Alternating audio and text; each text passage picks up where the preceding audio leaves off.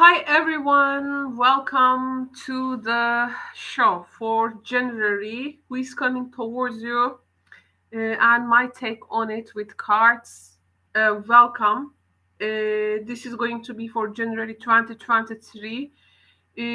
So this is after all the holiday season for some of you in the world. And for the new year, the first reading of the new year. Uh, this is the first reading of the new year 2023, and I'm going to follow the zodiac lineup.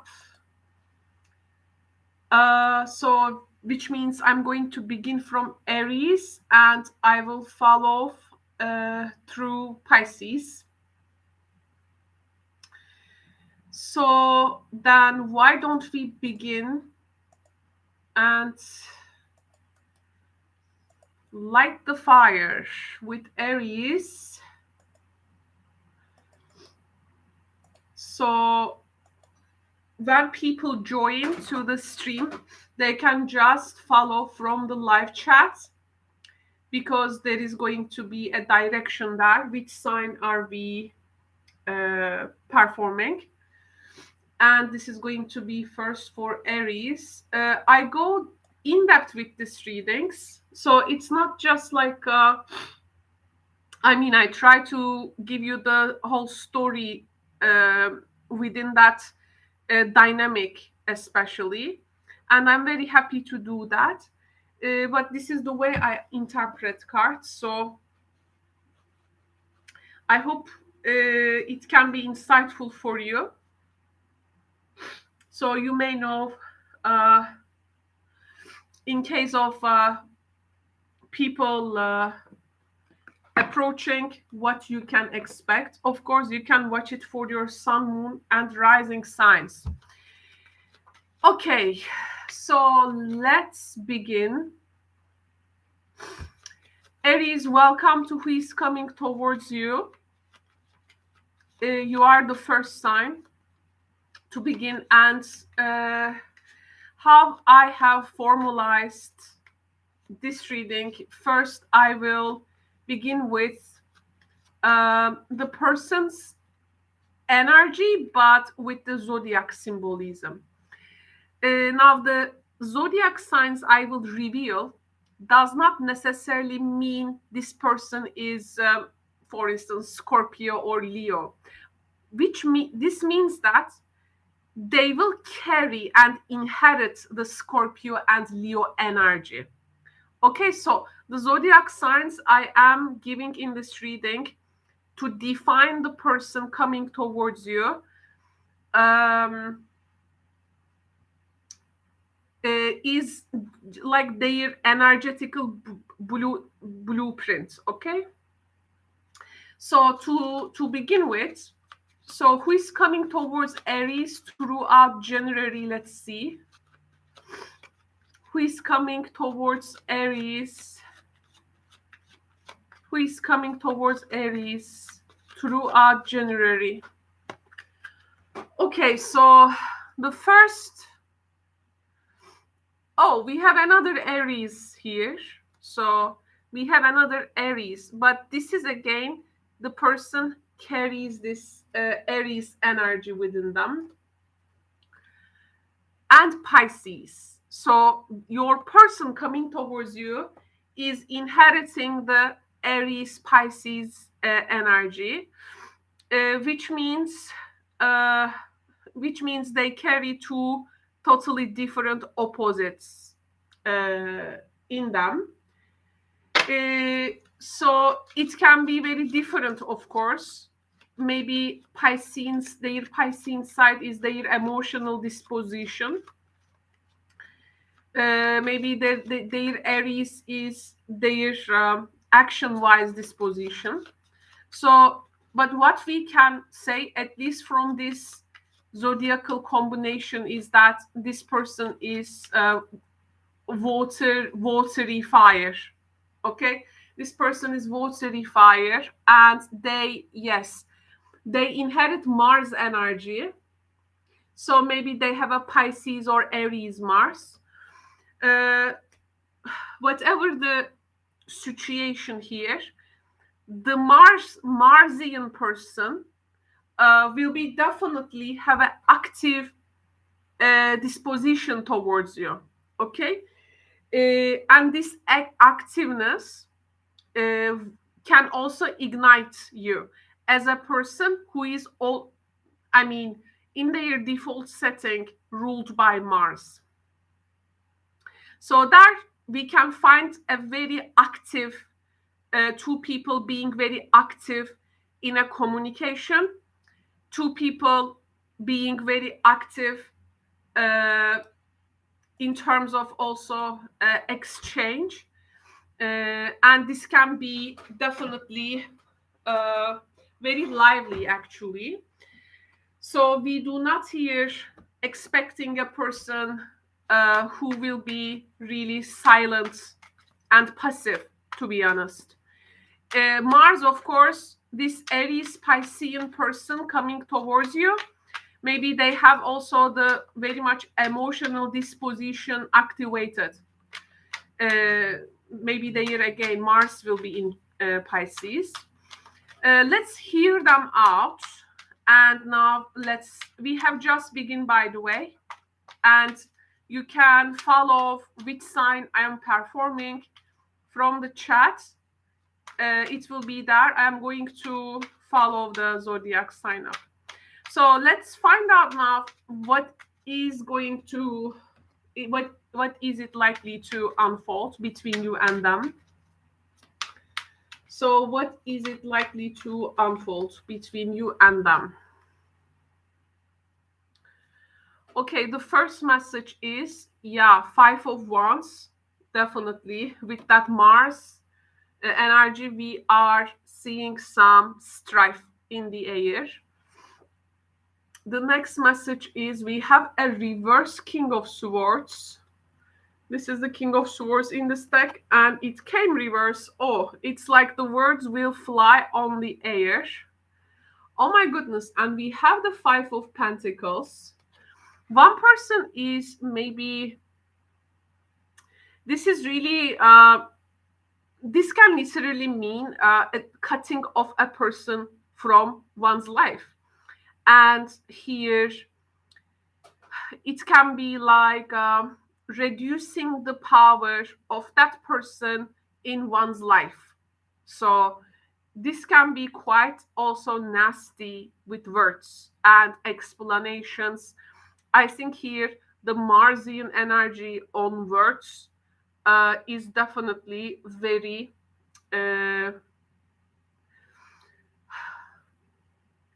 seeable. And the reverse 7 of Pentacles. It seems that the connection is not necessarily will lead to anywhere. So here I think, and we have the Pentacle energy here as well. So this is, to me, feels like the person is necessarily not coming to find a solution towards something. It's not that they seek a solution. It's rather they want to acknowledge themselves with this 2-5 seer and the reverse King of Swords. Now let me see also some oracle cards. I will speak more about this connection. So, yes. Oh, so this person maybe is someone you have already committed. So it may be actually, maybe one person wants to commit, the other person does not. And the arguments may stem from the understanding of commitment, what commitment means for you, what commitment needs for them. Because reverse 7 of Pentacles here is like no future. So, I mean, no progress for the future. And the thinking goes very slow. It's like the commitment issues will definitely highlight it in this communication. We have the tunnel vision. One person has a, I think, very fixed thinking, and they are like one idea. Or one person is, it's like, I want commitment or this is over. So that tunnel vision, not giving the relationship or connection any other form, maybe trying to find a definition. Of course, this can be also you. So one person is pretty much very fixed with their thinking. Yes, the lovers quarrel, as I have mentioned, with these 2 5s and the reverse king of swords Aries. This is a big quarrel, and where this is actually taking us, not necessarily anywhere for the moment. January is in general energetically, actually, let me show the tarot cards here. You can maybe connect more with this energy. And I want to tell a few words about January as well. January is not a very fast month. It is actually a slow month. And it is actually a month in which you will revisit a lot of plans. You will, because Mercury will be also retrograde. So here then, your domestic zone will be highlighted though, Aries. So maybe this is someone who is in your domestic zone as well, if not a person who is outside. So here, I think you cannot find a middle ground with a person. And there can be things you want to actualize. They may also have some other plans. So it seems there is no, you want to also achieve things differently with this person, I do feel. And if some difficult decision needs to be made, the reverse 7 of Pentacles is telling me that this difficult decision for the relationship can be even postponed, but the strife and the maybe anger will be definitely stated. Actually, in this type of situations, if there is a matter of commitment there, usually care and forethought is needed, but I don't see with these cards care and forethought. So a lot of questions rises for you, Aries, but this doesn't mean that they are going to be answered right away. This is just, I think, gonna bring the conflict out. And from there is going to be a lot of questions rising. Either you will continue to build what you have already built, or you will later change the way that you progress things with this person. It seems under this weather, you don't want to put a new energy to something new, actually, without maybe this connection first, or this relationship is first evaluated. Okay. You're also, of course, career and home sections of your life will be also highlighted in this month. So when it comes to relationships, in a time where you want to actually give yourself to career and home parts, this can be like too extra for you. Okay, this person coming towards you, it can be very extra for you. You may actually in your mind think that, okay, I'm gonna do this conversation with them later, or maybe you think that they have like postponed something, but they are not. They are coming with the Marsian energy, and they are pretty much charged. uh, any idea on how commitment needs to be, especially if one has inherited a tunnel vision when thinking about commitment, the other person definitely challenge the other. So with this 2 5s here, you will be pretty much challenged, and they will be challenged, and this is likely to be a lover's quarrel. Let me check the emotional dimension now, because we had the Piscean energy in the person. So that's why I'm going to use the depths of the sea oracle deck. So what is the emotional undertone of you, and what is the emotional undertone of theirs? Let's see. Your emotional undertone in this connection, Aries.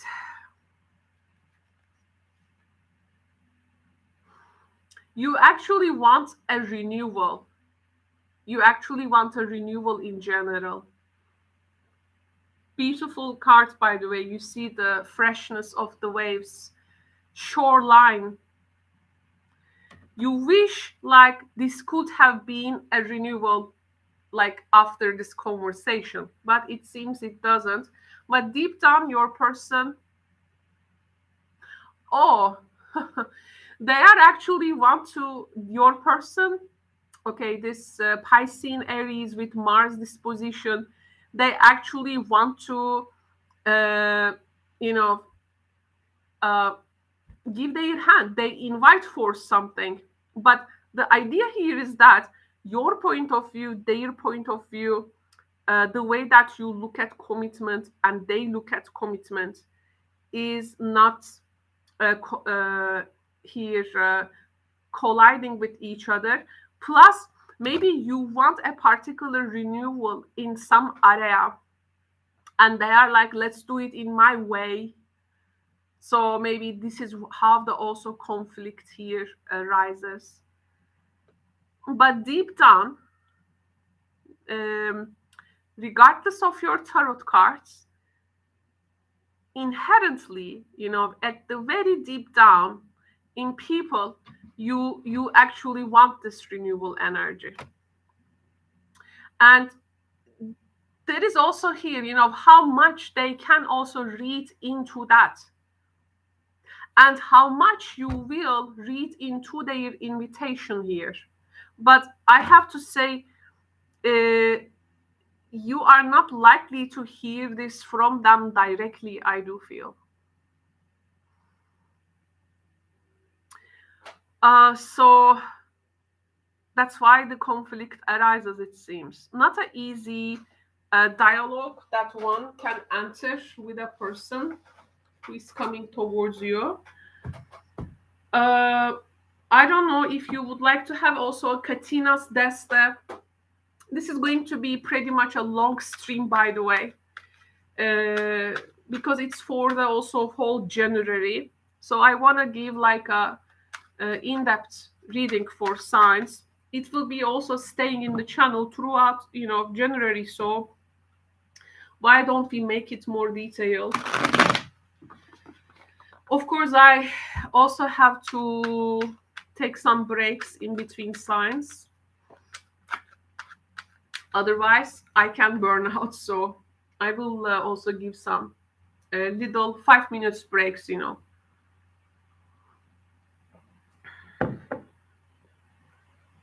Okay, now some Katina's Deste cards story. Let's see, maybe there can be some plot twist in this story. So this is my favorite deck of Cartomancy Katina's Deste cards. I have also one copy of it, and it's available for purchase if you are interested. Katina's Desta cards is a favorite in this channel, and it has been one of the signature decks of this channel. So 3 cards, let's see also the Katina's Desta cards. Part of this. Darvish. This is Darvish. And Owl reversed.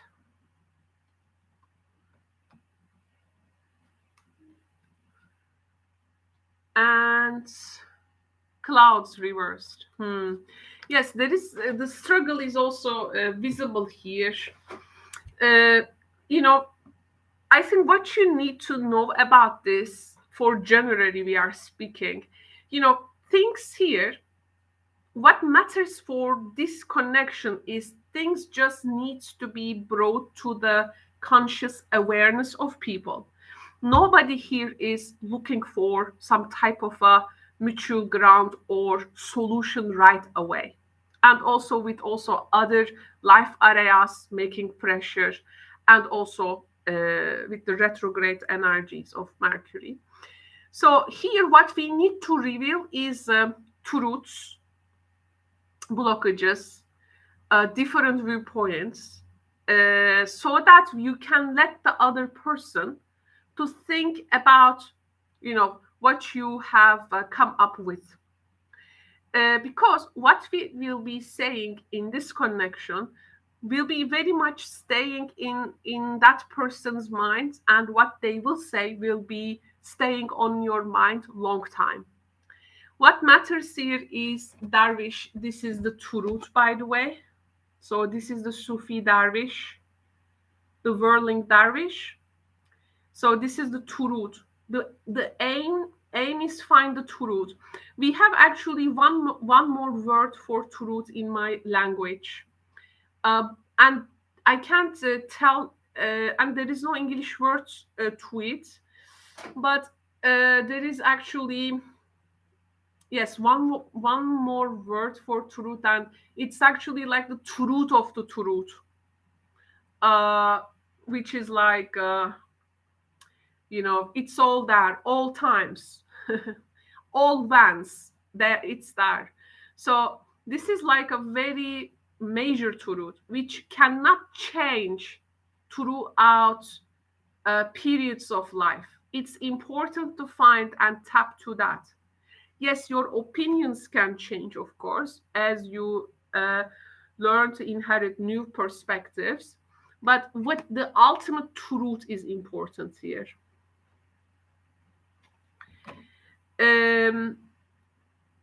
It's going to hard to hear that in this conversation. It's going to be hard to hear that. And by the way, I see here a person is doing some research, maybe some academic, inclination they have. It's like you want to publish something. You are on the urge of publishing something, or damn, I don't know if you have any academic connection or like publishing energy in this connection. Because it's like actually the situation here. For instance, you want to, Aries, for instance, you want to publish something, let's say, or release something, and the person is like, no, don't do that, I don't give my consent. So there is an ultimate disagreement here on something about what the other person will be doing. So wow, not an easy energy. So this is what you can find with this Aries Piscean person. Again, not necessarily their zodiac sign. This is the energy they inherit, but they have absolutely Marsian capacity. So here, this Mars, wherever in their chart, they are active from that part. Let me see the Mars's house, actually. Which house? I have also some houses. Let's find the house of their Mars so that we can see where they are very active. If a Mars is like in the third house, a person can be, oh my goodness, they are like the not only communication but good really for arguments. They may have some bring some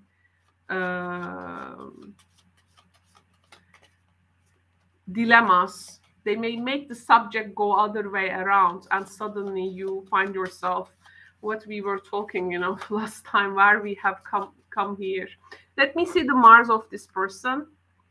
Their Mars is in their 12th house. So this is a person, they inwardly, okay, their Mars is not in a visible place. So this person deep down has a very rich and active inner world. And if you are a person who respect them, who wants to put yourself in their shoes, please know that they have a very active inner world, and that they have some depth. They have actually a depth. So what I can offer in your interaction with this person is you need to give some time to them to explain what they are really trying to state. So by the way, if this is a marriage, it can be a very hard time in a marriage. This is actually how do they say, a person deep down who can be very much harsh on themselves and very how do they call it in English, self-undoing. Okay, self-undoing energy. So make sure they are not self-sabotaging. They are not in the some kind of putting themselves in a difficult, position. It can be quite difficult for them, and you may get, I don't think you are going to respond very reactive, but I think this person has a lot of tendency to suppress their emotions, and well, absolutely they have secretive nature. So they may also react actually very emotionally. So with who you are dealing with here is well, you really need to dig down what they are really thinking about, subjects. But they will really try to understand, I have to say. They will really try to understand. So actually, this is a person who can really make their dreams come true with a Mars in the 12th house. The drive is in the inward world, so it's hard to have a dialogue usually with that Mars in the 12th house person, because they are not really so direct as well. But this is what you can expect, okay, in terms of a person's potential. So I think I have given you all the data of your reading, what you can expect. I think we did quite well for the first sign. So we will continue with the next sign. Okay, now I'm going to move to Taurus.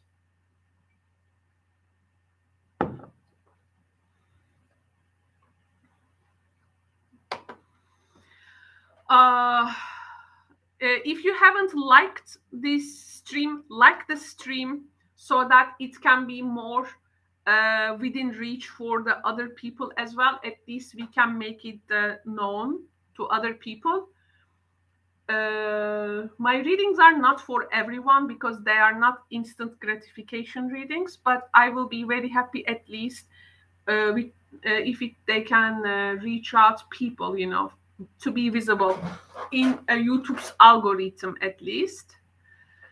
So, okay. Now, Taurus time. I like the new setup of this. Who is coming towards you? If you know me from my other Who is Coming Towards You series, I do these readings in a very in-depth approach, but it's the first time, I think, no, it's not the first time I do them live, but it's good to make them now in this setup. I like it.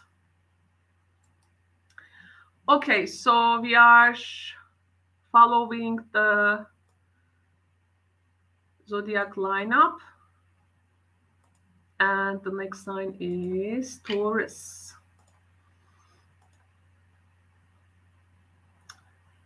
Okay.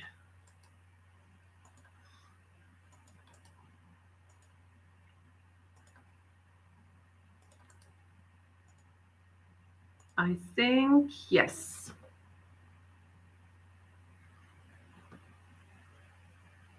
Okay. Nice.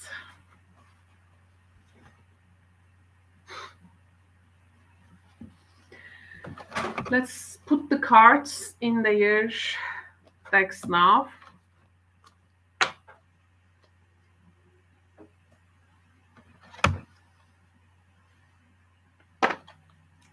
It's important to use the decks in particular combinations, because combinations, right? Combinations of decks, because decks like each other sometimes. Some decks don't like each other.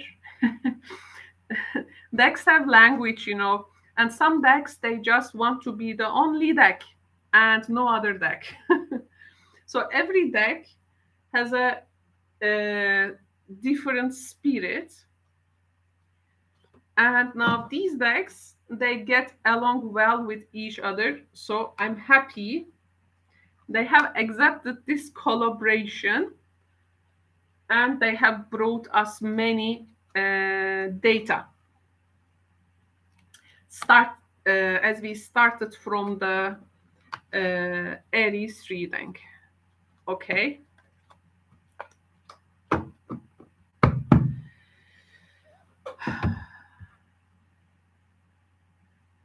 Okay, now what we can do, of course, we can begin to read for Taurus. Okay, I'm using the Cosmic Tarot deck, and I'm very happy that I'm using this deck. I haven't used this deck for a while. So who is coming towards? Oh, no, actually. We will first begin from the... Wait. First the zodiac sign. Okay. Okay, now okay. Hello, Taurus. Welcome to Who is Coming Towards You. This is Caro, and your first card has just flipped. Oops. The person who is coming towards you is carrying Piscean energy in them. This doesn't mean they are Pisces, but they are carrying the Pisces energy in them, okay? And also, so I'm picking two signs for the beginning. Piscean Capricorn energy. So their Capricorn will give you a trine, and their Pisces will give you your sun sextile. So yeah, so now so far so good. I mean, there is a good disposition, nice blend of signs here. Capricorn Piscean person. Now, you need to, first of all, the first things about this person. This person is very much, will be encouraged to be very realist. Okay, so expect them to be realist. This person will likely to be a realist person. They may be also fact checking, but they will do this in a Piscean disposure. So they can have also this softer side, but they will very much challenge themselves to be realistic, okay, with this Capricorn energy and also Mercury retrograde in Capricorn in January.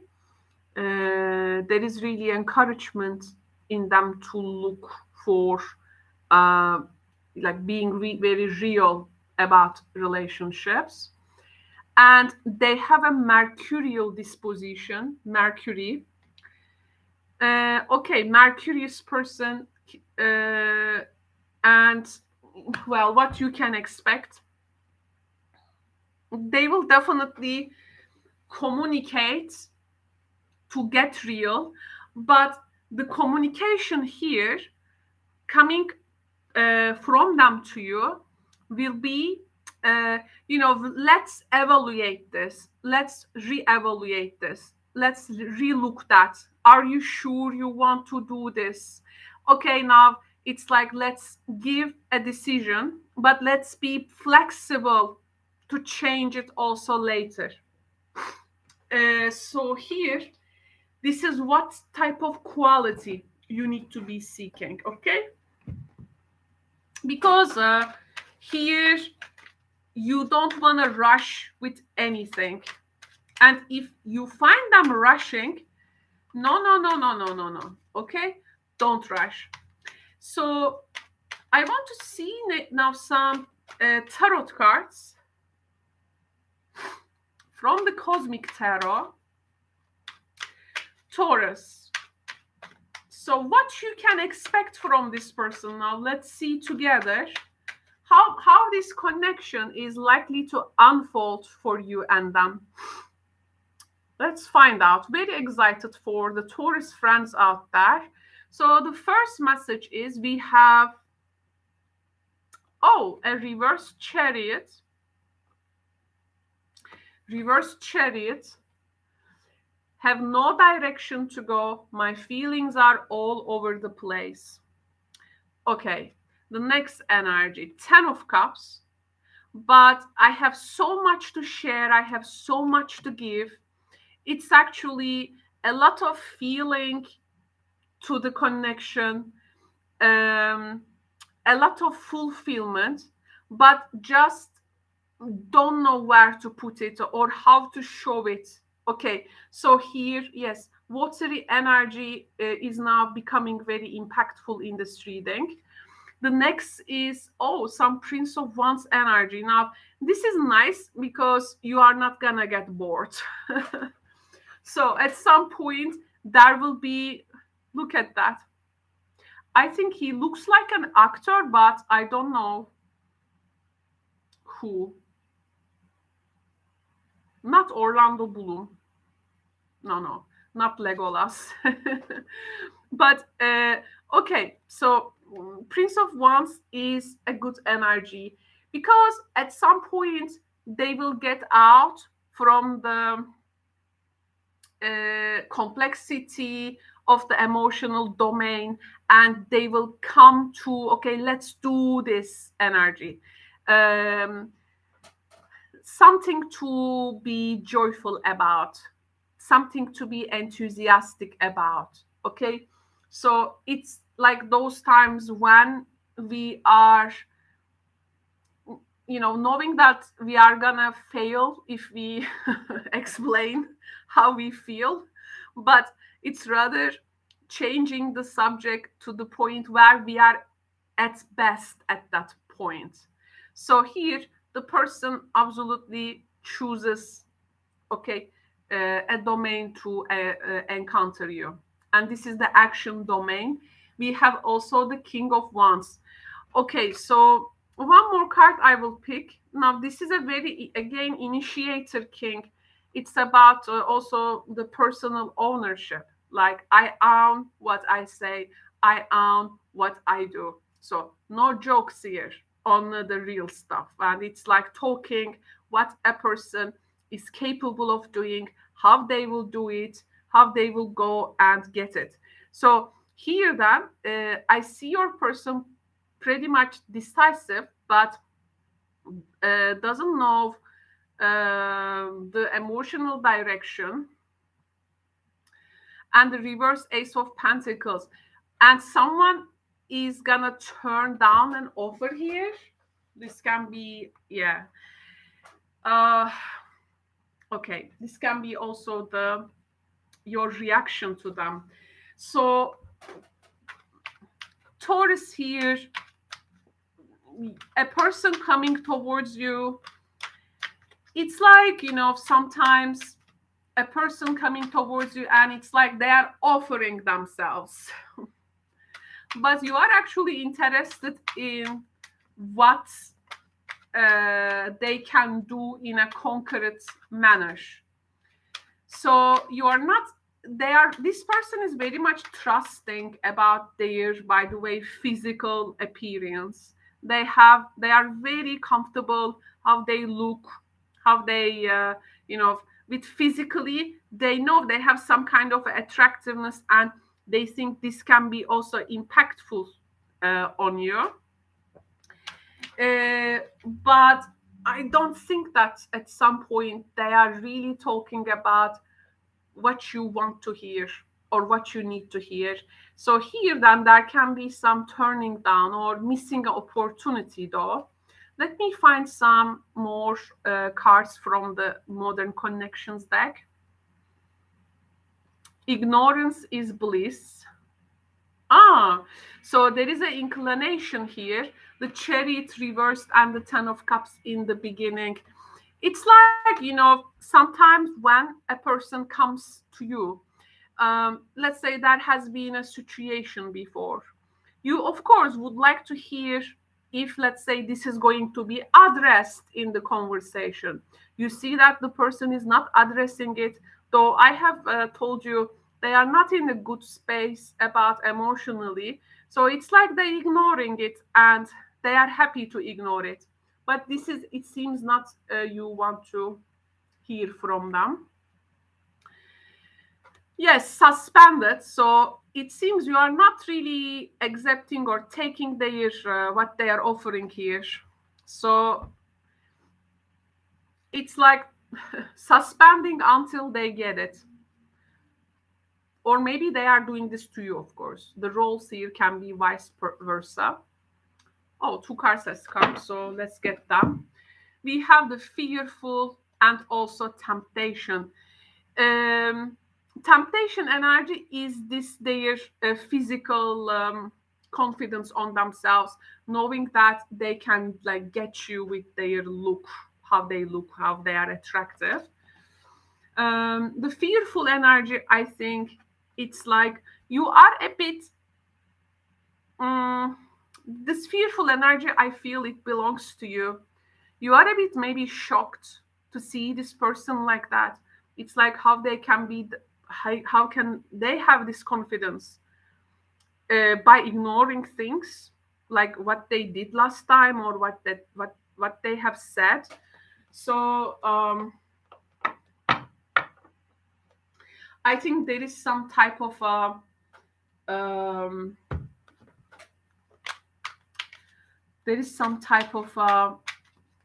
a shocking element here to you. And the fear can be also, it's like, okay, you have these plans and plans and plans, but how you gonna back up it? How you will form the foundation there? Now let's see your emotional state in this. What is your emotional state? deep down, okay? Yes, you are like a coconut. Due to your impressions that we have talked until this time, you are growing a hard shell, hard cover, so that, yeah, you are a bit closing yourself. So this person is really now having hard time to penetrate. You have developed a hard shell. And their emotional dimension, we have the seahorse past lives. This person may also, yes, they may be a past life person, but they may be also someone who is familiar with this type of concepts, and maybe they will be talking about you are like past life connection with them, or it's like for them it's worth, to, let's say, um, follow this direction with you, and they think that you are a past life connection to them. So here then,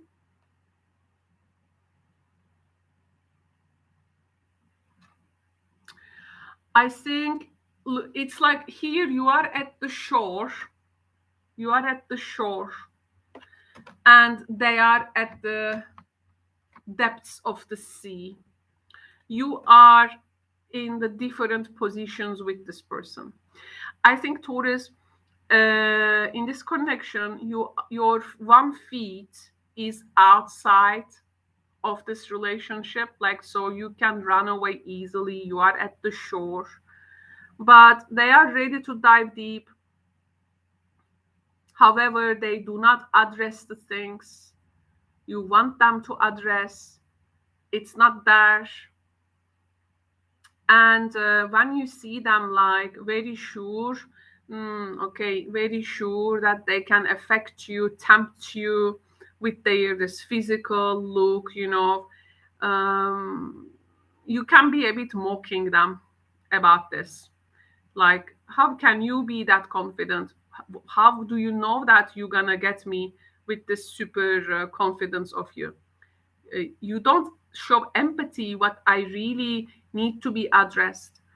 This King of Wands, Page of Wands energy is a bit me energy. So me energy, and it takes two have a, to tango. So yeah, let me get some now Katina's test cards to this storyline.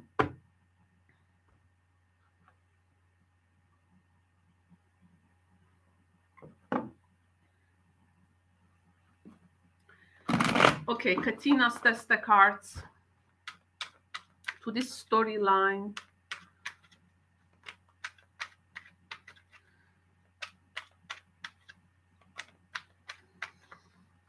Okay.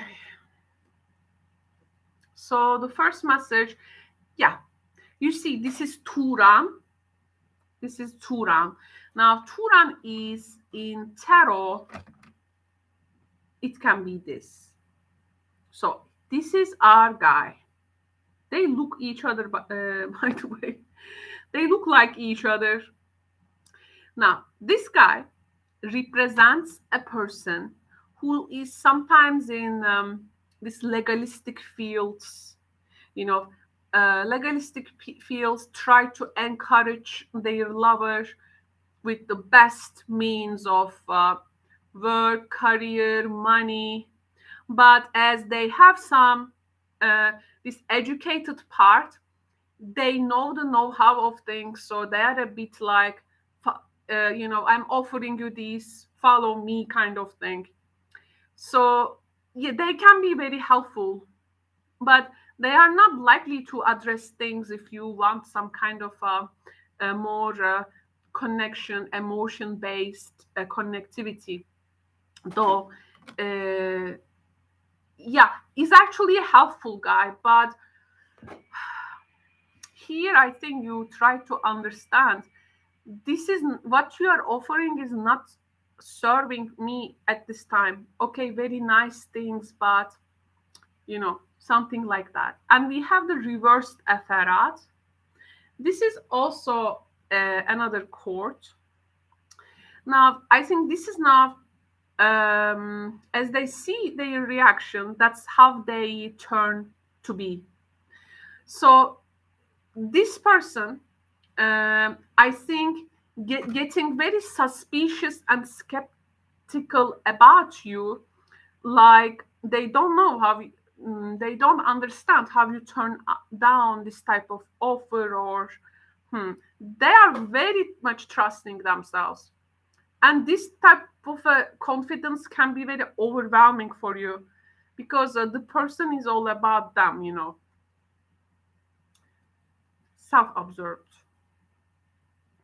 Oh, and Selena. So they think that they have to put one effort each day to build something. That's why they bring this little by little, things. So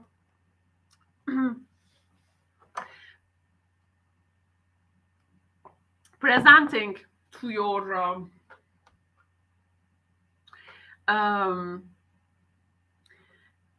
acceptance, if you will accept it, they try to build a relationship.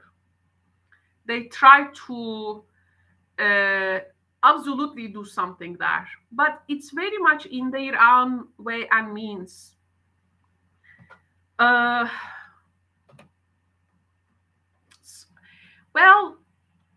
let me see their Mercury. Now, they had the Mercury disposition.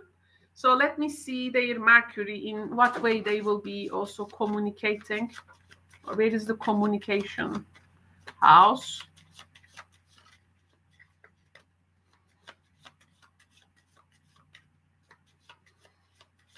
So their Mercury is in the, oh yes, first house. So get ready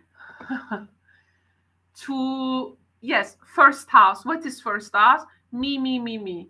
I. Me, me, me, me. I speak, I acknowledge. So all the lights are on them. They will speak and speak and speak. It's and it's like, it turns out they will enter some kind of a conversation, but it looks very not relationship wise minded, but rather single minded. Okay, and there is a lot of talk here. There can be a lot of persuasion energy. If you had any doubt, if you have any doubt, like, oh, has he or she told really what really he wanted? Yes, they will absolutely speak this out. They are not going to hide something from you. Their nature and mindset will be very open. And this is actually quite a very intelligent and witty person. And they have some excitement they are looking for, if you are also sharing them. But they are, I think, not addressing the things you want to talk or mention. Maybe this is taking place in a first date with a person. Okay. We had you in the hard shell card. And speaking that much and still cannot penetrate you, as you here came with this hard shell card. Well, they are like really sharing what is on their mind and express themselves. Maybe they are some type of a public speaker, maybe a writer, maybe a journalist, maybe an actor. This is someone who really share their thoughts and work in the limelight. So this person also, yeah, they are also quite analytical, I have to say. They absolutely understand everything, but the idea is like it's about all about their personality, personal style, and this and that. So they are very curious. They are very curious, and this is actually making sense because here we had the Eferat in your Desta reading. This guy is a very witty genius guy. He is the Sherlock Holmes of the Desta cards. So as now you develop this hard shell, I think you have some fears from them. As you develop this hard shell, they are now, it came reversed. They are wondering, oh, why he or she didn't interested. And I'm getting like very skeptical. So about you. Hmm. Okay, just letting you know. Because see, you are turning down something. You are not tapping into that opportunity with them. I think you have something different on your mind. People in general who will come towards you needs to really understand that for you, settling for something is not the best idea because you go to a very unpredictable time in general. So, first, that's why they very much the plans at the first hand is not gonna really, you know, will be on your the settled things, and it's not going to be on your plate. So they need to see you may have also this unpredictable side because Uranus is on your sign. Any change can happen anytime. So they can't take you for granted. Okay?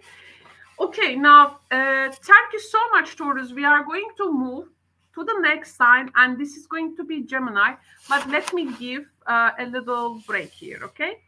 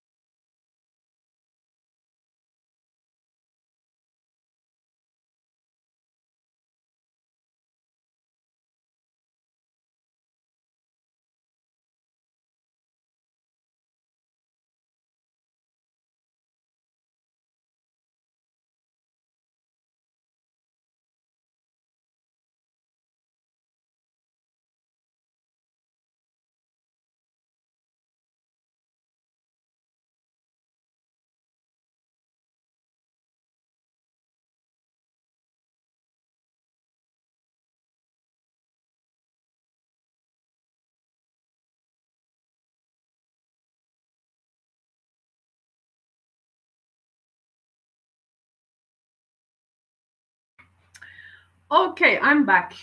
Now we are going to move to the next sign.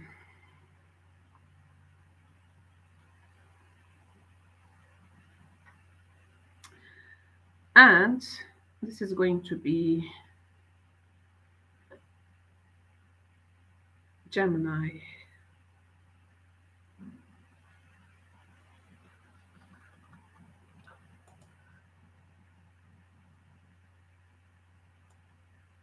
Uh-huh.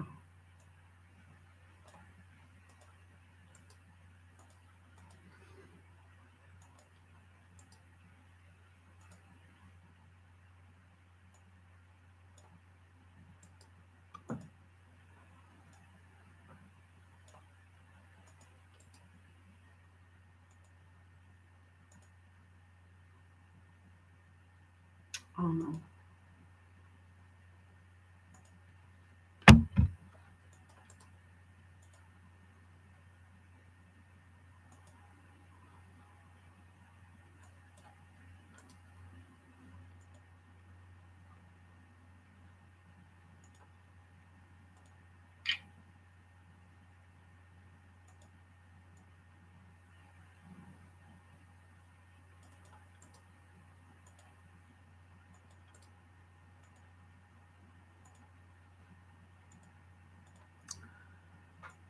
Okay, I think.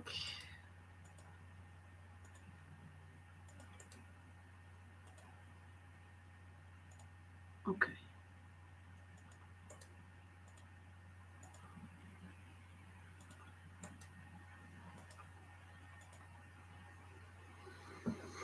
Okay.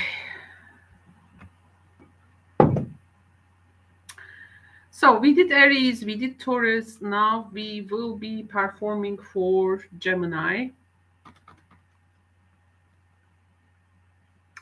It's been quite excited. Who is coming towards you so far?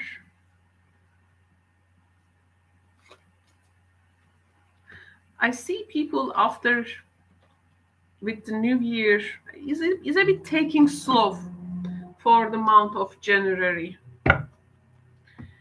So this is, what we have find out so far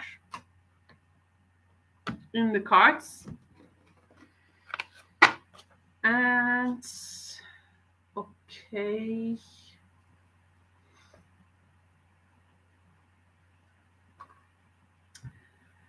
Okay, now we can begin with Gemini. Continue with Gemini. Hello, Gemini. Welcome to the stream. Who is coming towards you for the month of January 2023? It's hard to pronounce 2023 now, so maybe throughout the stream I have mentioned still 2022. I don't know. So, but yeah, 2023 January, who is coming towards you? Gemini friends, we are going to first find out which zodiac sign, what type of a zodiacal association this person has. And the zodiac sign, I will pick two zodiac signs from this deck. Now, the zodiac signs does not mean that that person is necessarily, does not mean that necessarily this person is that zodiac sign, but rather it means this person is carrying that zodiacal sign's energy, or this is their more of like a disposition. This is what they will be displaying, okay? This is my aim. So we are picking zodiacal signs just to find the energetical correspondences of people. So let's find out who is coming towards Gemini for January 2023. Who is coming towards Gemini? Okay. Two signs we are picking from this. We have a Leo energy coming towards you. Okay, Leo energy coming towards you. And the next, Virgo. Leo Virgo energy. This is actually in tarot, it's Knight of Pentacles energy in Thoth tradition. Knight of Pentacles in the Thoth tradition. By the way, this person can be a banker, doctor, researcher, can be in a very specific field, first of all. This is a person who has a leadership quality, but also very down to earth, attentive side, which wants to give the best to the people around them, but they have definitely a charisma. They have definitely a charisma. At times, though, they may feel very insecure when they are not really appreciated or flattered. They also need a bit validation, okay, a bit appreciation, it seems, just energetically reading through them. They are, uh, the Luna we have. So this is moon. So the moon is the planetary energy they carry. Now, the moon, planetary energy, a person who may also be prone to depression, emotionally charged, very intuitive, psychic, quite. The charm will come from not that they are like very direct, but they are able to say things in a way which may have a psychological influence on other people. So this person, Gemini, yeah, actually they can be quite very creative with their speech. Let's see now, what is the story here they are bringing, though? Is the story good one? Let's see.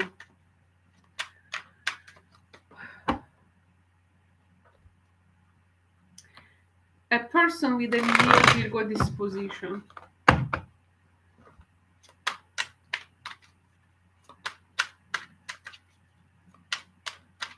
They have a rich inner world, but they can also be very secretive at times. This type of people usually feel very heavy because of the expectations of the other people on them. And when there is that demanding energy, they can quite shut out, and you don't see them like for some months because simply they need to recharge.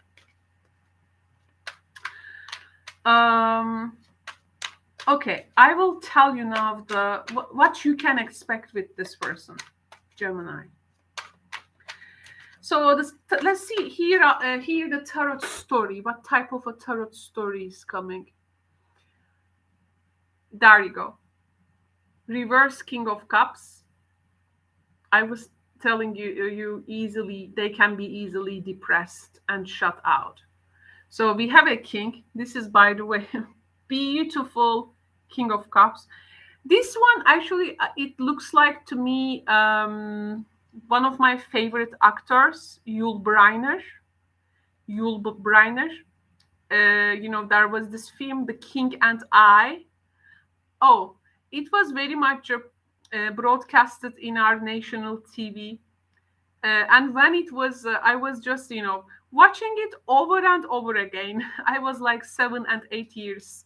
And I thought, I was a child and I thought to myself, look at this guy. Wow, the King Yul Brynner, very, very charismatic actor.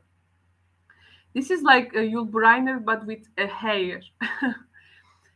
Because, in the movie, he doesn't have the hair. So for me, that king is a King of Cups, by the way, archetypically. So we have here Yul Brynner with hair, okay, King of Cups reversed, and Six of Swords.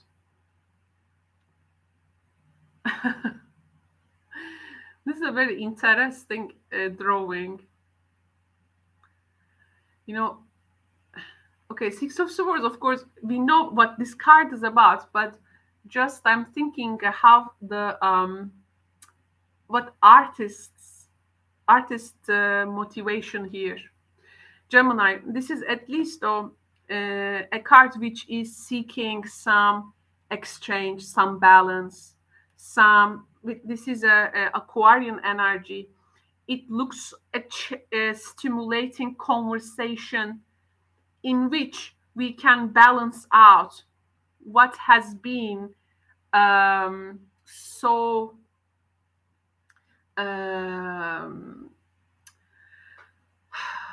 upside down, because I think they are a bit, this person a bit emotionally, they are a bit upside down, but at least they look for some conversation here, some healing.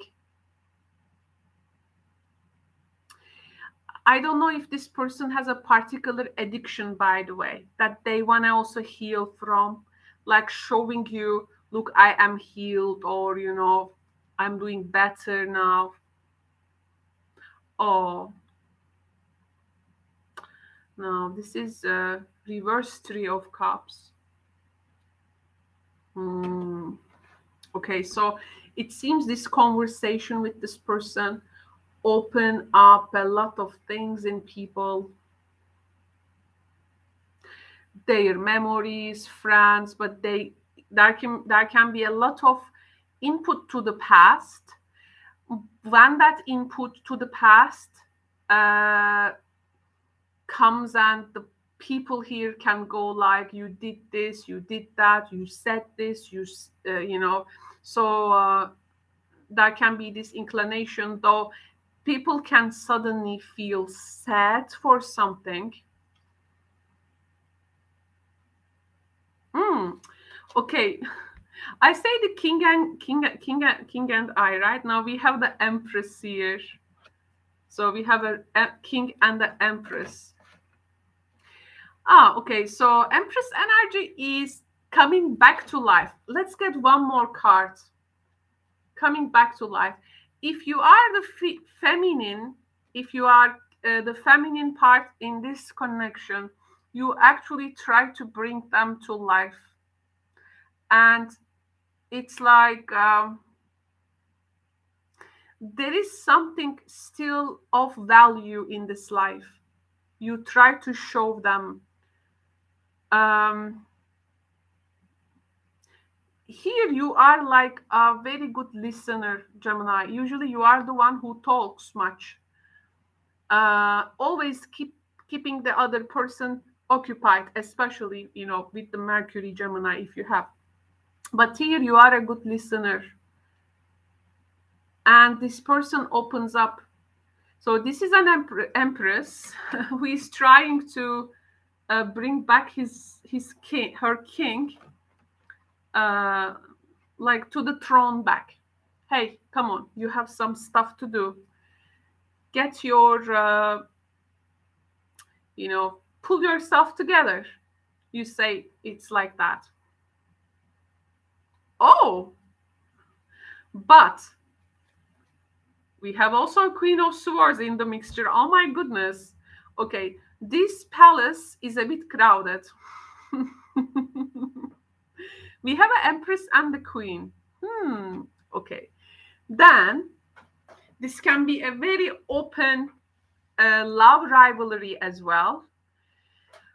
Queen of Swords, there is a woman here who is like seeing two people are getting together, maybe. Okay. This can be like, but here I think, you know, in some connections, the third-sidedness is known, but not that much of talked yet. Some connections are a bit open relationships. Some connections is like a big strife, you know, people definitely know each other. And, you know, sometimes the person doesn't know the other person knows that the third-sidedness. So there are a lot of combinations of that. But the idea here is, I think, there is a man and there can be a two women. And it is very obvious that in this connection, this can be a time that it's being revealed. So it may be put into the communication very openly, maybe. But it can be also, now, let me cover the scenarios for you. Now I'm going to use this deck. Oh, this is going to be a long stream. because I'm going in depth with each scenario. So it's going to, I hope the internet will be okay. If internet cuts off, then I can make part 1, part 2, okay? Just letting you know. Part 1, part 2 videos, if internet goes any time. Okay, so let's get some oracle forms. Wow, look at those ladies. This is like from an old movie, but I really love this Queen of Swords.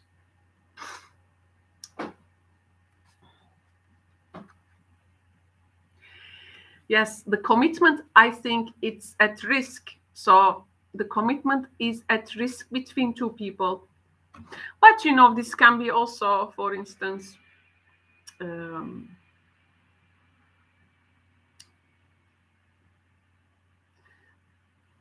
masculine side needs to decide what to, you know, how they will, because here there is some fact checking. There is some fact checking of relationships.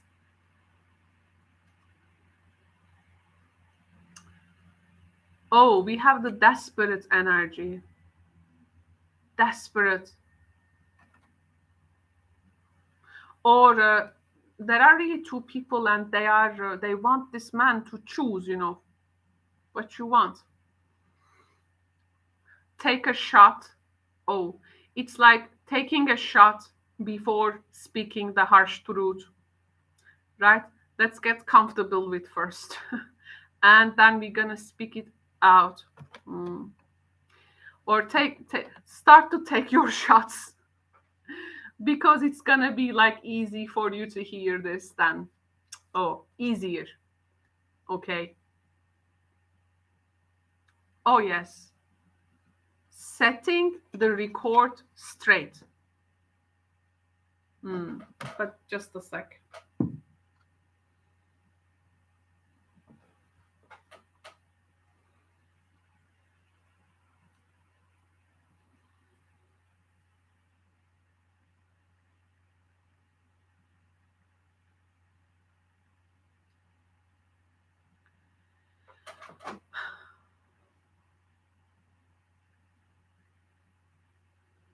A lot of communication. Yes. So one person has to give the true version of events. Yes. So then, just a sec.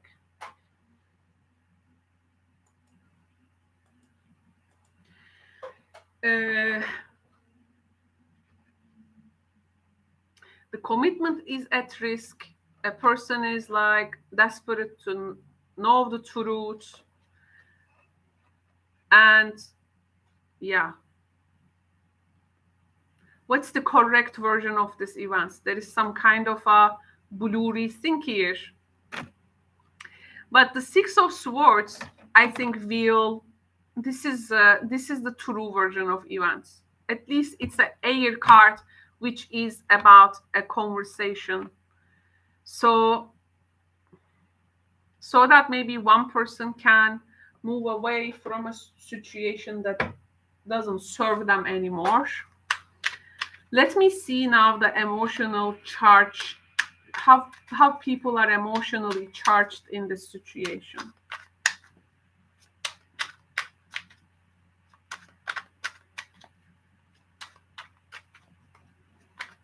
How people are emotionally charged. How Gemini is emotionally charged in this situation.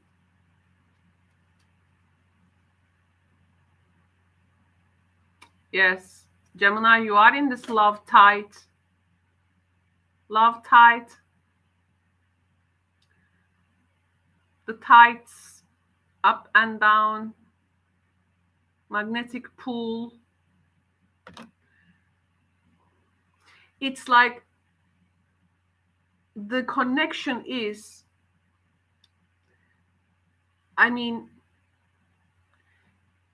you are like in this, you are pulled in this somehow, and you are moving with that tide, low tide. But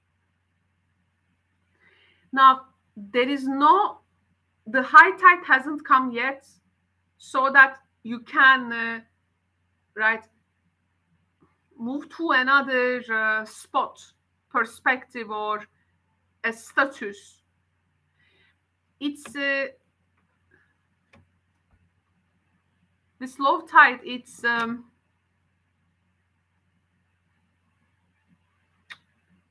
a shallow place. It's not deep there yet. So I think this situation will take you from that low tide you were in, and in the high tide, you're gonna see the depth, the extension of this maybe third-sidedness, or this third party, or whatever that third influence extension to this reading. How they are charged emotionally. Oh, they want the renewal. So maybe they are coming to say, yes, they are coming to say, let's reevaluate. I was talking about in the beginning of this reading, this person will likely to come, like, reevaluate, reviewing things.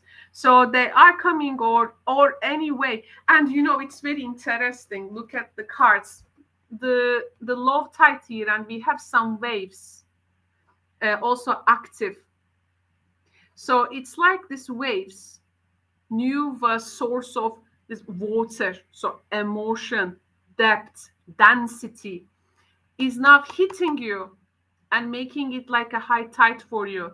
So this is going to take you to some depth, and you will be moving in this energy for some time.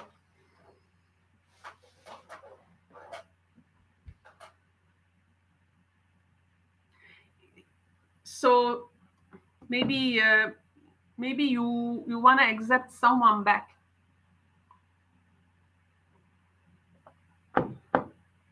or they are accepting you back. Okay, so this can be also what we talk here, can be vice versa.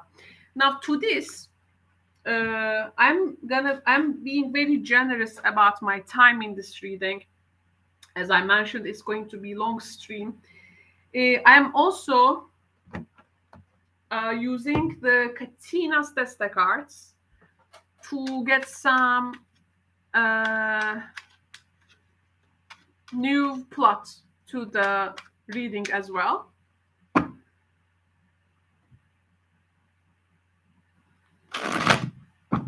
Oh, you actually want to function harmoniously, and you would really need some feedback from them. They need some feedback from you. So this true version of the events will be talked.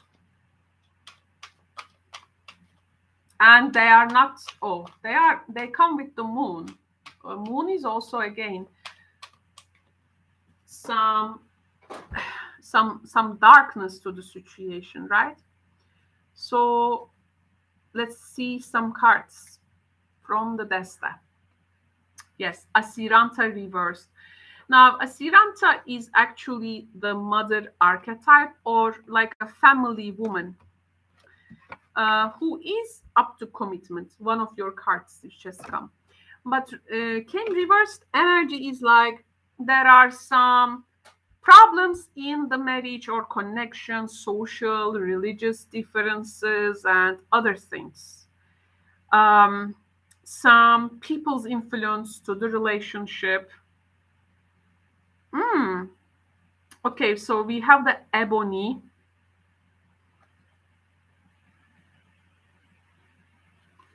Nice. Yeah, people, this is about to be real about things. So The sadness is also very much accepted. How hard the situation or sad it feels. It's about trying to see some facts. As star reversed. Yeah, people are wondering if there is still a hope for this connection. If there is some, because there needs to be some, it's like what we talk and share are is it going to create that potential future that we together envisioning? Are those things we are sharing now, will they support that future or what we have envisioned together? So in this connection, it's going to be very important to really true versions of the stories and not making any twist and turn when explaining things will be very important. This can be also engagement, for instance, like if people and if there has been a third person influence, it can be also you, if you will, get deepen in this connection with this person, if there will be decisions maybe for engagement, what you're gonna do with this relationship.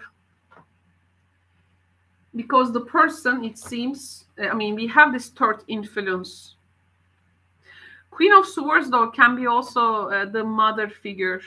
So, like third persons, families, even like being involved in relationships. So, it's about a people's need to really sit and talk, directly. It seems you will be occupied with this type of energies. Gemini. Okay, so this was the story of who is coming towards you January 2023 for you. Thank you very much, Gemini friends, for tuning in. And I'm going to move to the next sign. Okay, so let's get the cards ready.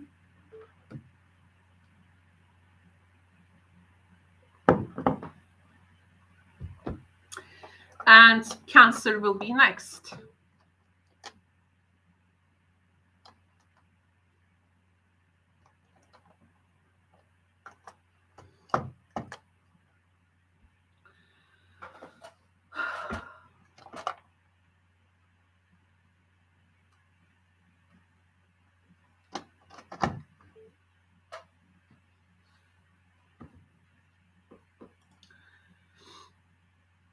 So let's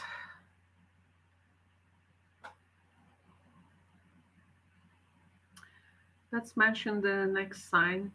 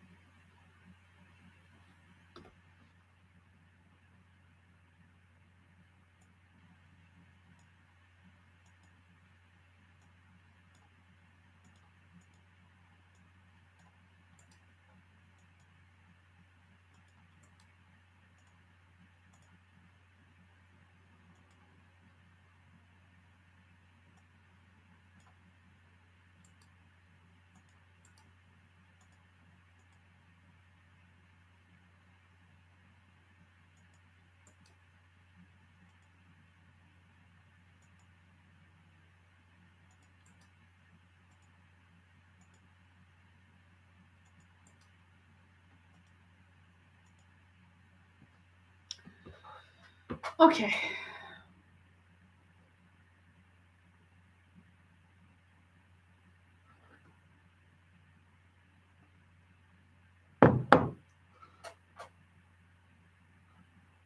Oops.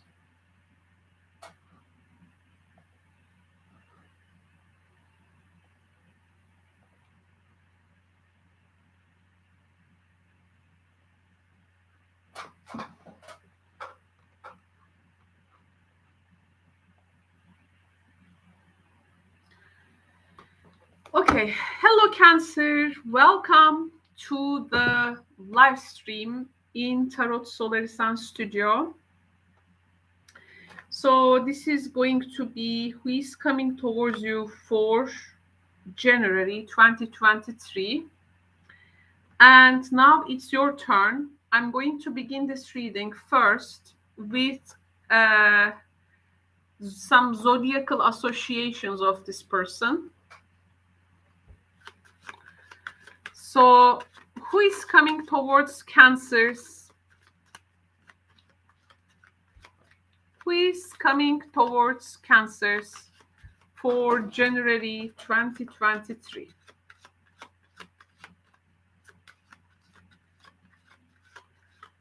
Who is coming towards Cancers for January 2023?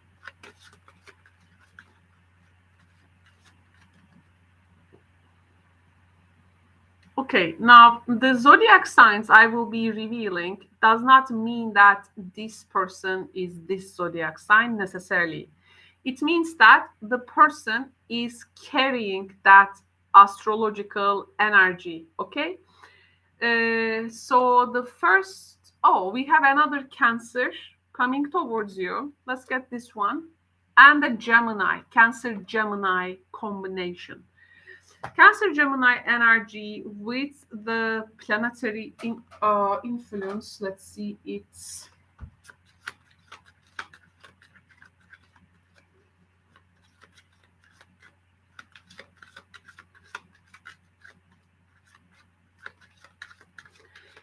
okay. So the planetary energy they carry is again the moon, Luna.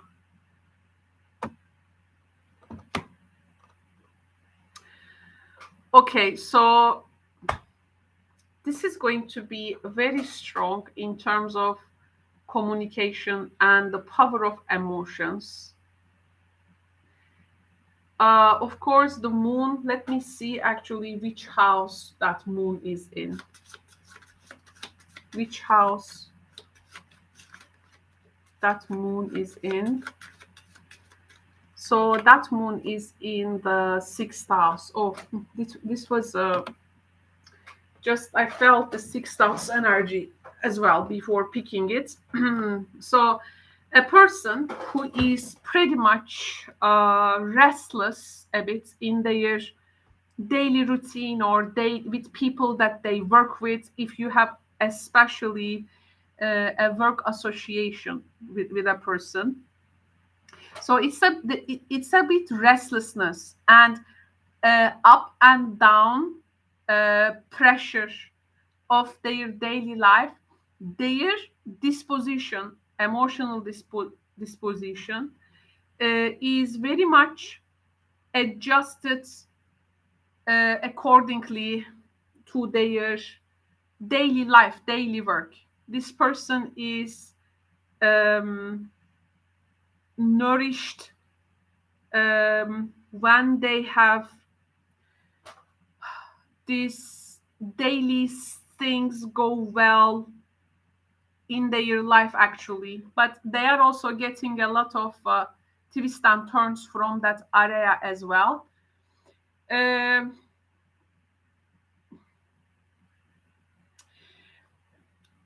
This is a person who is going to be very picky, and they will be pretty much tend to details.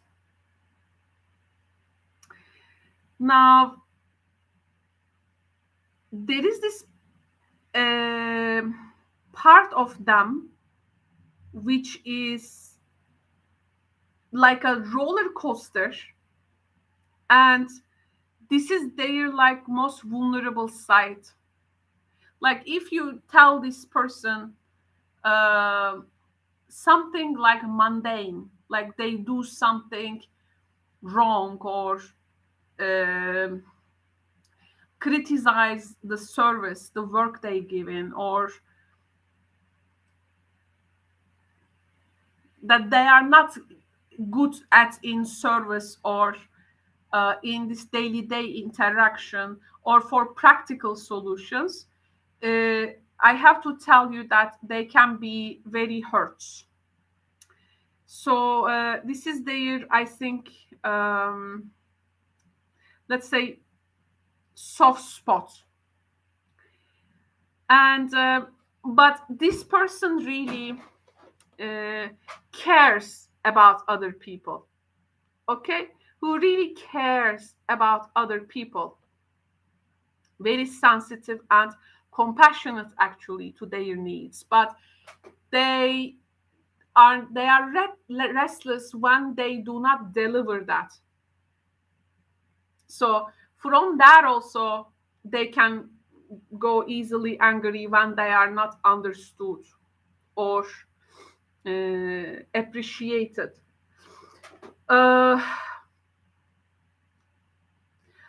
Their feelings and emotional needs may make them to act a bit compulsively on behalf of others.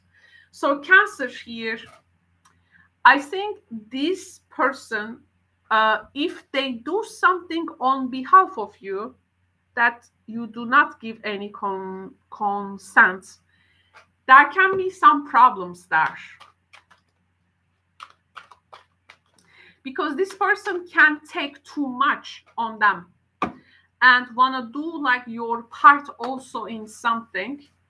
And this may actually create the friction. But let's look at the tarot cards. Maybe this thing will be handled very good.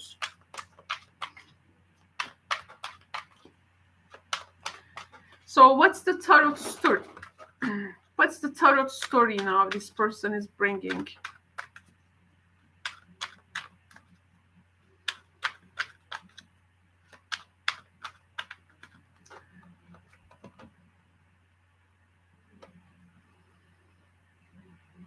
Okay, so the first message,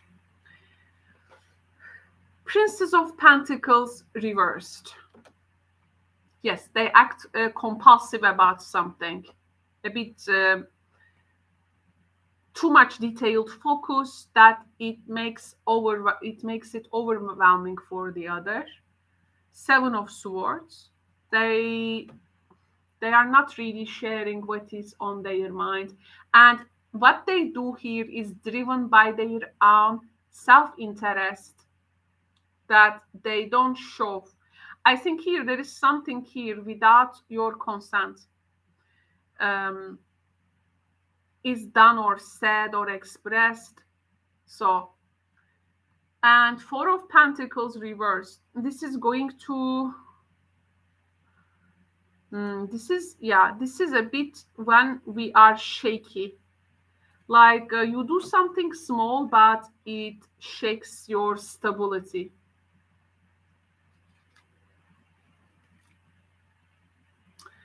And Two of Swords, and it's like to the point where you cannot actually stay ignorant to the subject anymore.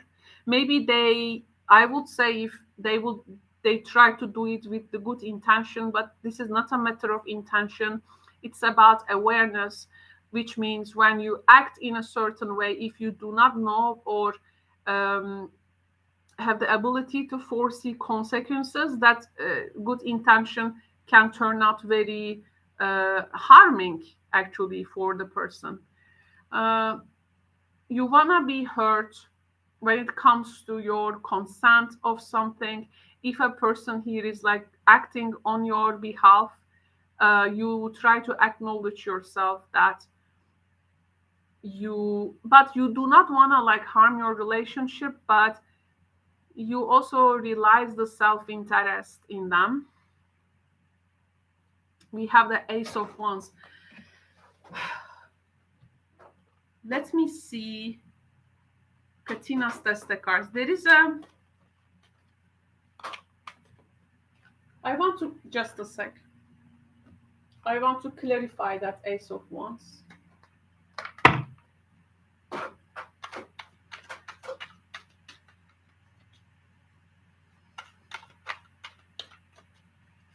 What is this Ace of Wands in this connection? Are they offering them like another alternative, or Like, let's start all over. Muddled, unclear thinking. Someone is leaving your life. Someone going out of your life, or end of the situation. We have casket and the empty chair. Oh, so this person, I think here, one of you, for one of you, a particular action of a person is not okay. So there is this instant like acknowledgement. A person is like initiating the steps, initiating the path to maybe get out of another this person's or each other's life, but this is maybe this is maybe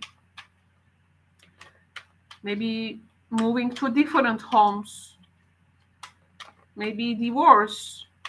Like there is, oh yes, we have the Sa and we have the Urmia. Urmia is a troubleshooter. Sa is the diplomatic guy who is that socialite. The problem here, Sa acts according to his own interest. And Urmia is not so much fascinated with it. We have the dog. This harms their friendship. Actually, they have a deep friendship. They have a very maybe long-term friendship, but there is this ultimately characteristic of this person which is a bit harming this friendship now. Though wondering if some time is given, if anything can be solved. Because now this is going to harm your future plan with this person, maybe. There is a lot of correspondence going on. And finally, a person, oh, I think this person gets out of your life, fish reversed. It's like they cannot repair maybe that damage they caused. So they either make a decision, right or left. So but it's not even like making a decision. They just pew. It's like I have to run hard so he can't catch me. Other guy, otherwise she will be beat out of me. So this is making you a bit angry. Let me now see the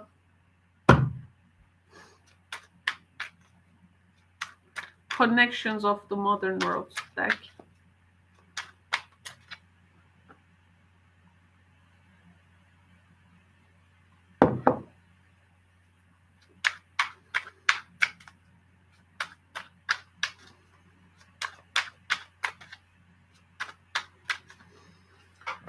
Okay, so let's see some more to this reading.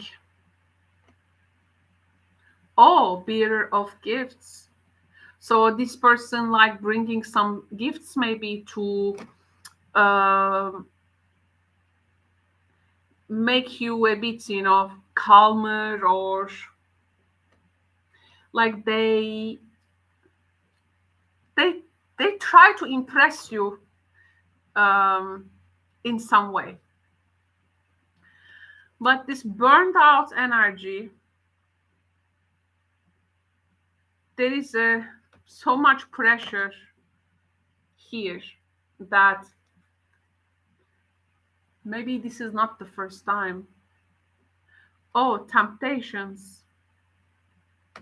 This person can be like a bit dramatic disposition.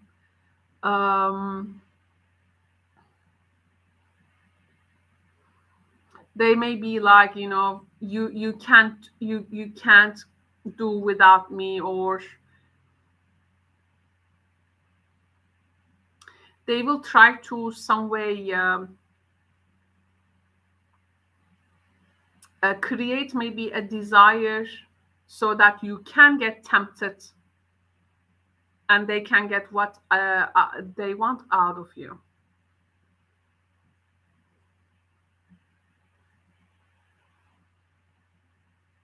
But I think they are really putting themselves in a difficult position. Like, I am your old flame, or, like using the past background of this connection. This can be like maybe you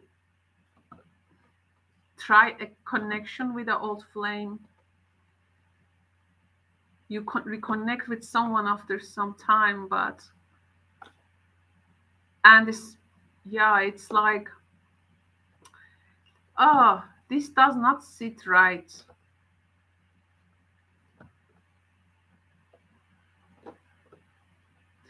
They are actually caring person, but it can be also they do something here not so right. They It's like, not revealing someone from the very beginning what you really want. And it's like, and you give a particular damage, and you expect the person, like, forgive you to do that damage. But I mean, uh, and then they can't, and then it's like running away. Some energy here when it comes to the groundedness, Cancer. It is, I think, very all over the place. Um, Actually, some energy can be spent on build things, but people need to share things openly with each other. Um, I think some actions of a person does not fulfill the needs of this relationship.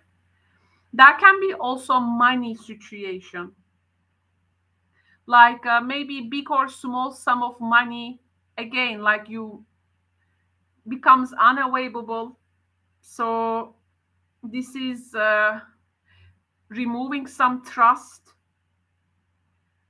Um, or like you invest in something together, but then a person loses it in some other way.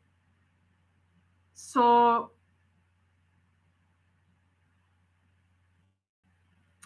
the gentle time that needs to be put for the fruition of something, or to make that potential to grow, is wasted. And just because you are old flame, or just because you have this particular connection in any category, does not make the situation go invisible, because people ultimately are people. They have feelings, they can be vulnerable. Action that one person thinks can be, this is for your goodness, actually can be harmful to them and harmful for the relationship. So, with this being said, I think, what was the yes, the old flame connection here. You had some. We have the dog here. There is some type of a friendship actually here.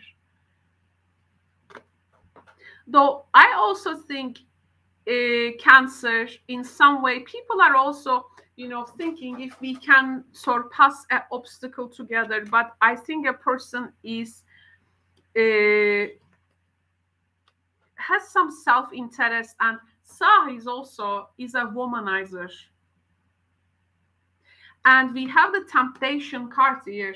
So if you are a woman, so it's like to be womanized by a man. And then, as you understand it, they just suddenly emptying this chair.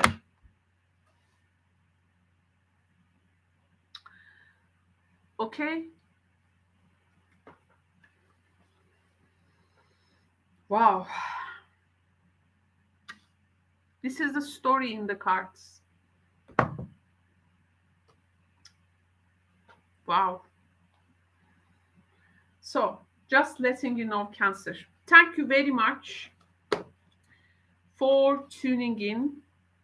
I hope the message can be insightful and helpful for the January.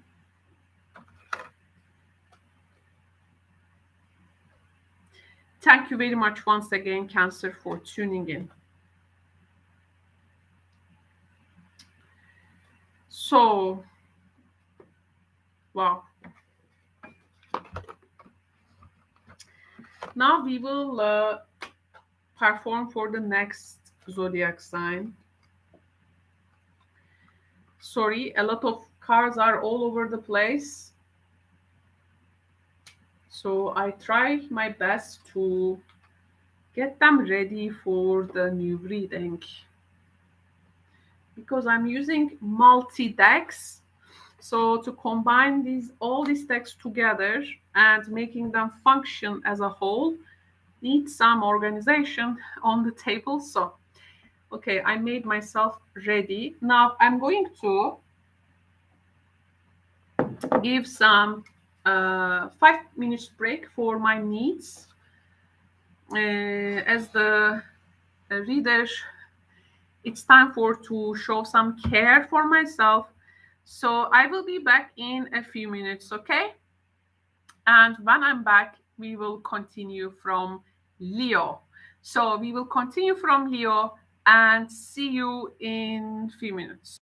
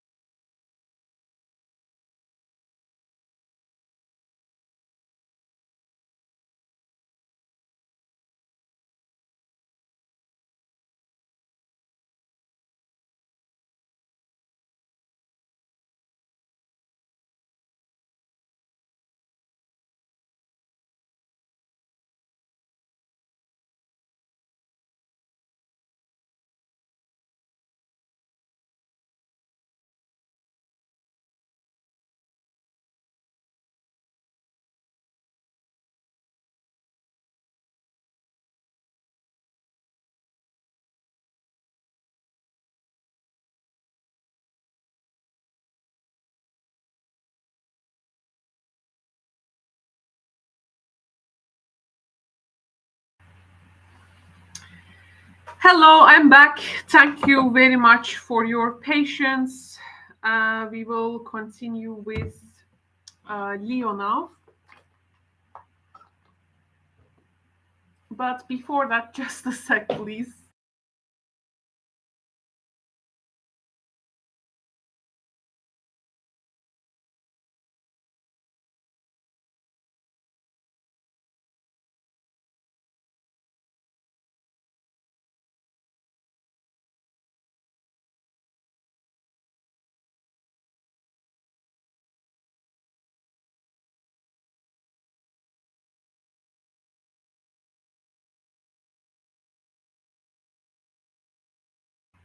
Okay, I'm back.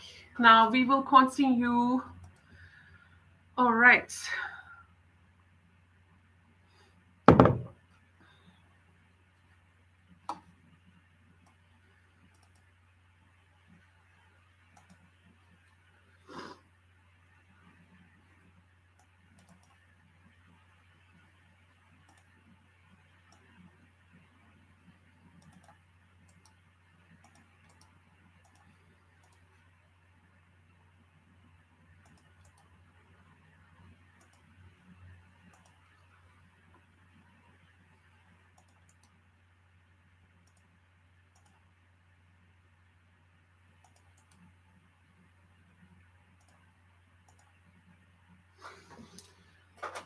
Okay.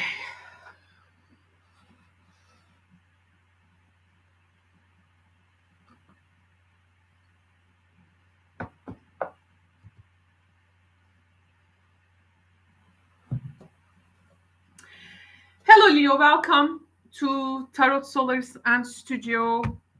Welcome to who is coming towards you for January 2023. Now, I'm going to begin with two zodiac signs, Leos, and this is going to be the person's energetical influence. Okay, so I'm going to reveal two zodiac signs, but this doesn't mean that they are that sign necessarily. It means that this person is carrying the energy of those signs. So, who is coming towards Leo throughout January 2023, please? Who is coming towards Leo throughout January 2023, please? So, the first sign, Leo, we have Sagittarius energy coming towards you with a combination of Pisces.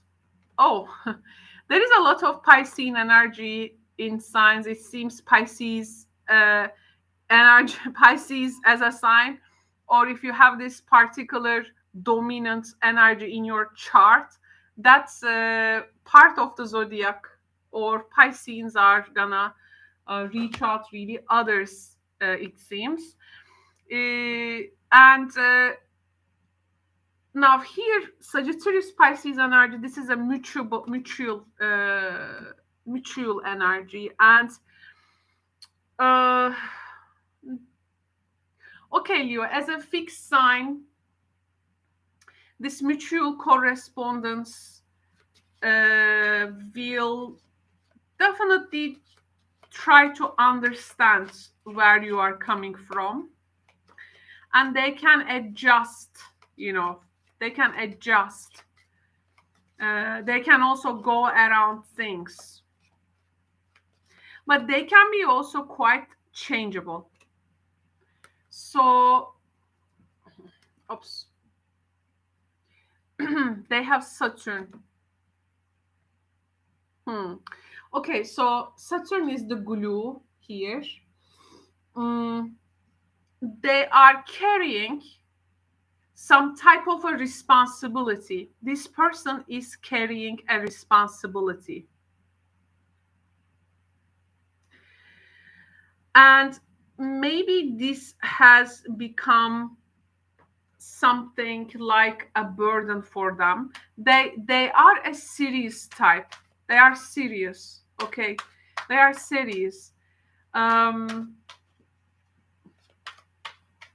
they can be quite penetrating as well. They are like approaching you, to remind that a particular time is now limited. There is a particular rule, obstruction, or some kind of a limitation about something, or there is some sort of a long period of time that a particular subject needs. It's just not like all of a sudden or overnight things likely to develop. They will try to be actually all over you. Let's hear the tarot cards out. We have the Queen of Swords. There you go, the Saturnian type rules, right? With the Queen of Swords, reminder of rules, restrictions, limitations, how much time we have in something. Queen of Swords is that reminder. And they are very decisive and also impactful, what they say. With Five of Pentacles, it's like this is like saying we are running out of financial resources. We are lack of something. We have a lack in something. Or they can even tell you about a health situation. A health situation, maybe, yes, the Hangman. There needs to be some, maybe sacrifices needs to be done. Again, there can be some postponement, suspension. Okay, there is definitely some type of a time management in this person's energy that they want you to follow. We have the Two of Cups, like in this now difficult time, maybe even like taking a break from a relationship, it can be, or like checking on you. They go through these conditions if you are still on the same page, or they are checking on you if you are getting better in something that you have lately maybe talked about with them. Oh, but Princess of Swords reverse, they are like criticizing. It's like they are expecting some type of a commitment from you. But let me see the house that Saturn is in. So, okay, now we are going to add some more depth and detail to our reading. So, which Saturn? Where is that Saturn? Where is that Saturn? Okay. That Saturn is in the 10th house. So, yes, there is some limitations in their social status. They are going through some hardships with regards to their also career and home life energy. It's like I have to commit myself like into career, work, my status, and I won't be like interested in maybe domestic matters. I mean, interested in a way. I am, I need to be like maybe free from some responsibilities. I need to concentrate on the more of like the career and work status of my life. So they have this life and work principle, and it is very much impactful in their life. And plus, there can be here maybe like a fatherly role they play. This person also, maybe there is a child care responsibilities as well. I feel here like a person trying to share maybe some responsibilities, wondering if you can share some, I mean, these responsibilities. This person is more about professional life and less about family or domestic matters or home subjects or to be home or their own personal world. They are outwardly, their lessons are towards the outward words, and they are maybe cutting some aspects or things they have been providing. So they are definitely, I mean, talking about some limitations here. Well, for some Leos, this person maybe want to, again, let's see your tarot cards. Here is your hangman energy. And this is maybe, they're going to check if you can maybe adapt to these new circumstances, or will you let go of them or the relationship.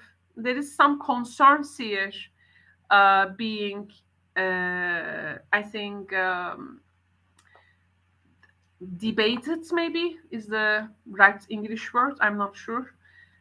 Sorry for my English, but it's they want to be understood, I have to say.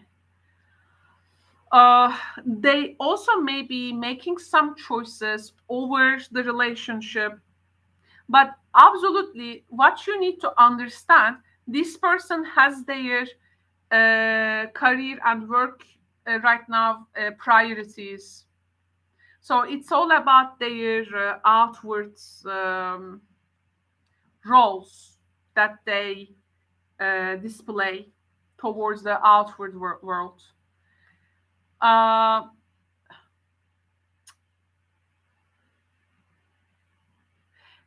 It's for this person, there is nothing to be curious about, because their agenda is so clear and so scheduled. It's like these goals and that they need to follow. If you are coming from like more of like a childlike curiosity, connection, domestic matters, things like that, they are not in that, it seems, they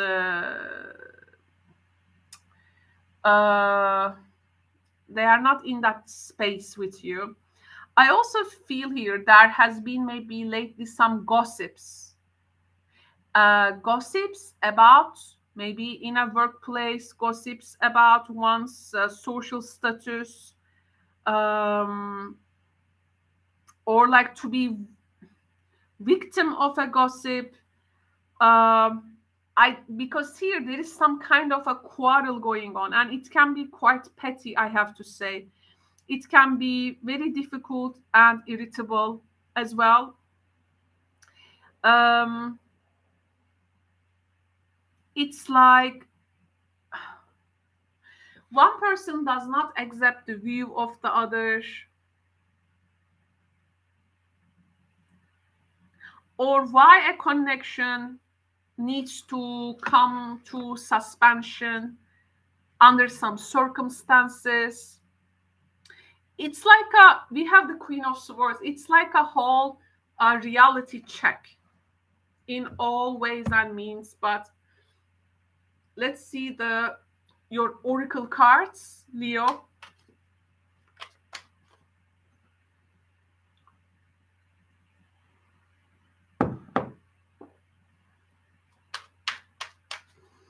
So what will the oracle say for my Leo friends out there?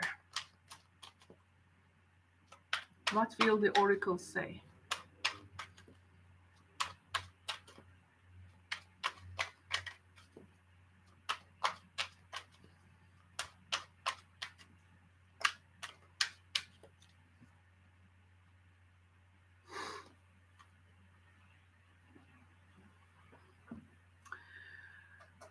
We have the open available.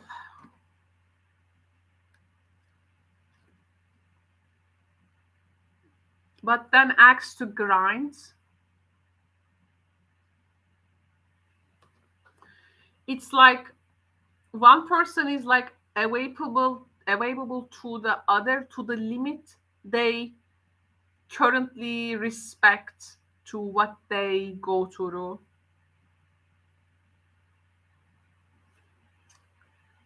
Yes, TikTok. I was talking about this connection has a particular timing element. So it's like a particular, just a sec, a particular um, routine. There is going to be a particular routine. At some point, uh, you together uh, is not on the same page.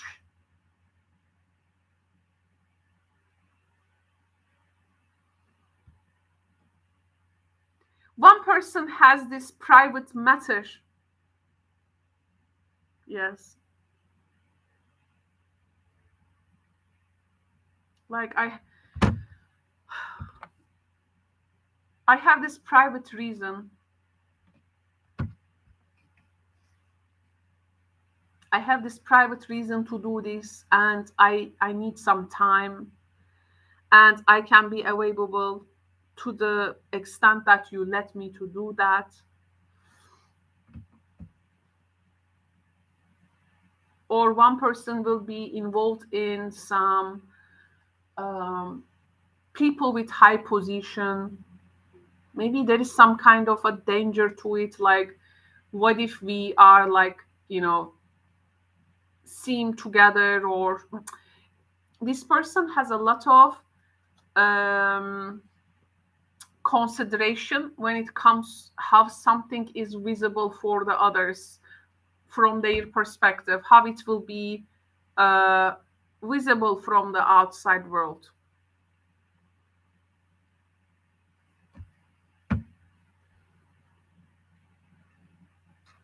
They are like maybe at a place for a limited time even. Oh, we have also commitments here. It's like the how you will handle them or accept them in their situation will likely to prove if this connection has a commitment chance or not in the future.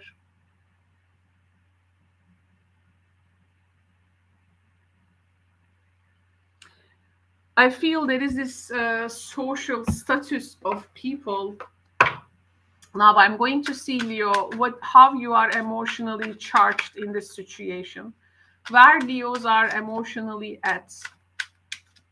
Where Leos are emotionally at. Where Leos are emotionally at.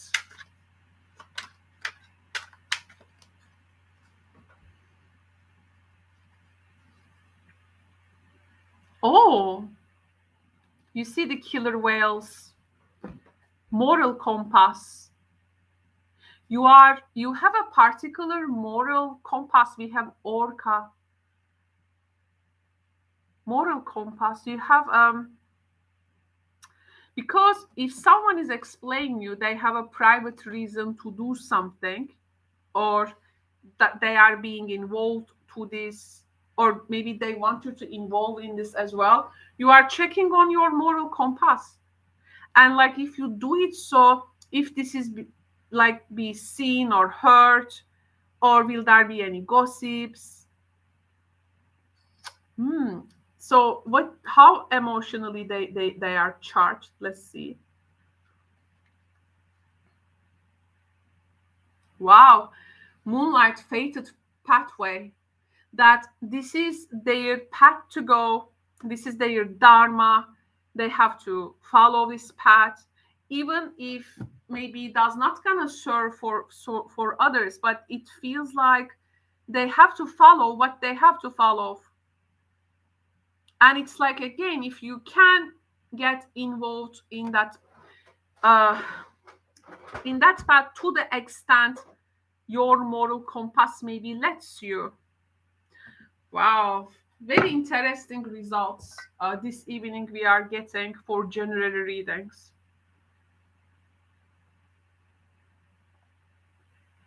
This is a cup when my mother, when she got first married, she had these as a gift.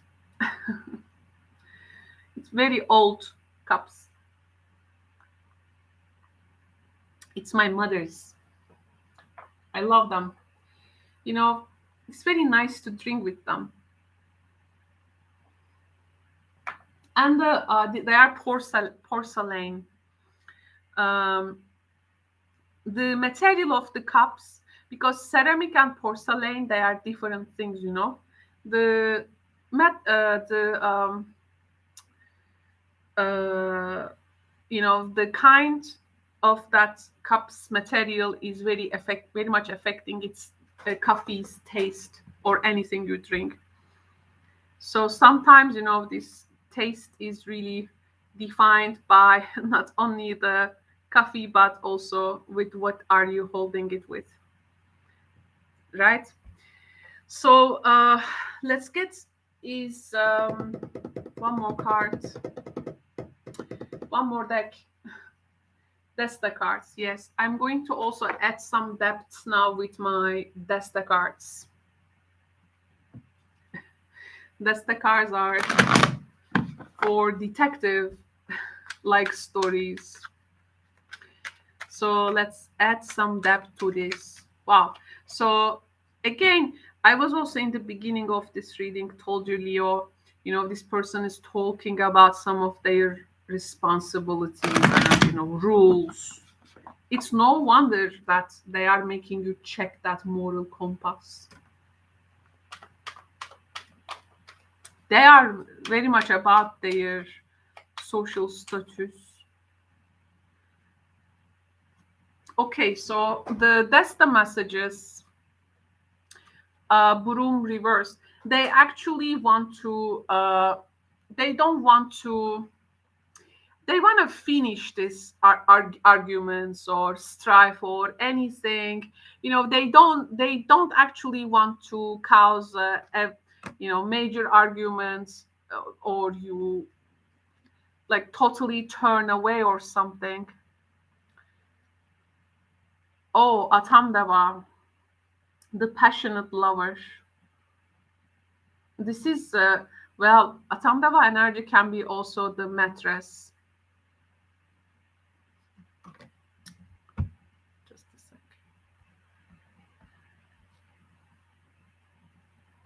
A woman who likes to, it represents usually a woman who likes to seem actually in higher status, a bit, you know, a bit self-centered, a bit, you know, the world is turning around me. I am the one.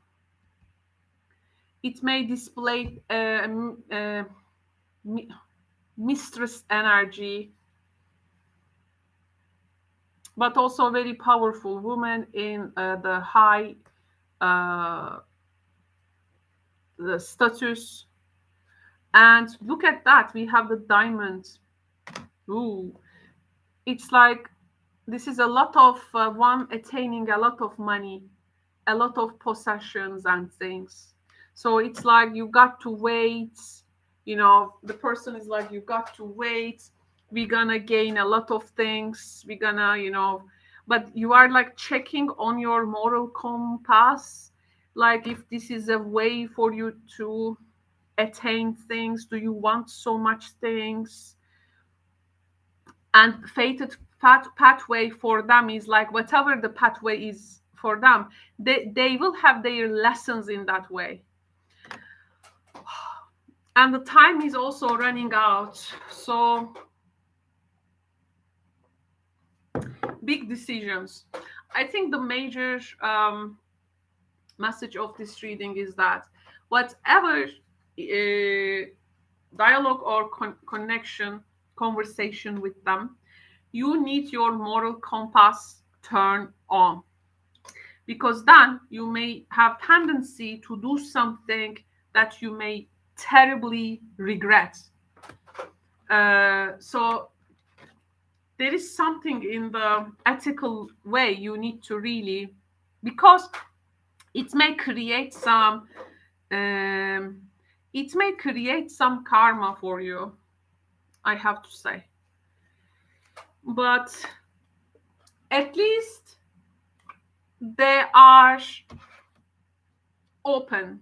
I mean, I don't see dishonesty here. At least they are open. They are not trying to say something like in some other way, or they try to mean something, say, but they mean another way. So this is conversations which is very, you know, makes one really tired. So that's why at least you will have the whole story.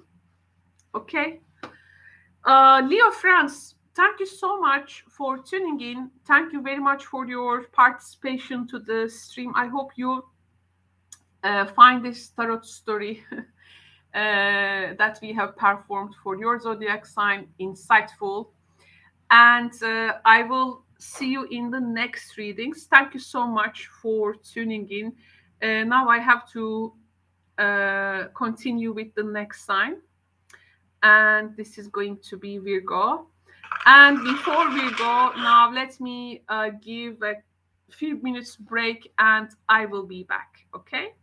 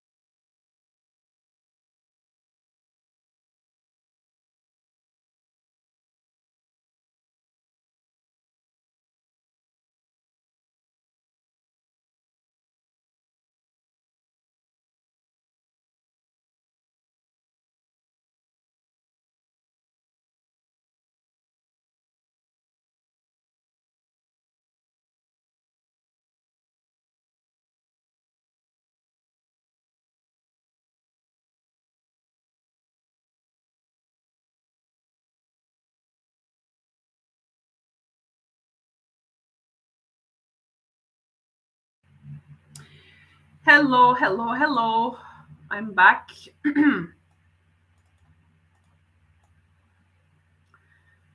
Now, let's continue with Virgo.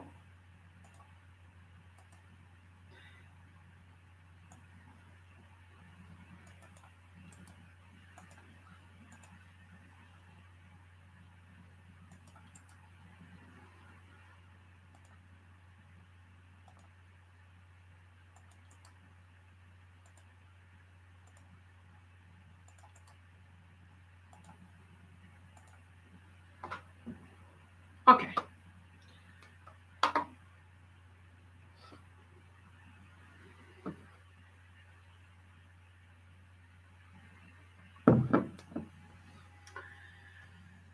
Hello, Virgo. Welcome to your Who is Coming Towards You reading for the month of January 2023. This is the first reading series of the new year, so I'm happy to be host in a thematic like this. So I am beginning first with the zodiacal signs. Here, I'm gonna pick two signs out of this mini cards. This doesn't mean that the person is necessarily that sign, but it means that the person will carry that energy. Just a sec.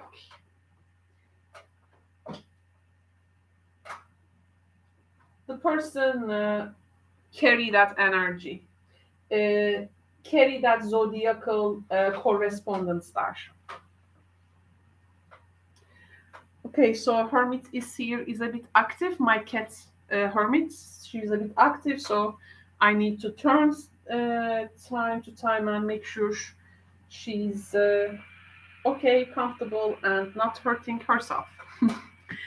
Okay, so let's begin now with the zodiacal signs. So the person they have a Scorpio energy. They have a Scorpio energy, okay, and also they will inherit Cancer energy in them. Okay, Scorpio Cancer energy, of course, is very deep and may not feel so practical for you as an Earth sign you are. But Scorpio Cancer energy can be super intuitive and very expressive emotionally. And of course, this is definitely not a small talk with Scorpio Cancer energy. These people have absolutely a lot of depth to them. Let me see though what planetary energy they carry. So what planetary energy they carry? So this person is Luna. Okay, so when moon comes, I'm not so happy when moon comes, because moon makes things a lot of gives vagginess and may add some it's like this tidal waves. You do not know how to take this person. But where is this moon? Just a sec. Let me see where that moon operates from. It operates from the sixth house. They are really extremely very caring and empathetic person, but to the point that they can also harm themselves and their well-being. This person, there is something with their daily life, the way that they function. So you may be observing this in them, their health, their full-time job, their health, the way that they operate daily, the way that they function, the way that they give service, their work, their co-workers, or their health. There is something unsettling. So this can actually create This is the area that you operate from. So this energy, well, you need to be careful about the criticism because this is not what they need actually. But let me see how it develops. Okay, so we have the Prince of Pentacles, starting again with this down to earth energy, and a King of Wands. Court cards. The High Priestess reversed. Beautiful High Priestess in the Cosmic Tarot. Okay. High Priestess reverse may serve in a very eccentric way. Six of Wands.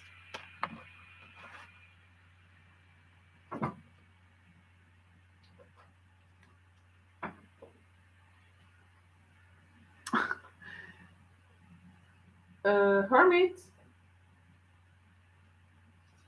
Oh, okay. I hope things gonna go fine, ladies and gentlemen. I'm not sure how we gonna end up in this reading. Okay. The next message, reverse King of Swords. Oh, two kings. There is a clash here. Okay, I got this. Now, Virgo, this energy, okay, this person, the Scorpio Cancer energy with the lunar disposition, there is a unnamed rivalry and competition, some ego clashes in your relationship with them. They may want to do something, and for this, they may have a particular reason as they finally reveal an unsettling truth. They may think that this may help them to come on top, maybe, but here you are throwing this blast of wild criticism to this action, and it goes a bit wrong in the conversation, it seems. So it may cause some type of an ego clash. Oh, so there is going to be, yes, awakening some temptations in each other, like unfortunately catching each other, trying to catch each other from your soft, vulnerable sides, points. And this is sometimes in the relationship very clear way to measure the security, right? A person does not try to benefit from your vulnerable side, but rather they need to be covering it to make it stronger for you, or if asked they can help. But here I see more of like a Virgo and this Scorpio Cancer energy coming towards them, having some kind of a ego clash here. Yes, a person now going too flamboyant. Flamboyant energy reminds me the glam rock period in 1980s. And actually one of my favorite movies called Velvet Goldmine. And in that movie, there was a lot of flamboyant energy. So like a person here now presenting themselves like a glam rock star. It's there is also here a bit a sexual undertone, some unexpressed or expressed sexuality or tendencies, which may be a bit too much outwardly, and it can be a bit uncomfortable for the other person. Wow, we are finding the artificial card. One person sees that this is like a made up strife. It has no particular maybe reality for them, but is there some kind of a fact in the connection? Yes, there is some kind of a fact, but it is used to create this strife in an artificial way. So, and trying to come on top. Reverse King of Swords, this is like a person who is having a really terrible judgment in a situation without any context and can be quite nasty and manipulative energy. Bearer of gifts. Oh, and then suddenly the other person try to make up with the other person, like sending gifts or, I'm sorry, I didn't mean to say that or this or that, but I think this becomes a bit too late for it because the other person feels already burned out from the connection. Okay. But is there a way out? So Virgo, what is the way out here? Now, I'm maybe there is no way out actually. It's generally for me, it feels like what is not really functioning in people is coming out. Not in the situations, but what is not functioning in people coming out. So pretty much shadowy stuff. People have to deal with each other's shadow, and it's actually very important time for shadow work. If you're able to do some shadow work for yourself, it will be great, because how you handle the other person's shadow is pretty much dependent on how you handle your own shadow. This may help to go through difficult conversations and situations for many signs, of course, but usually not everyone wants to look at their shadow. To see shadow very naked is like a halfway healing and integration. Actually, it makes you a whole person. So, well, just letting you know, but it may help. But I want to see in the situation how emotionally charged are you. Okay, so now checking Virgo, let's see your emotional status.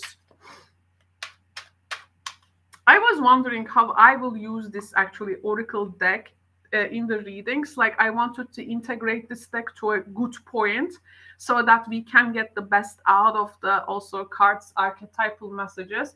I think it's a good deck to also understand how people are charged in the situation. Now emotionally. Oh no, no, no, no, no, no. This is not a good place. Hermit, no. Darling, no. Oh. Okay, so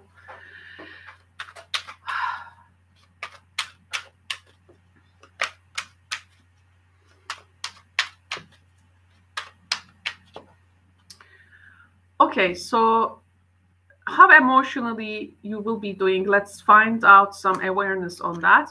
So Virgo, this situation puts you in, oh, well, just a sec. We have the hard work. Hard work. Now, this reef, the reefs in the oceans, they have a very important job to do. They are very important for the ecosystem. Reefs, and there was a lot of work. Like there is this great reef right in Australia. There were some invader species there. I remember in a documentary, and Australian government was, they were like uh, restorating the reefs. They were putting some species so that they can function there, but of course by not helping the ecosystem. So what I'm trying to say, reefs in general have great importance. They do the hard work.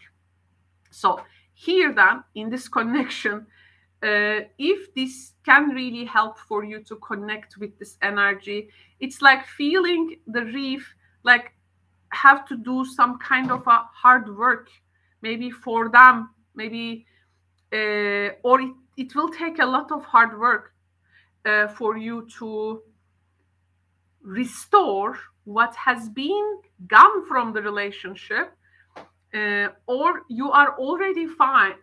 Remember the burned out card. Maybe you will, because do not easily understand that they actually burn out, because inherently they like working in their default setting. You're gonna feel a lot in this, but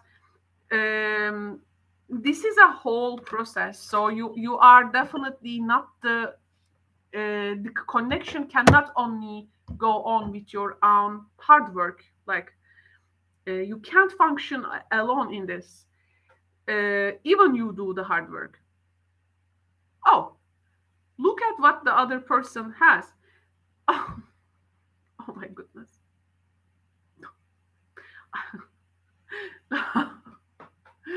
Oh, of course, masculine energy, confidence. So we were talking about this ego clashes and a person tried to come on top, you know, and it's like they are so, they feel very confident about doing this now and putting all the hard work on you while they are like enjoying in some type of a beach, and you clear out all the ocean ecosystem for them to enjoy. Oh my goodness, this is not this is not equal. So then can we say there is an inequality in this relationship? Both of you need to enjoy, but the masculine side here, uh, and remember the sixth house, they had the moon in their sixth house. This is the service and the house of hard work. So then they have like fucked up in something, and now they're gonna throw it on you to do, like clean it. Oh, Virgo.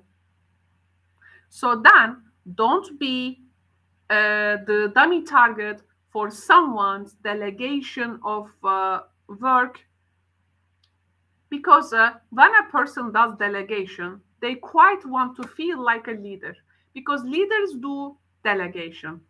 Leaders do not do all the work. Leaders do delegation. They have a lot of people work for them. So leaders do not do the work, actual work. They lead.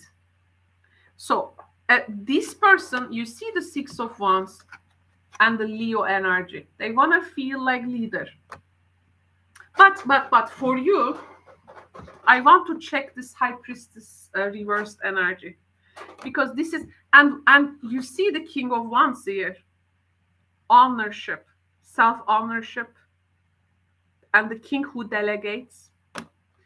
Let me check for you this reversed High Priestess Virgo, because this is where the enigma happens.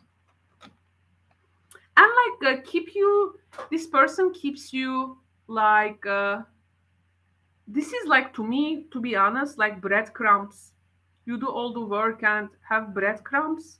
No. The gifts here are, oh my god, no.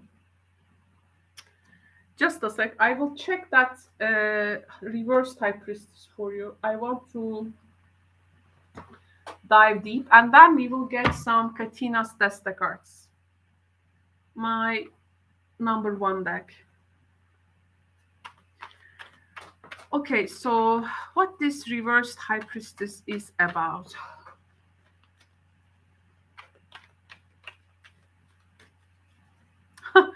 It's really, someone is like being so flamboyant. They are like, baby, you can drive my car. Yes, I'm gonna be a star. Oh my goodness.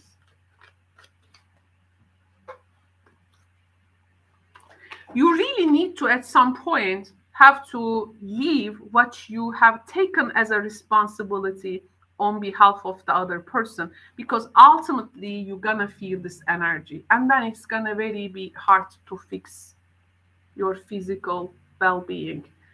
The high priestess, spiritual guidance, protection, harm with the reversed high priestess. Normally in the situations there is some level of protection, right?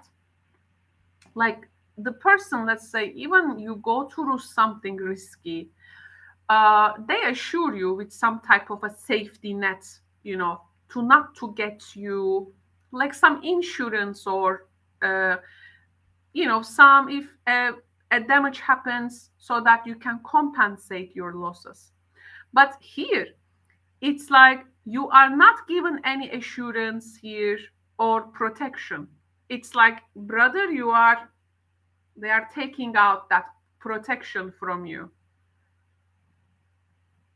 This is not good. And they are bringing some breadcrumbs, saying that there is going to be some opportunities, and or they are finally revealing you why they are in this, actually what they want to do. They have some this grand idea for something, or they want you to work for them, or and they want to delegate, they want to lead, they they want to fulfill a role. um, I think you can tell them to find a slave or someone, right? You feel like a reef in this relationship. Don't forget that. And they feel, super confident. Virgo will do everything for me. Oh my goodness. No, no, Virgo. Don't get yourself used and abused, please. So, please, I want you to uh, adjust a bit, okay? Adjust the situation a bit, assess the equanimity, the balances. If you have a Libra friend, good Libra friend, ask advice from them.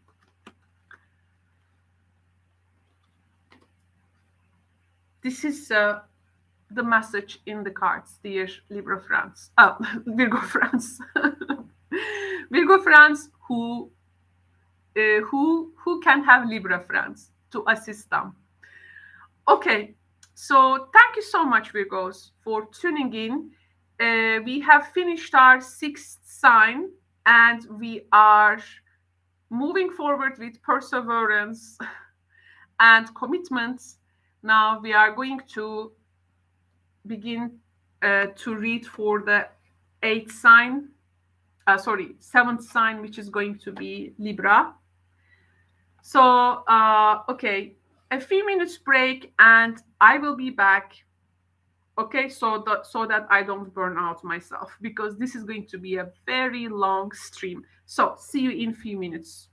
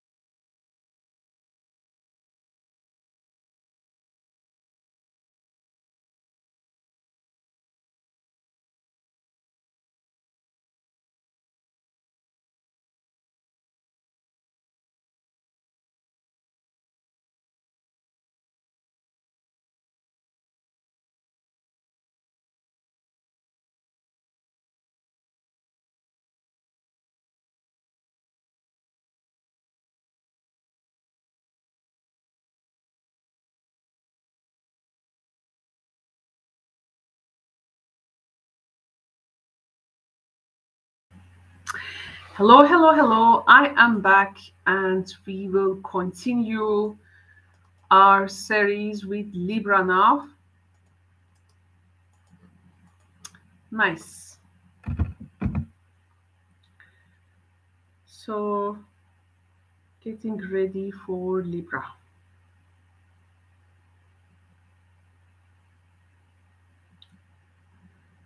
Halfway finished.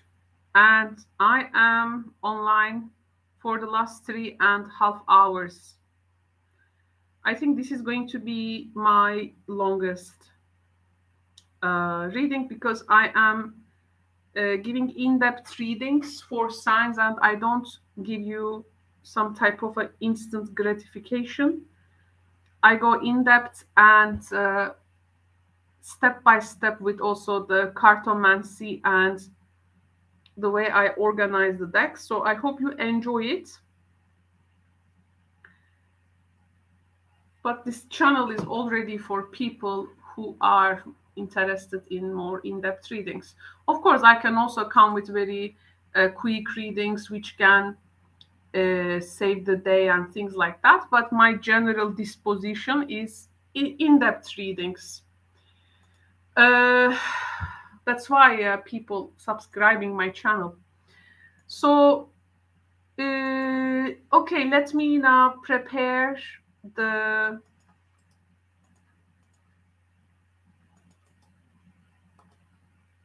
screen.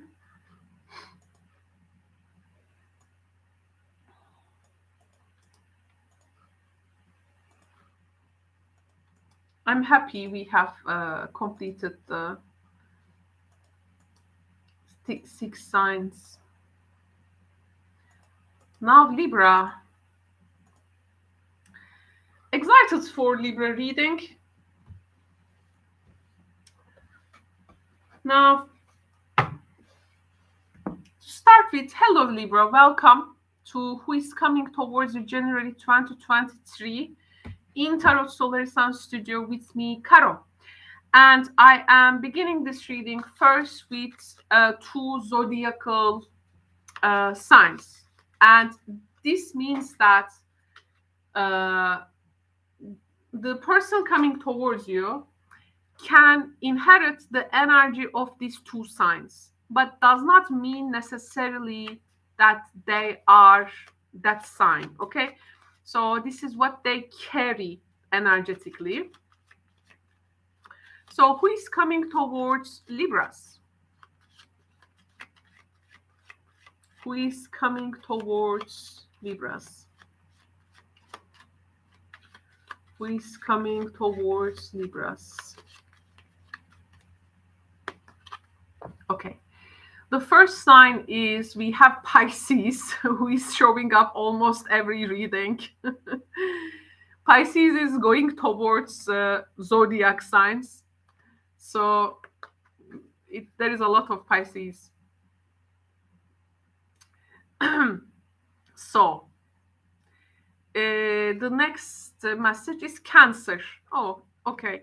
Libra, you have Piscean Cancer energy again, which is super intuitive, in-depth. It does not necessarily need words to speak, but this is pure intuition. But it can be a lot of indirect energy. Excuse me. Okay, now let me check the planetary disposition here. Planetary disposition, Saturn. Oh, again, a person who has some limitations. They may have some time limits. There can be some rules associated, timelines, obstacles, very serious energy. Oh, actually, let me see the house first, where that Saturn is. Where this person operates from.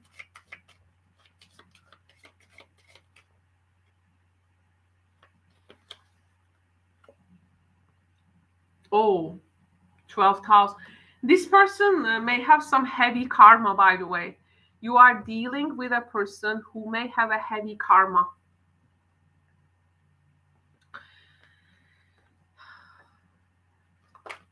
They have a lot of tendency to undo themselves, but then picking up again their pieces and always restructuring their life. But it is all the inner process. This person may have a particular protection, spiritual protection. They may have seen a lot of heavy stuff, but due to this protection, they may not see in the worst. It was always like a 180 degrees twist life give them, so that they didn't see like there was some type of a protection on them, I do feel. Now here the okay, the Magician reverse. Let me show you the uprights of this card so you can also see the images. Nine of Swords reversed.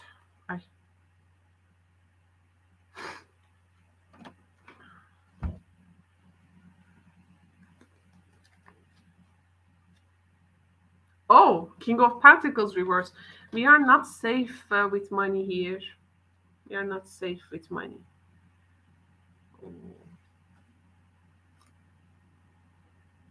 Eight of Wands reversed. Oh my goodness. And Queen of Pentacles.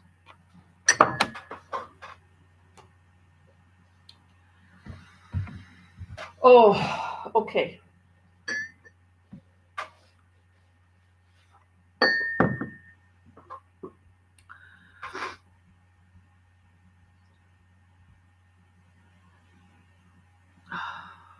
This is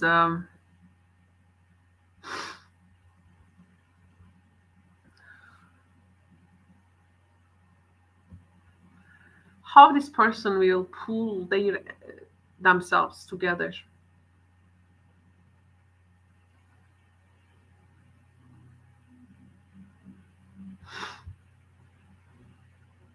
This person,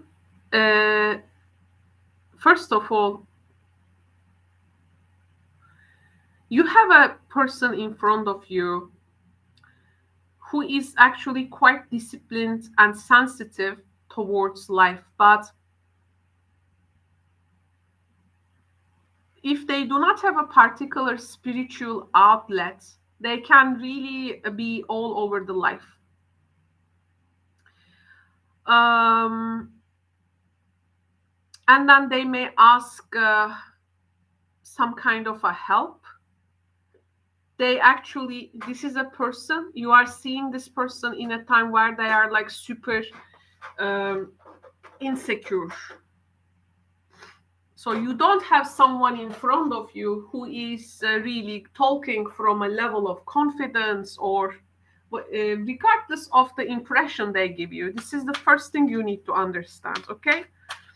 Because you can evaluate accordingly and decide on if you can trust them or not, if they can be a good ally or not. I have to tell you that they actually, there is a lot of shadow here. They have a lot of shadow. This person is not working in like a very public atmosphere.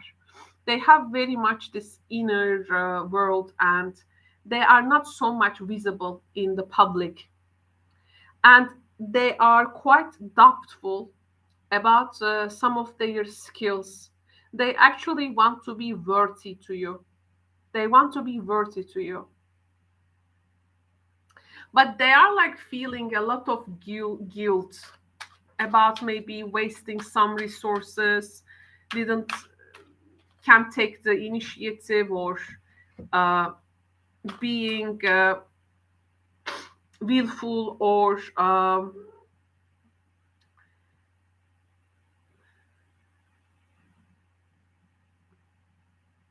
they can be unfortunately quite manipulative towards you. Here there is some energy of asking money from someone. Uh, the problem is that they may pretend some things, but they are not what they pretend. There is a lot of story going on there.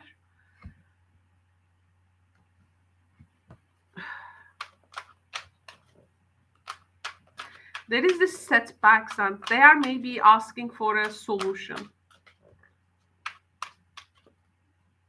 There is this harsh reality that they are having hard time to deal with.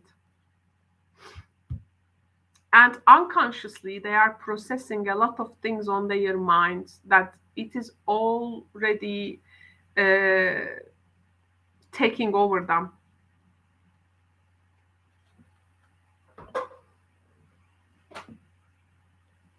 Flink.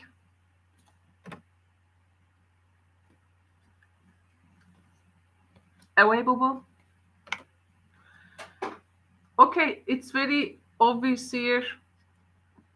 And dating. They wanna take you out.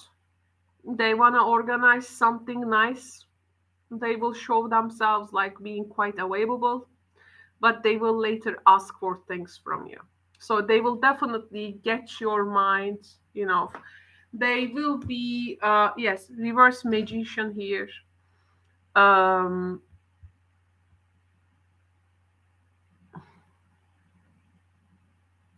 You really need to check with this person where you are with them in reality, because they have tendency to a bit check away from the reality. And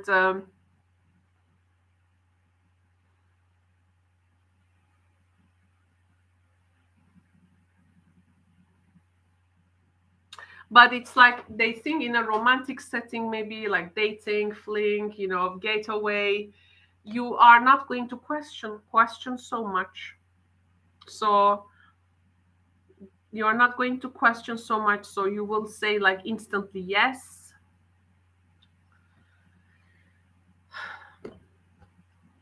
So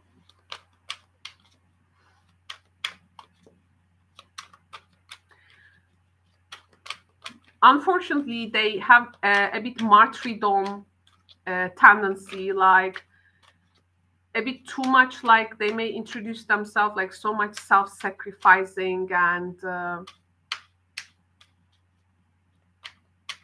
this person wants like as many moments of loneliness, privacy with you to make you like to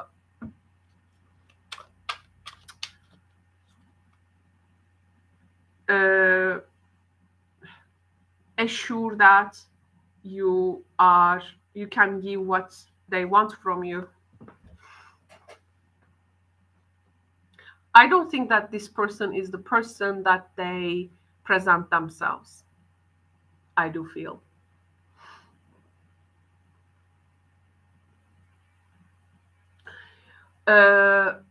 Apart from they seem to be like so interested and social with you, actually they are not that much of as a social sign like you. They are not that person that is like social as much as you are. And actually at some point they may even make themselves like exiled, so you may like suddenly wonder where they are, where they have gone. Emotionally guarded, you are guarded. That's why you are guarded. That's why you cannot fully trust them, and you have intuitively grasped this, but you are still wondering if you can give them a chance. Or we have the crab card, and this is the um, guarding oneself, protecting oneself to the utmost. This is the guard of crab. The Cancer is the security chef. in all zodiac sign. So you have that security for yourself energy. And they're emotionally, let's see how they are. They wanna, they wanna get your approval, seal the deal. They will try to assure you give them what they want. Libra. They seek approval, validation from you.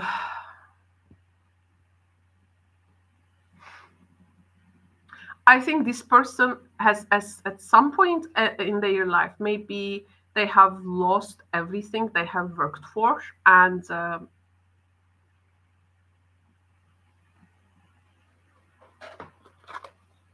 now it's like if someone can like compensate what they have lost, like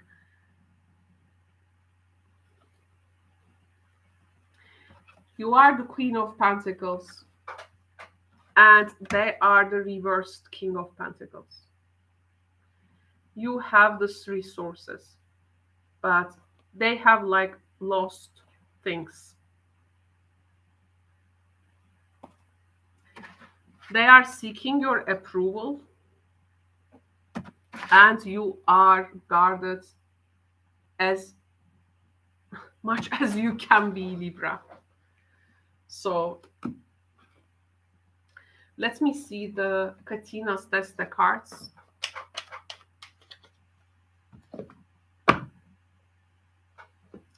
So what is the story here? Let's see.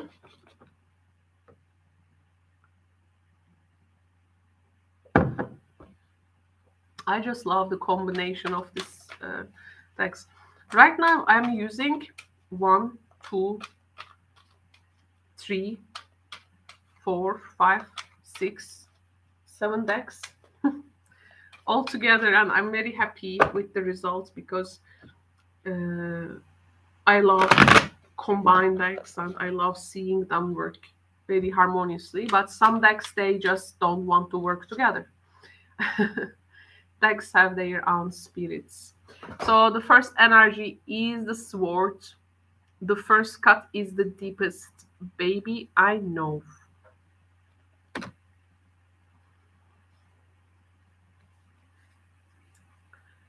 Badass. Ooh. Reversed. A person, I will tell you. Oh, we have the 3. This may indicate some family and health matters. They will tell you like something or someone is threatening them. You know, this person is wondering if you have some type of a soft spot in you to say yes for their needs or approve them in their direction, because it seems by being the Queen of Pentacles, you will be the one who is going to bring the resources here. So obviously, I don't see balance here. I see similar energies in other signs. Of course, this is natural because signs are ultimately in relationship with each other. But some energies are very alike. This is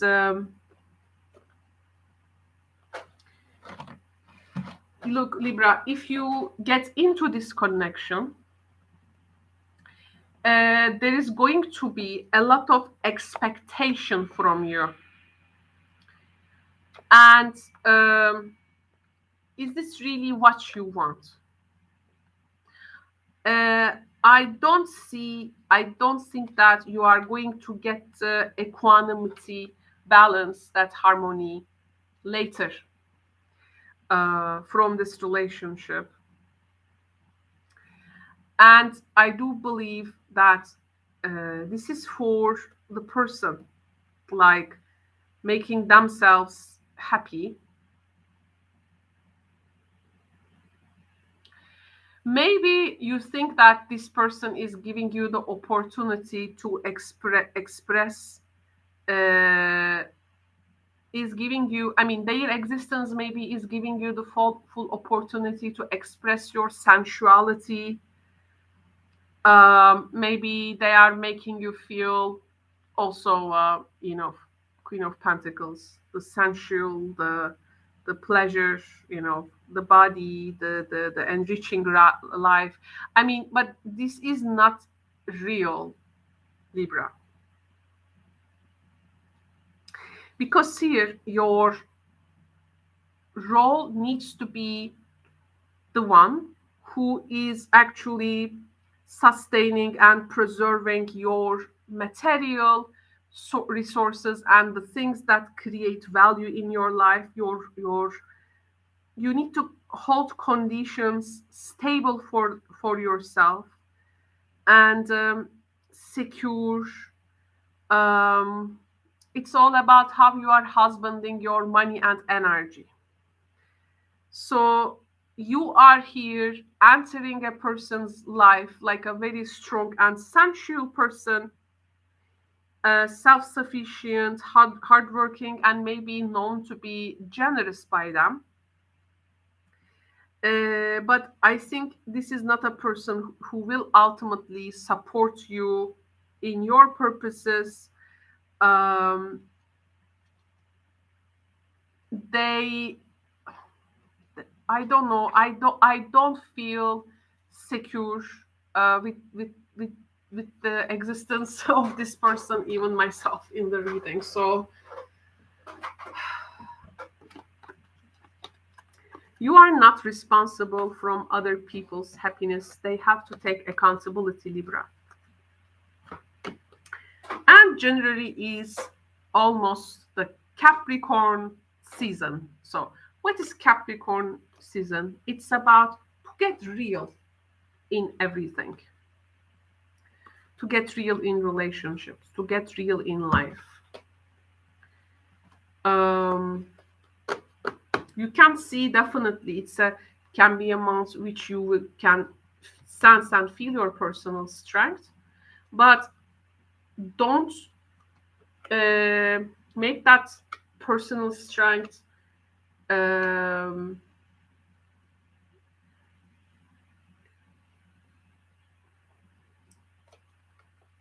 like a person is just approaching you to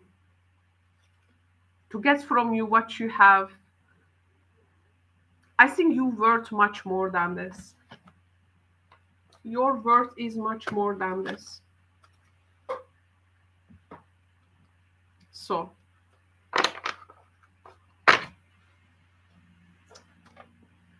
this is what I can tell you.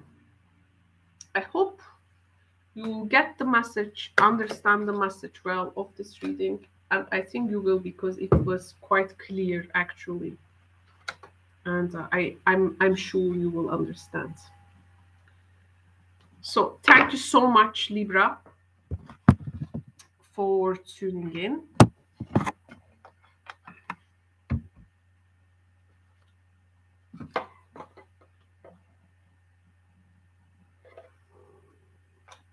Now I'm going to move to the next sign, and this is going to be Scorpio.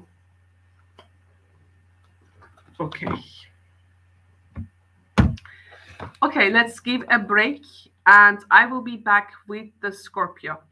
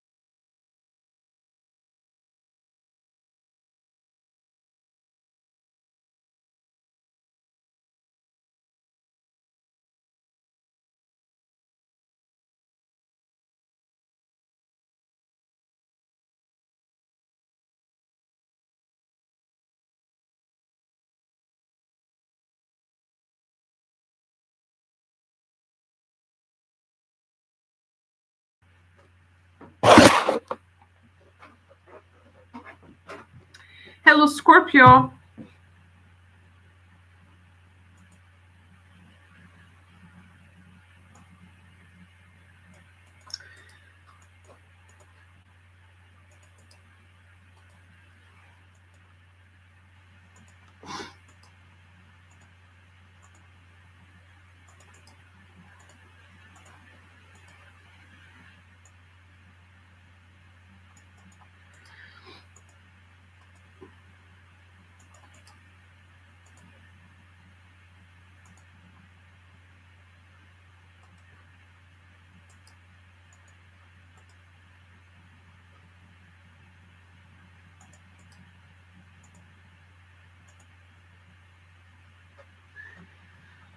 Okay, hello Scorpio. Thank you so much for tuning in. We are going to perform Who is Coming Towards You for the month of January 2023. I am beginning this reading first with two zodiac signs. These two zodiac signs will represent the energetical correspondence of the person. This doesn't mean that they are necessarily that zodiac sign, but it means they carry the energy of that zodiac sign. Okay, so here we have the first card. So who is coming towards you, Scorpio? The person is carrying Aquarius energy. Plus, there is also Taurus, Aquarius, Taurus energy. Oh, this is going to create a lot of squares. So there can be a bit tension here. You have a very fixed energy coming towards you. But let me see the planetary disposition of this person. Aquarius, Taurus energy coming towards you. Okay, so it can be quite stubborn when it comes to conversation. It can be like my way or highway, or I have already figured out everything. There is no need to be another input put to the subject. So you may come with your idea. I mean, there can be some clash there. They have the Saturnian tendency, super fixed, and it's like super gradual perseverance, seriousness, slow, and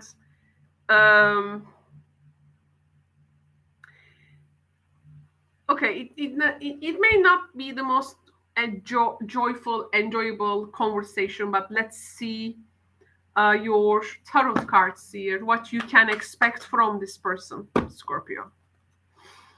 So what Scorpio can expect from this person who carries the Aquarius Taurus energy? What Scorpio can expect from this Aquarius Taurus energy person with Saturnian disposition? I will check that later. So Scorpio, the first message of this reading is reverse Ten of Cups. So there is an emotional unfulfillment, having some kind of an emotional request from the other. The world reverse. Some things are unstructured and needs to be addressed. There needs to be some final touch, but it is being postponed, or there is some requests which does not just claimed or fulfilled from each other. King of Wands, this is the my way or highway energy. A lot of self-ownership in a person, want to lead, and it's it's full of life, but it can be also quite demanding when the elements that I have mentioned are actually missing. Four of Cups reversed. There is a bit unrest here. There is a bit unrest. Actually, there is a person here who wants to break down some maybe rules and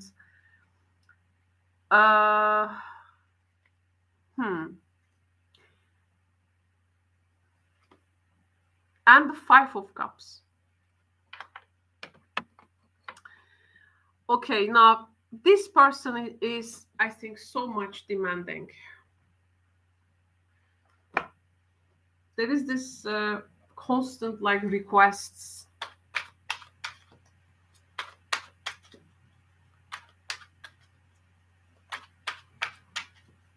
And also, emotional restrictions.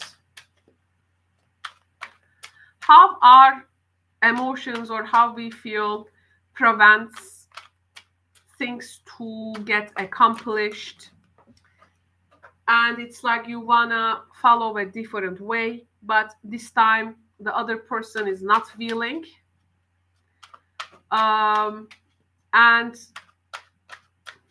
there is some type of a sadness here. I want to get some oracle for you. Flamboyant, yes, this flamboyant energy comes from the King of Wands. This is like, for instance, you're gonna build home. You have nothing to begin, let's say, or everything is now like a problem. But King of Wands is like, oh, we will do this, we will do that, we will find this, you know, um,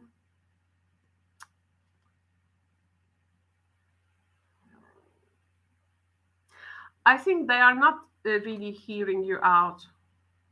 Makes you feel a bit fearful. How they gonna really do all the things they plan? You are like looking from a hole. There is a bit too much confidence. And this to me a bit feels self-absorbed. Old flame. So this person is actually someone that you may know from past. And they are Shamalon. So they have also Shamalon with the fixed energy. Oh, Shamalon is not good. And Flink. Oh my god, like trying to have really the serious plan, but like wanna do it like at the weekend. And when the time is available, we'll work in the details, but not really giving a time like to sit and think through. I think there is a unrest in the energy. Let me see the. Oh, okay. Let me see first the house of their Saturn. Just a sec.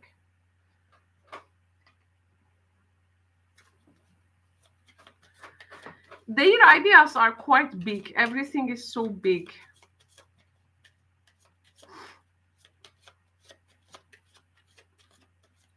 You don't seem to know really what to expect from this person.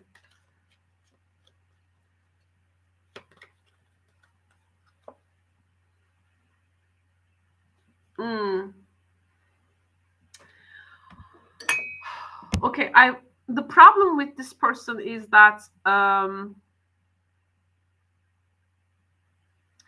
if you are really looking to connect with someone from also an enjoyable, fun and not boring sense, the person is a bit making things like boring, very boring. I think here there is a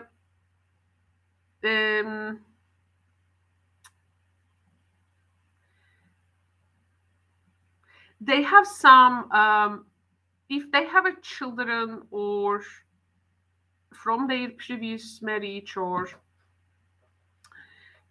partnership, I mean they have some heavy responsibilities. So how they can like maybe invest in something in a place where first they need to prioritize actually their children. This is one thing I'm seeing. And actually what they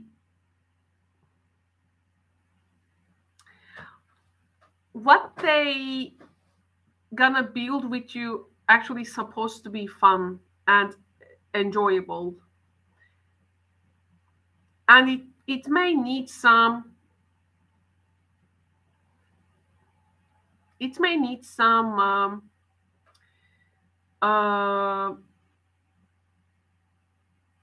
spontaneity, but rather they are a bit lack of flexibility and like want to control everything there. So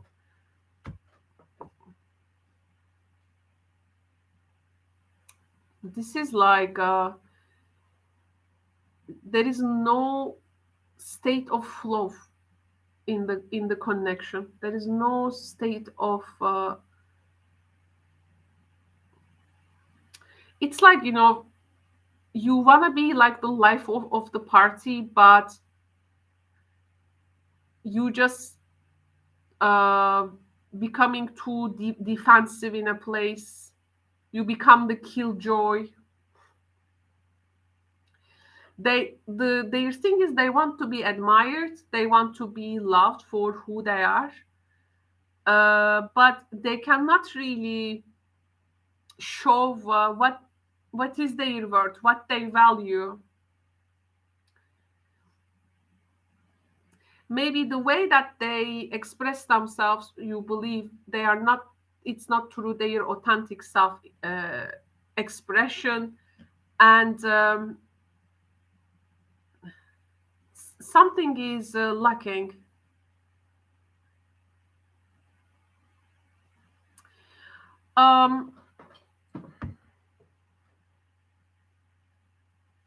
I think there is some kind of a connection element missing here.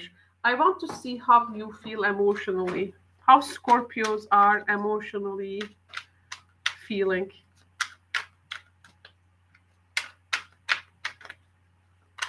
How they are emotionally charged. How Scorpios are emotionally charged.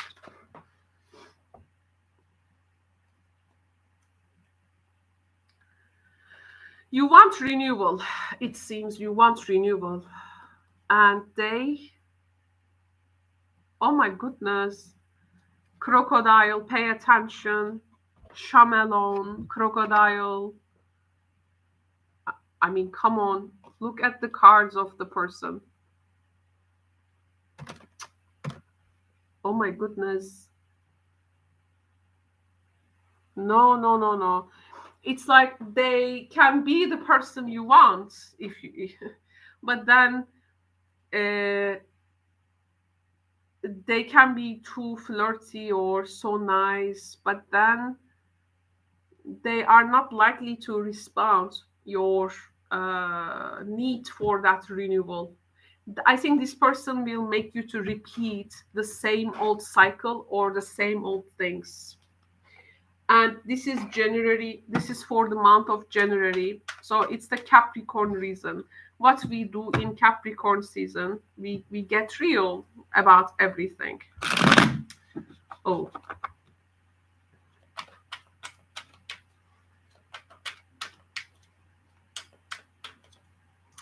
This person has a really capability to create some sadness. Come on. You are at the shoreline, you want the renewal. You want fun. You want joy.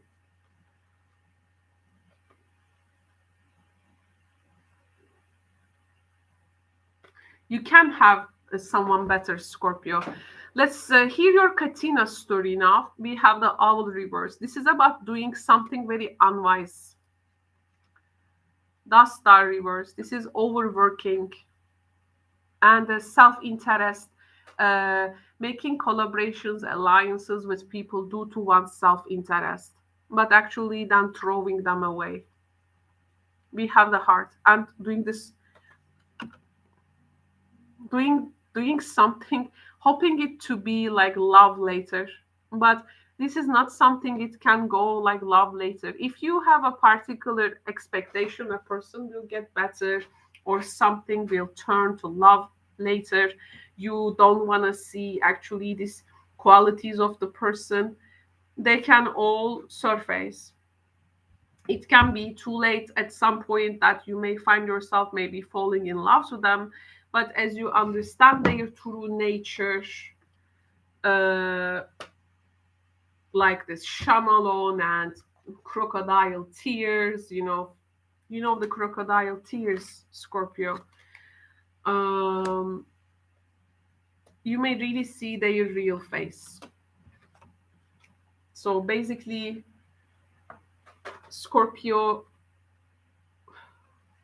what you need is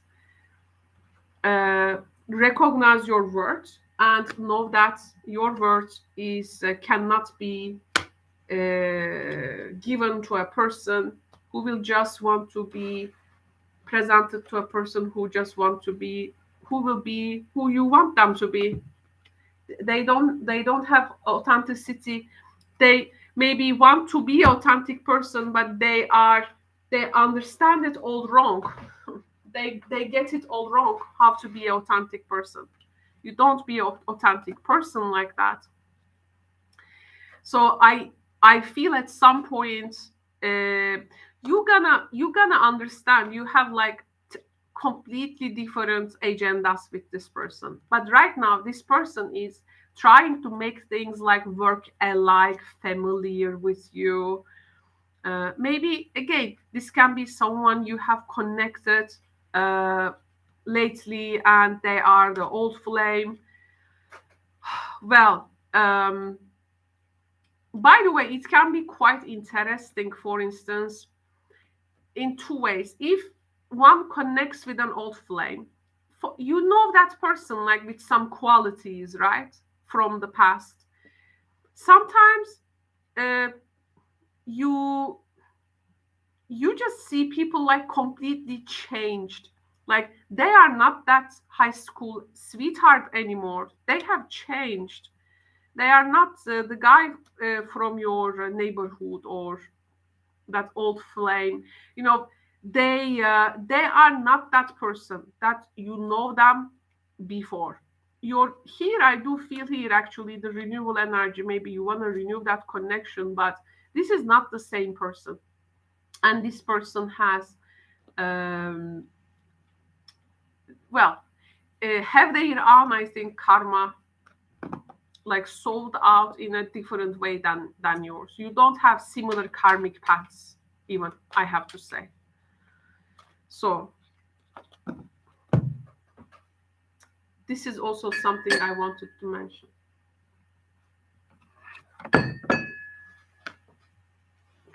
Okay. So I hope it can be insightful for you, Scorpio. And I hope these readings will save time and energy for you and help you to make right decisions with functional people that you can love and cherish love with. Absolutely.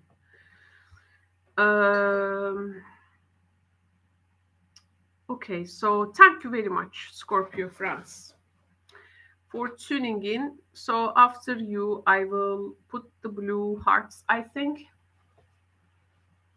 on screen, and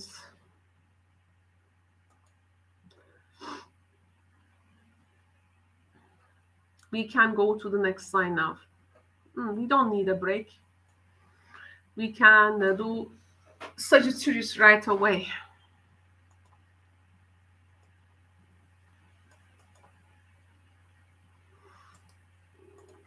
Wow, 8 signs has finished. And we are online like for the last 4.5 hours almost. Wow, this is my new record, I think. This is definitely my new record.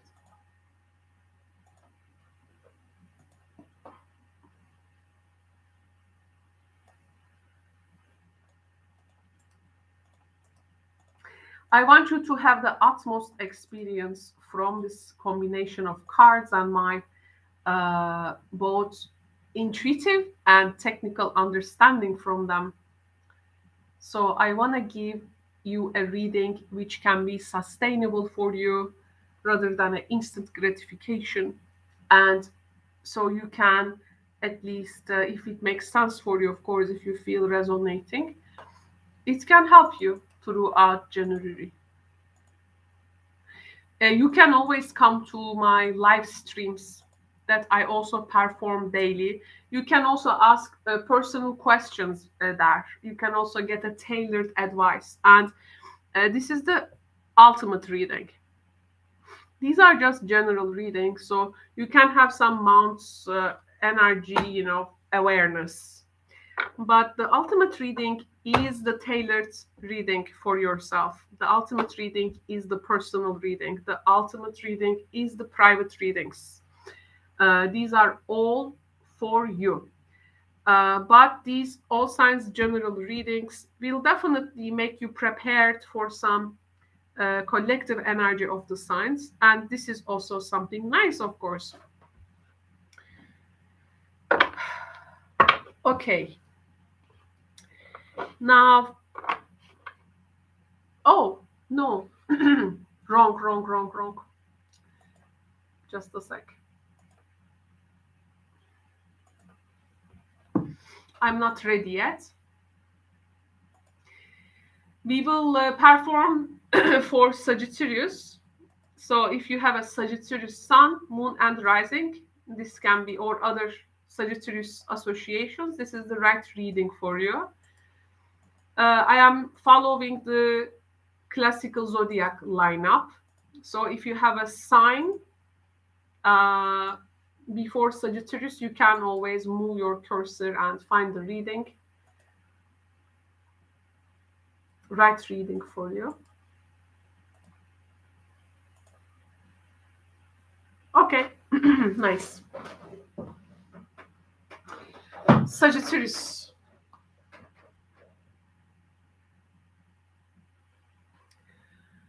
Sagittarius, first let's begin with the, okay, signs. Hello, Sagittarius. Welcome to who is coming towards you, January 2023. Now, I'm going to reveal 2 zodiac signs for you at the beginning. These zodiac signs are not necessarily the person's zodiac signs, but this can be the energy, zodiacal energy that they inherit at that time. So this is how you need to take it. So let's see that signs now for you. So you have a person who carries Libra energy in them, and you have also let's see this combination, and Taurus, Libra, Taurus, Venus ruled energy. Okay, so you have a person who is pretty much ruled by Venus. Okay, so this person may have a very good aesthetic understanding, and yeah, the person of seeking beauty and how to create it in life. Of course, this is the best possible definition of it. But the planetary energy, they are Uranian type. Uranian type, expect the unexpected from this person. This is a really unpredictable and very eccentric person with very interesting ways of self-expression. They can also even make money from a very different field. They may have a very interesting job. They may have very interesting, eccentric people around them. They are not a person who is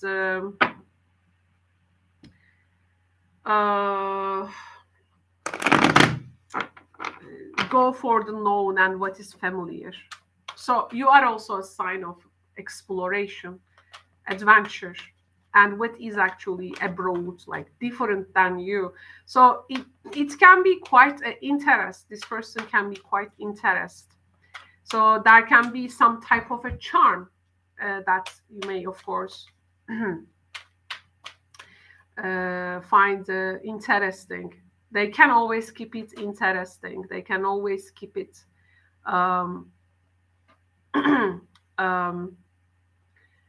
you know, that attention they can create. It's an interesting personality. Not interesting, just eccentric. But let's see what is unfolding, okay? What is unfolding now? What story is unfolding, Sagittarius? Ace of Cups. Wow.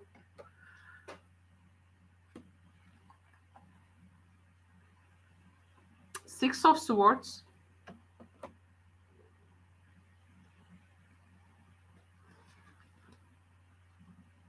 King of Swords. Ooh.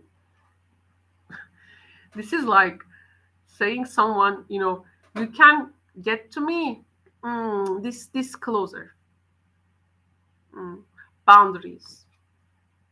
Justice. Ooh, look at the justice. Justice lady.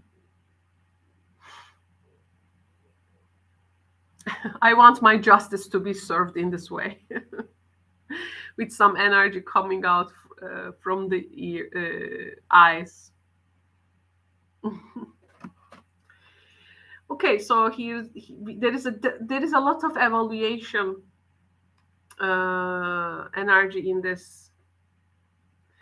Actually, the connection is quite interesting, and there is definitely a connection. By the way, this person can have interest to both genders. For some reason, I do feel this person can be bisexual.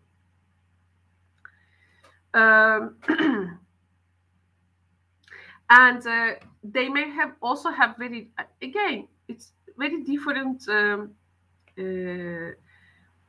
ways also of expression, and artistically speaking, they may have a very different ways of expression, and even they may have I feel this person has a particular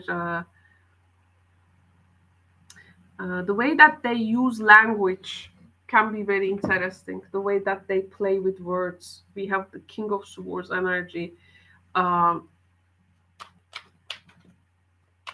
They are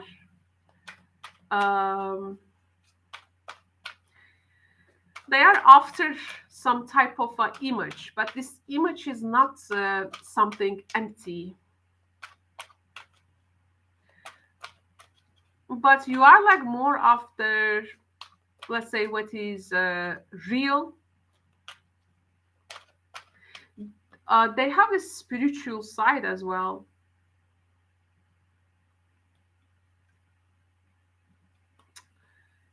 It's like they tell you something and you want to be that. They tell you what they find attractive. You want to be that. They tell you something and you say, oh, let me see that, follow that, read that. It's like you really, there is really pure attention. You are really giving your attention. And to give attention to something is the highest form of really generosity in life. So TikTok, maybe you have a limited time somewhere, or there is some kind of a time restriction. But it seems some kind of there is this hourglass working in your connection, and there is an embrace. There is embrace. Yes, and having the most out of it. Then you may feel a bit burnout due to this unfamiliar energy. But burnout here is like, let's say, it's hard to keep up with something, not because that you don't want it, but it's like at some point it may be very exhausting. Yes, and understanding your differences, like you are different people from each other, but you touch each other here. You have a connection. One more card. I'm curious to know something also next. Yeah, synchronicity. You see, you have a very synchronized, actually, spiritual connection, but your connection is actually, it's like under the skin. It's also very intangible. But if you want to make like a tangible thing out of it, it can be very different. I mean, it may be hard to do it. There is a level of interest which can be kept for some time, but it's and it can be full of joy, and you may love their companionship. There is some really interesting forms of also maybe intimacy that I'm not able to tell in this particular live stream, but can be very interesting things. And there can be even a very interesting spiritual synchronistic connection, like I don't know, but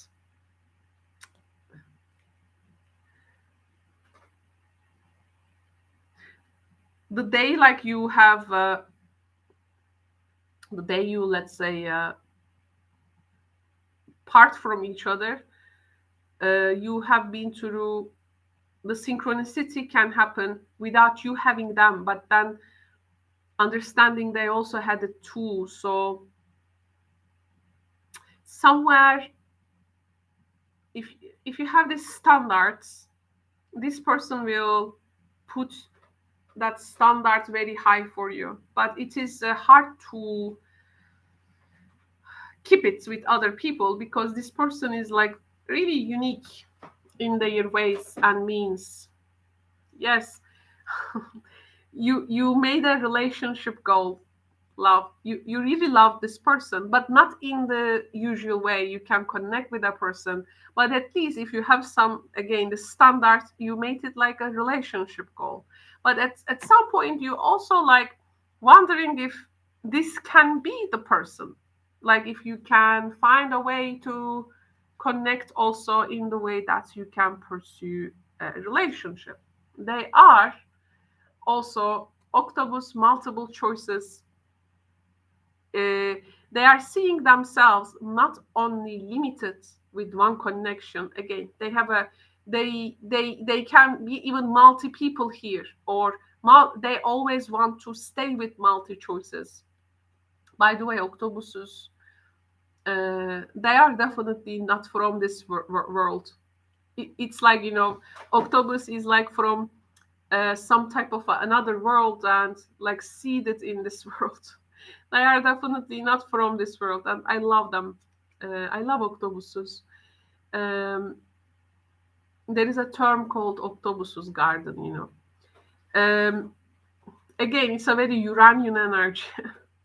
Oh, this is well, among the readings that I have been performing so far, this is the most refreshing one, I have to say. Science really goes through very different energies. Oh, and difficult energies. But in your reading, there is something really different. This this here with this King of Swords, which is maybe, well, maybe physically, this person may remind the physicality of this person, by the way. So just telling. But I want to tell you that there are very interesting conversations you go through with them. Maybe you haven't done with people so long time. And I think this person want to achieve something when it is time.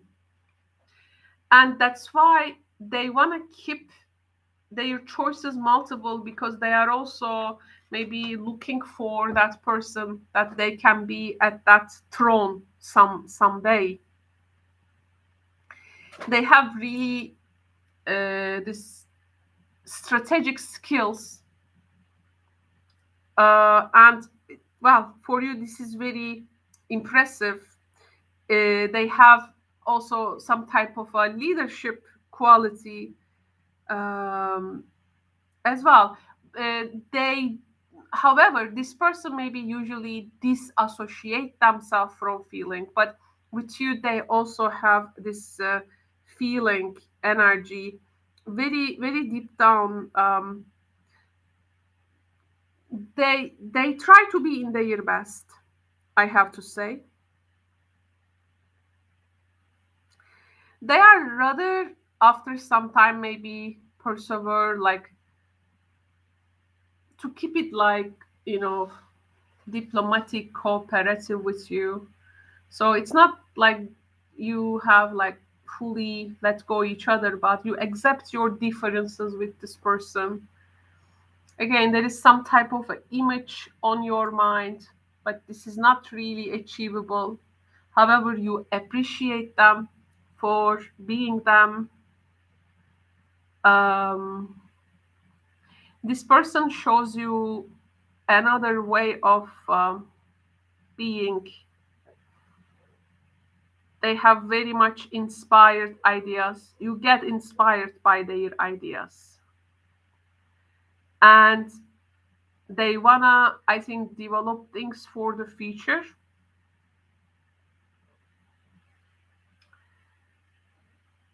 They have very much mental gifts and very much capacity to innovate things. So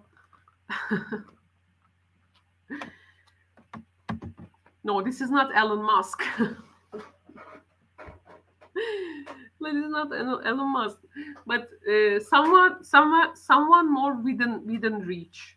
Okay, so I think I would say you can embrace this connection to the point where you really realize these differences. But it's even, I think, worth to go for it, Sagittarius, even for this synchronicity experience.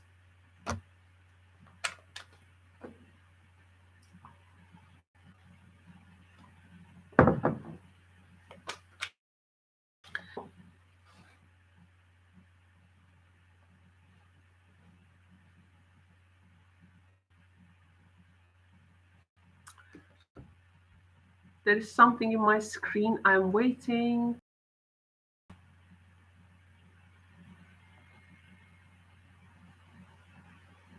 I hope it's okay.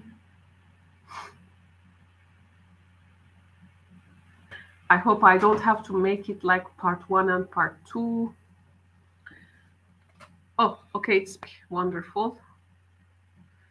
Now I'm going to bring the Katina's test, the part of your reading, Sagittarius. Now this is like another.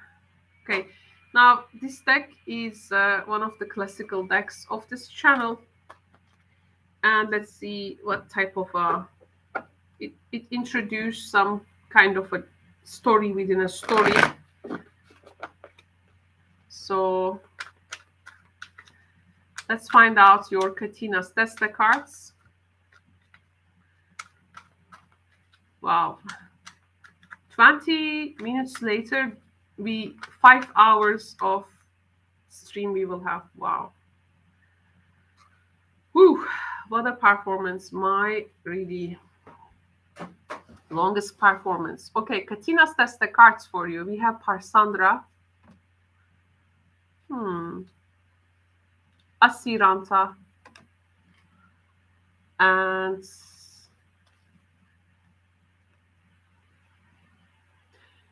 the Anchor. Let me get 2 more cards for the story.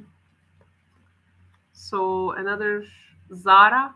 Oh, brand new beginnings, which looks for stability, and Dastar. There are 3 women here.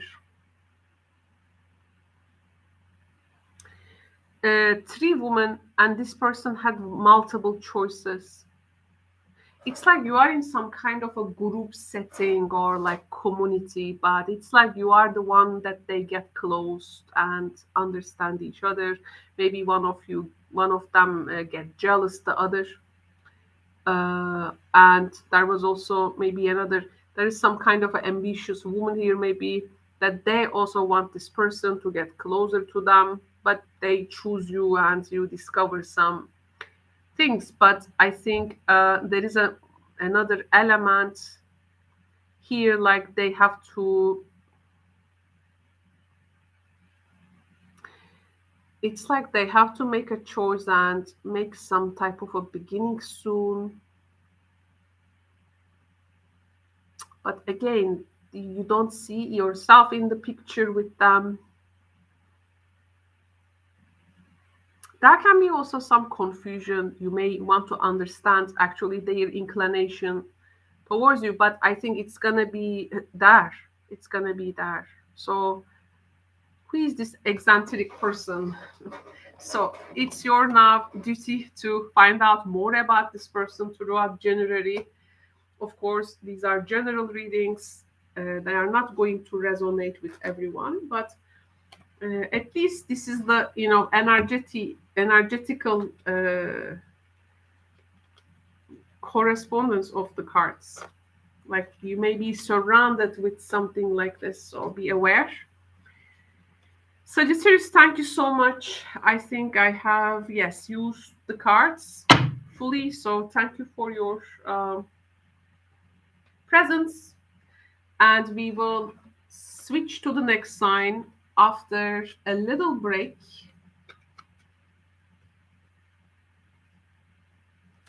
And I will be right back.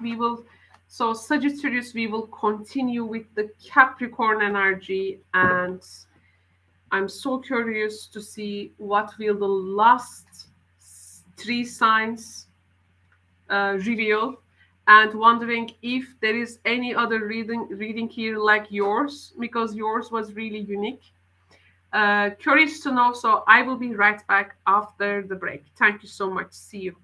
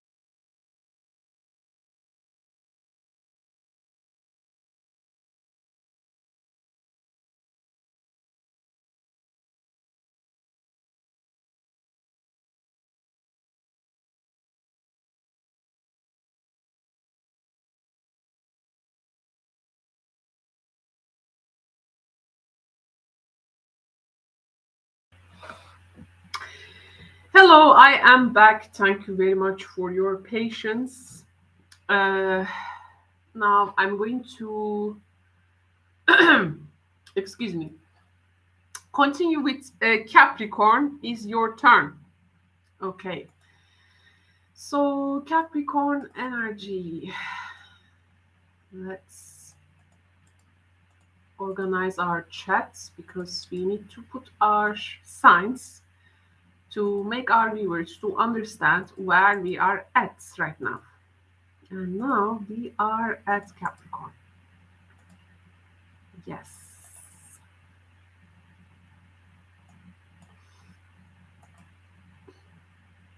Okay, Capricorn time.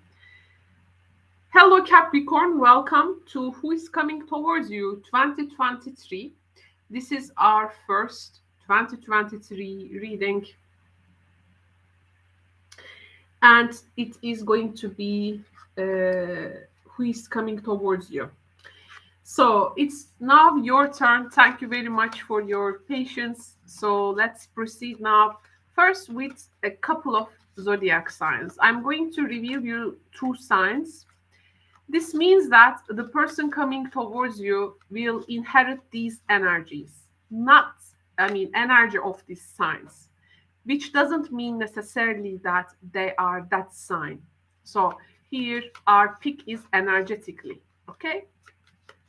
So who is coming towards Capricorns? Already 5 hours recording now with your sign. I think this is my personal record. 5 hours of live stream. Of course, I do it with breaks, so it's more comfortable, becomes more comfortable for me. And our first message. Okay, Gemini. Okay, so the person carries Gemini energy. Twins with Leo, Gemini Leo quality they have. So this is like about a person who can lead with the mind. Plus, it can be a super flirtous energy, by the way. Super flirtous energy. Let me check the planetary association of the person. Wow, Neptunian. Oh, okay. But let's which house that Neptune is. Okay, Neptune is not a practical planet. It is more of like a spiritual planet. And this is actually where we experience the divine energy in our charts as well. So with this particular person, I think there is something very divinely inherited in them. So they have that spiritual energy. They may have healing and psychic abilities. A compassionate person who is pretty much they have a lot of healer energy, and throughout in their service to others, they can actually feel quite selfless as well, despite that Leo energy. This is going to be interesting. I also pick from this reading is that they may have a particular health situation which hasn't been diagnosed, but let's say they have this difficulty with regards to that.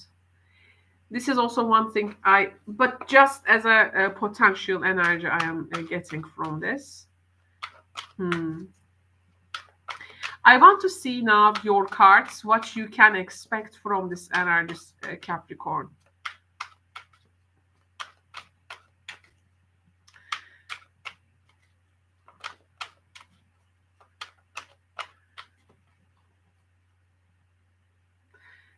there can be a lot of service or spiritual work they can do. I don't think that this person is like have some very rigid schedules or work hours, or they have a very different their lifestyle can be different than you. Like you are an organized sign, you are known as an organized sign. But this there is a lot of like this or organization, like decluttering energy in them in contact on opposite of you. So Ace of Swords. So what you can expect from this connection then?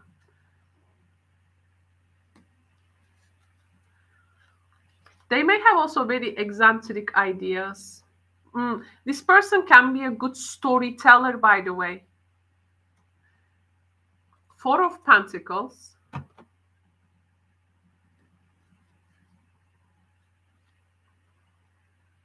The Devil.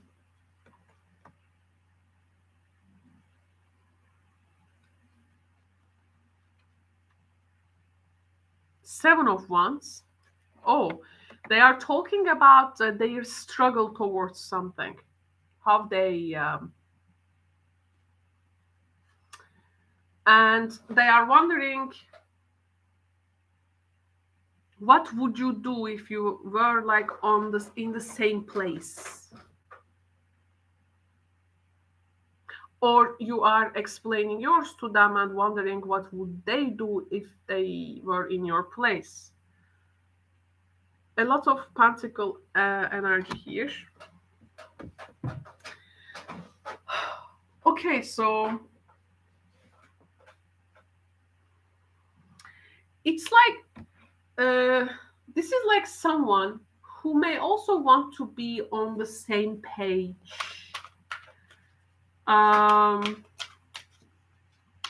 Resisting some temptations of overindulgence or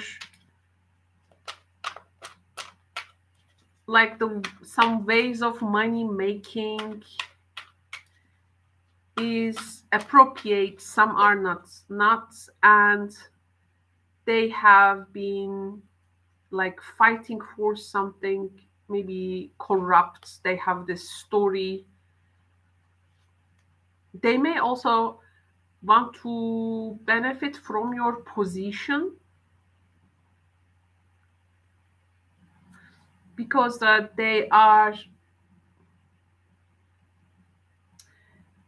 is a subject that they cannot handle maybe by themselves. Yes, they are the fighter for something. And there is a lot of fighter energy. Someone is here, someone is struggling. Read between the lines. The problem here is, as they have this Neptunian influence, they may not be so open. Like you may find yourself like where to take from this person, and it may feel like, well, what you want me to do that, or it's they are a bit, I think, they are not so direct. You need to be asking questions for them, to giving them the opportunity to express themselves. It can be a bit vague. Find the real meaning in their speech, find the purpose, and of course they can be also asking for yours, but I think this is their energy. You need to find the meaning, what they are really talking about, or what you have understand from this person may not be the thing that they want to communicate with you. Later this can cause some problem there. So that's why You need to make sure you are clearly communicated, okay? And it's like the answer is yes. One person gives the other person that validation or support or resources, or okay, we are together in this, I got you, I understand you. Yes, this is also the meaning. I am seeing, I am following, I am looking for to discover.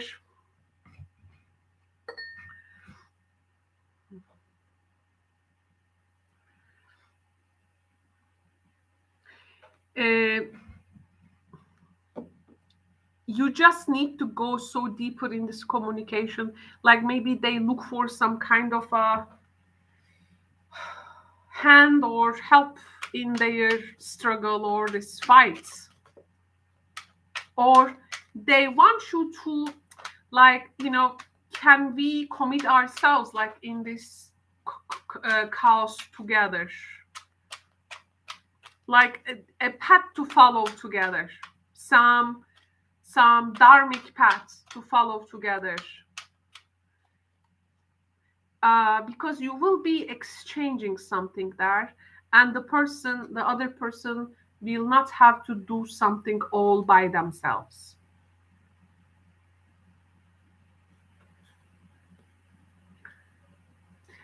How you are emotionally charged in this. Oh, you believe you have a past life with them. So a past life connection that needs to be experienced. So then maybe when you see this person, you will instantly recognize them, know them, or this is already your partner or a person you already know that you have some past life connection with them, Capricorn. And they are, yes, submarine navigation tools, submarine. And remember, they have the Neptunian energy. This is the sea god. This is the uh, this is the submarine in the ocean. Neptune, Poseidon in Greek. Poseidon in Greek mythology. In when it Romans take it and give the name Neptunus. So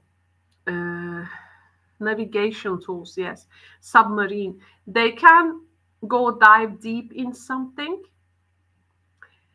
They can, like, they know how to lead themselves, but they don't have that strategy. They have the tools but don't have the strategy. So you have the strategy. They are ready to delve deep into this. They are ready to delve deep into this. They are ready to do the work that no one has has never willing to do. You find really a fighter for yourself, but they, again, with the Neptunian influence, they will just go over the things, like it's like that submarine, u-boat submarine. There was a film called U-Boat, I think. Wow, what a film! What was that? Very claustrophobic, but it was an excellent film. I think Das Boot or U-Boat. Oh, okay. We have a. My memory today is not good. Uh, Quite fascinating. I want to get some now. Katina's Testa cards, Capricorn. Katina's Testa cards for Capricorn.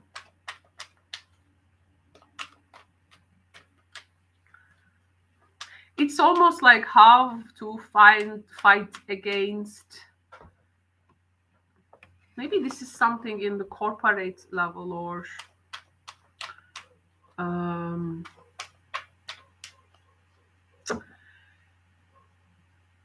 maybe there is some type of financial situations with. Let me see the Katinas Desta cards. Urmia, this is a lady who likes to troubleshoot. She's a fighter and she cares about family relative, siblings, and she's family oriented person. Atamdava, this is on the opposite, more of like a woman with self interest, opposite of Urmia. The next card is Anchor. So to cement something, put cement. I think it's like a person who has like the self ideals, combine their willpower with a person who puts service. We have the snake. This is the devil energy. It's like you and this person will remove really a big obstacle, home, like security of home, or what has been threatening to home, what has been threatening the security of home.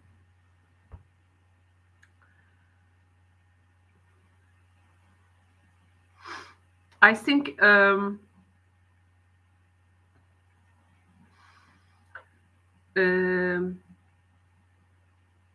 treasures, the most beautiful treasures are hidden at the heart of the dragons, right? In the stories. Okay, this is not about killing some type of a dragon or have the treasure, but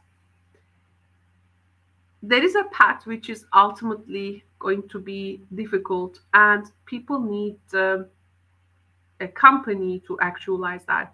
It's a very obvious sign that something is not going to be alone by ourselves. People need to form like with this person this alliance, and you need to like fight for it together. You have what they don't have, they have what you do not have. So I think this is the second best, I mean, one of the best readings among all the zodiac signs. And for some reason, as I have started Sagittarius, the readings get, with regards to connections, readings are getting better. I mean, it is getting more like functional rather than dysfunctional people coming towards. So I think this reading is a very clear call that you need to find you need to find the meaning, or you need to create a meaning. There is also this willingness to create something safe, a safe home. That can be also if there is a person like who is pulling the strings in the family, or there is someone who manipulates in the family matters to get things. It is about maintaining some kind of a diplomacy, maybe towards them.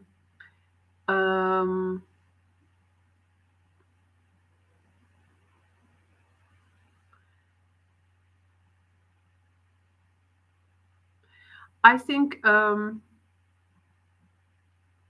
there is also some opposition of what is modern and traditional.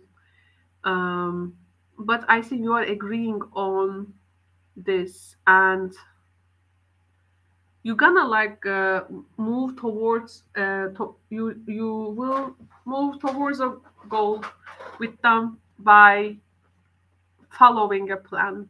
So you will have a plan. I think it's a very lucrative companionship. Capricorn. So I think I have used all the decks. Yes. Thank you very much, Capricorn, for tuning in. So this was your who is coming towards your reading. I hope you enjoyed it. Of course, these are general readings, but the idea here is like you to understand in what kind of a weather you may be under when it comes to connections, one-on-one relationships, and what is that collective energy. Of course, if it can resonate with, it would be awesome. Okay. Okay, so many decks, so I have to find the, okay, this one goes here.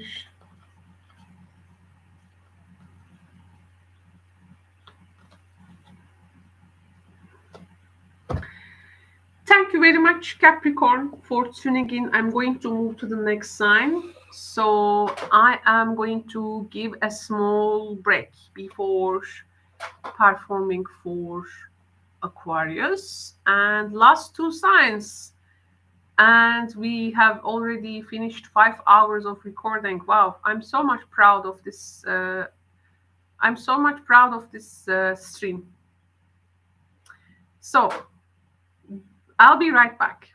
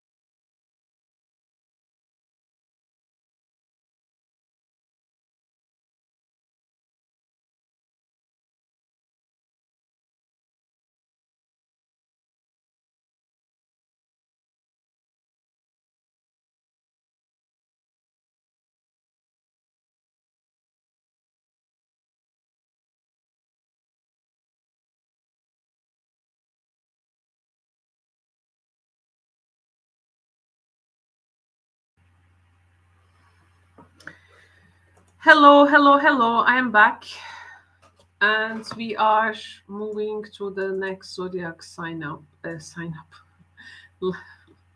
next zodiac. Okay.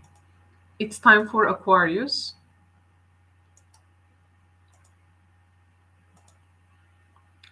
We have come a long way. So long.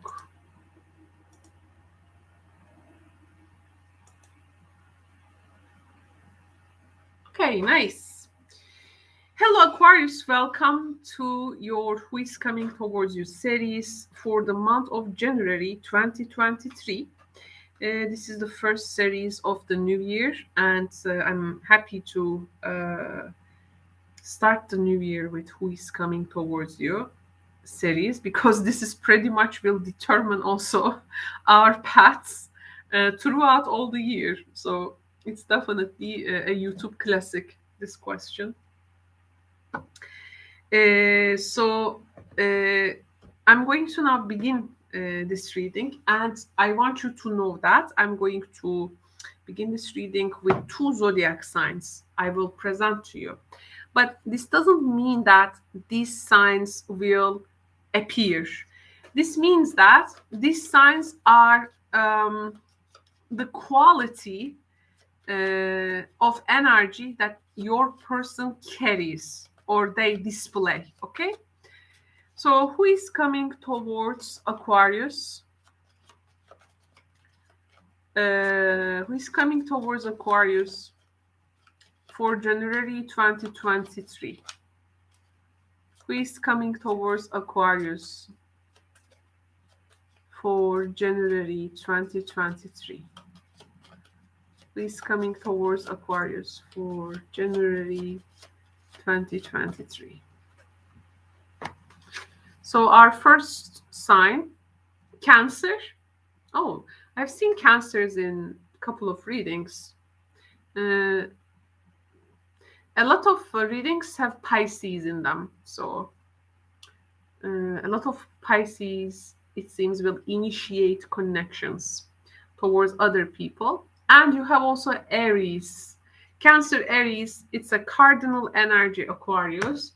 It's a super cardinal energy. So it's a very driven person, also emotionally driven, but also action wise, a bit impatient type.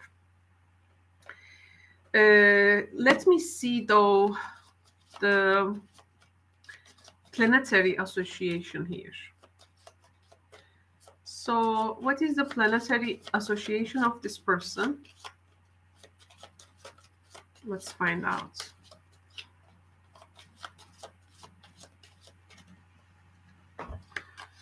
Okay, so the planetary association, wow, Uranian type. Wow, this is like breaking barriers and opening the way. Opening the way, not necessarily leading the way, but being volunteer to open the paths ahead, and doing it in a very unpredictable and unique qualities. So this person's Uranian quality will definitely tickle your Aquarius sun dash.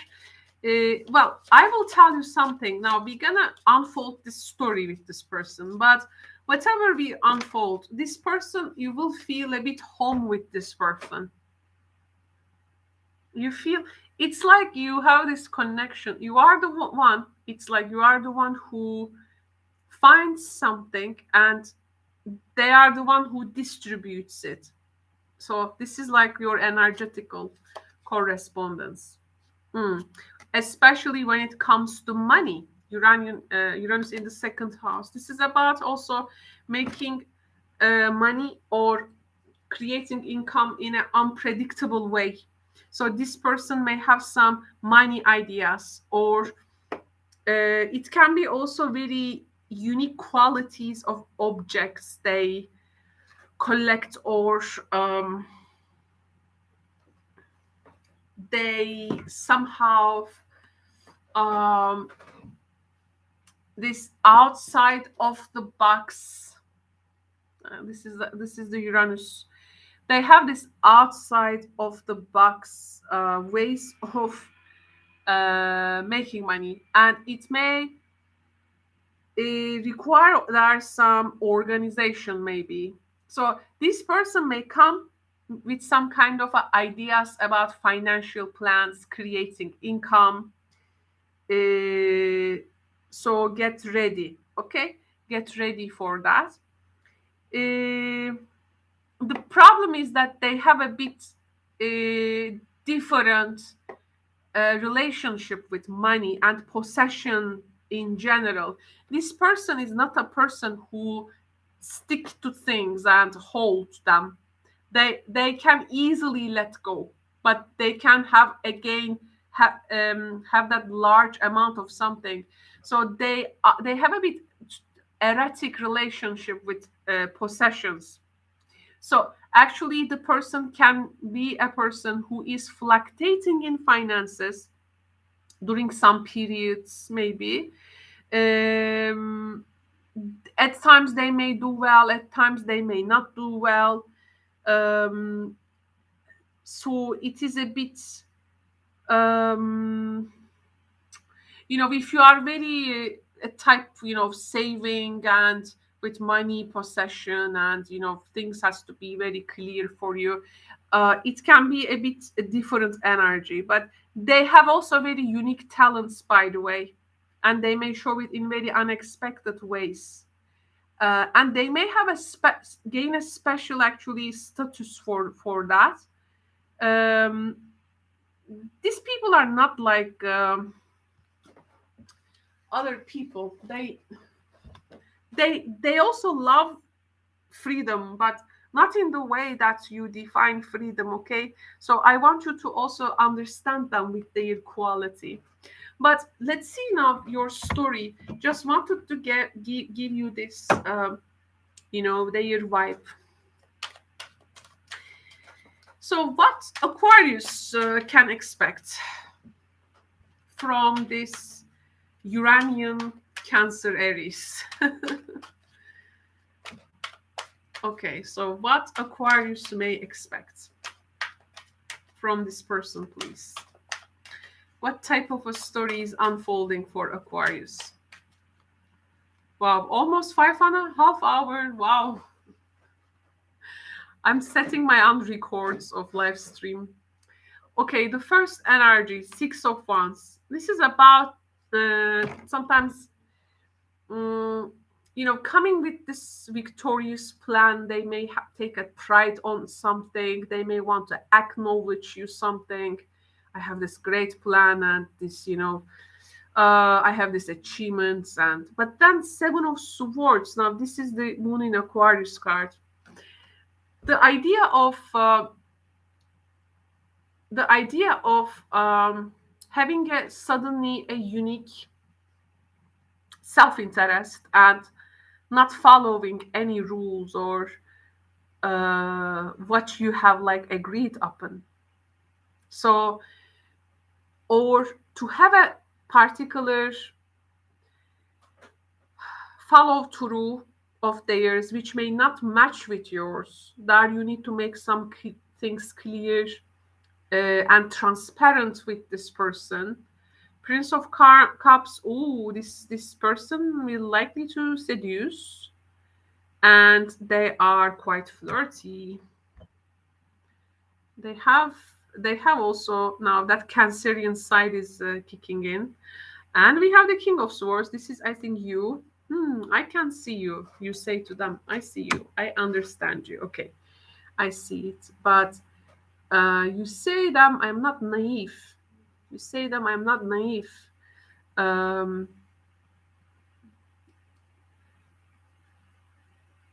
You have a good assessment of this person. It's like Two of Wands. You you don't want them to be in their project, but you want them to be in a project in the way that you organize or lead, or you definitely actually don't want to miss out this person's unique ability. But or it's like, okay, Aquarius, I saw that they're devil in you. You let them to do their thing, to play their part, but you will always it's like you always have this, your eyes on them. Actually, you want to see them, how you don't want, you find this person quite interesting. You don't want to let go of them easily, and actually for some time you are thinking of their offer, or maybe wondering if you want to give it a go, if it has a future. Okay, if it has a future. Climax.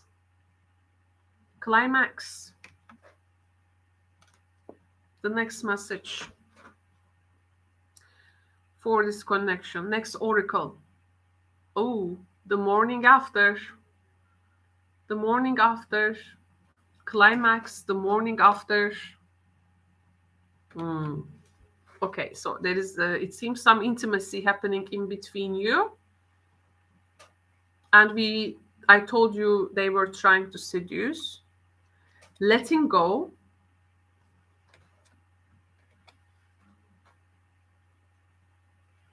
Because this is not a person you can't develop attachment, and they are not a person who are prone to develop attachment. So the letting go energy is there, and accepting them like a friend. Again, you don't want to lose them. It's like, to have them, you need to let go of them. So friends, yes, it's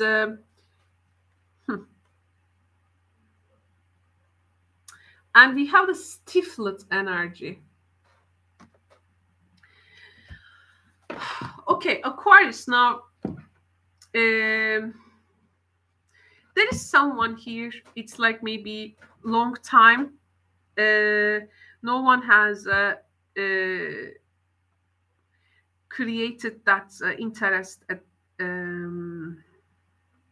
or attraction. I mean, you haven't developed, let's say, for some time, that big attraction for someone. You have people, you had people, but it's a bit for you, it was a bit spontaneous maybe to meet with this type of person. Or if this is a person who are already in your life, this can be some kind of a phase you may have with them. Now the thing is that this is not a person you can develop attachment, and though you are appreciating them for their unique capabilities, it's for you then becomes more acceptable to stay as friends. You are maintaining that friendship,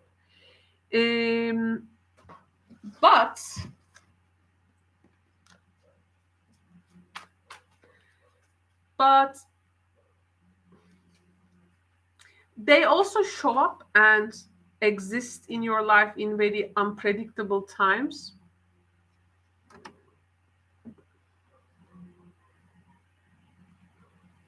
There is this unpredictable way of them. This part, though, is a bit question mark for you, because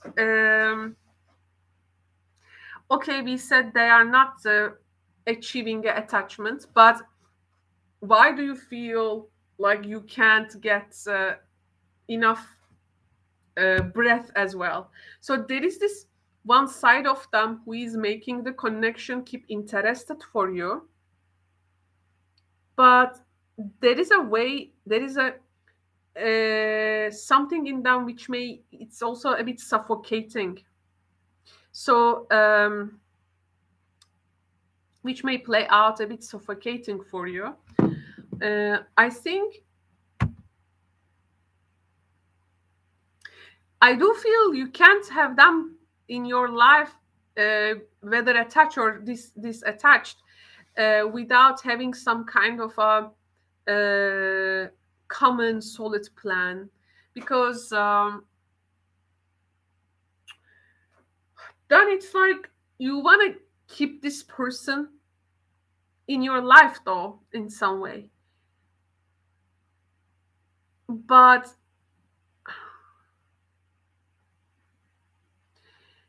oh, they have a very eccentric side.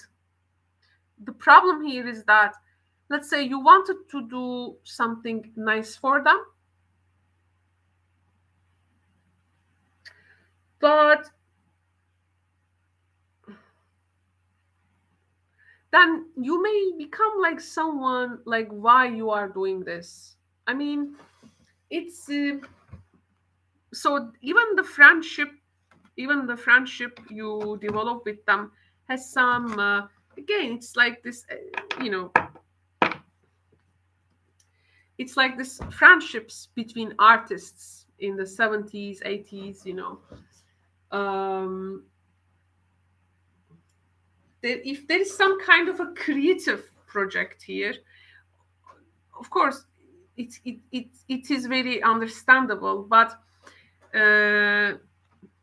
if you have some kind of a more solid thing, in the pentacle world, this energy may not play out well for you.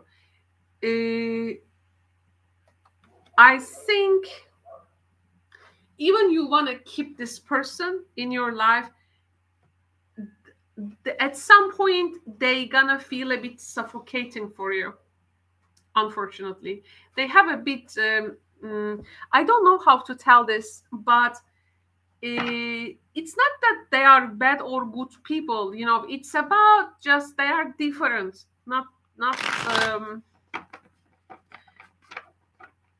like you see them, you appreciate them, but it's that you can't really be with them or have them for the rest of the time, and for this you can't blame them. I don't know how to explain this. I don't know what word I should use, but I want to check your Katinas Desta cards. Turan. This is, I think, your energy. You wanna. It's about trusting and encouraging a person for the best. Nice river reverse. This is the work that works you out resources which feels a bit drawn or have blockages. Again, this second house Uranus I was talking about, fluctuating ways of money, income, or resources. You actually, like someone you meet with this person, you want to encourage them. You have like this plans, for instance, if you are in the legal field, this guy is in the legal field, or like if you are a consular or a mentor type of person, and if you give opinion to others, and if you are paid for this, it's like you, let's say, encourage for this person for the better of things, but reverse tataret. This is about computational relationships, being people for one's benefit. It's a bit for you, this person, it's like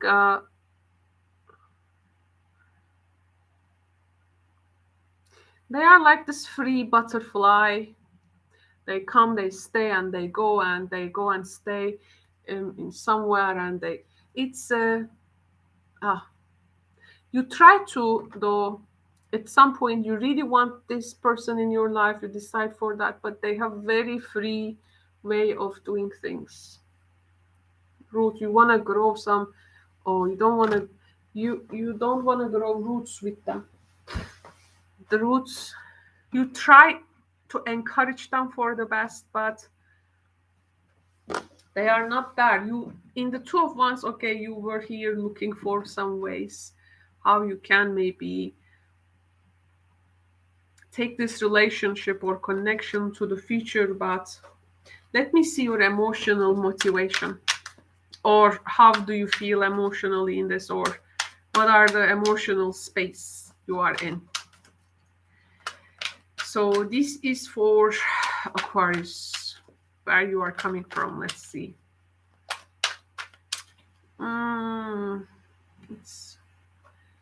I don't know where to put this type of connection, but I must tell you that there are a lot of them.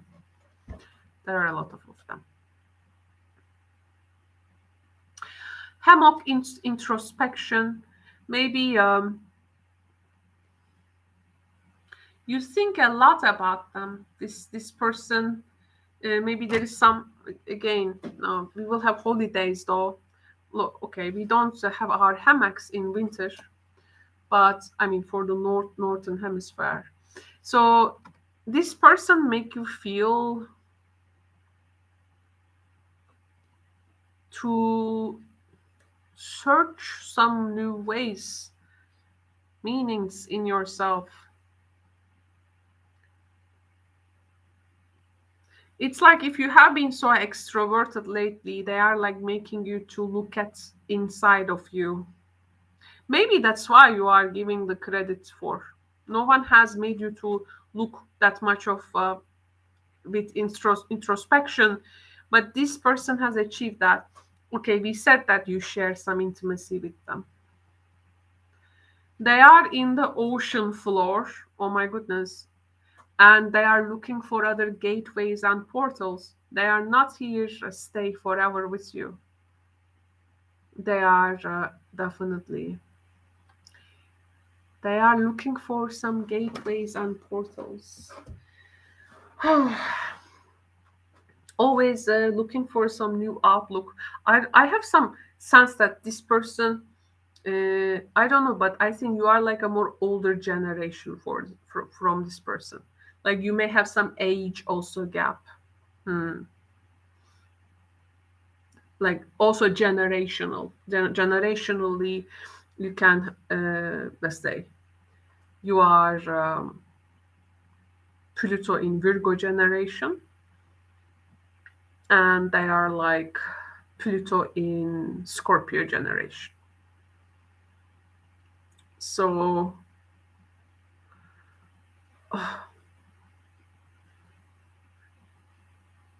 it's a person, it's very hard to grasp, and it's not about like having a future or not with them. It's just they are just there and you enjoy their presence, and but it's like you try to make a way maybe for them to stay in your life in some way, but the person is not in that mental state. Remember the Seven of Swords.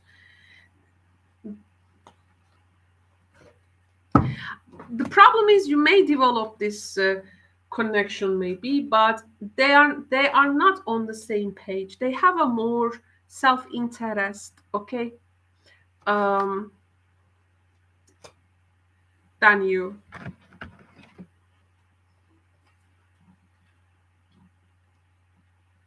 They want to open like some areas. They want to make things go active for them and not settled on them. So this type of energy I'm feeling. uh I think I have made a pick from all the decks for you, Aquarius. Thank you very much, Aquarius, for your presence and tuning in. Now I'm going to move to the next sign, and this is going to be Pisces.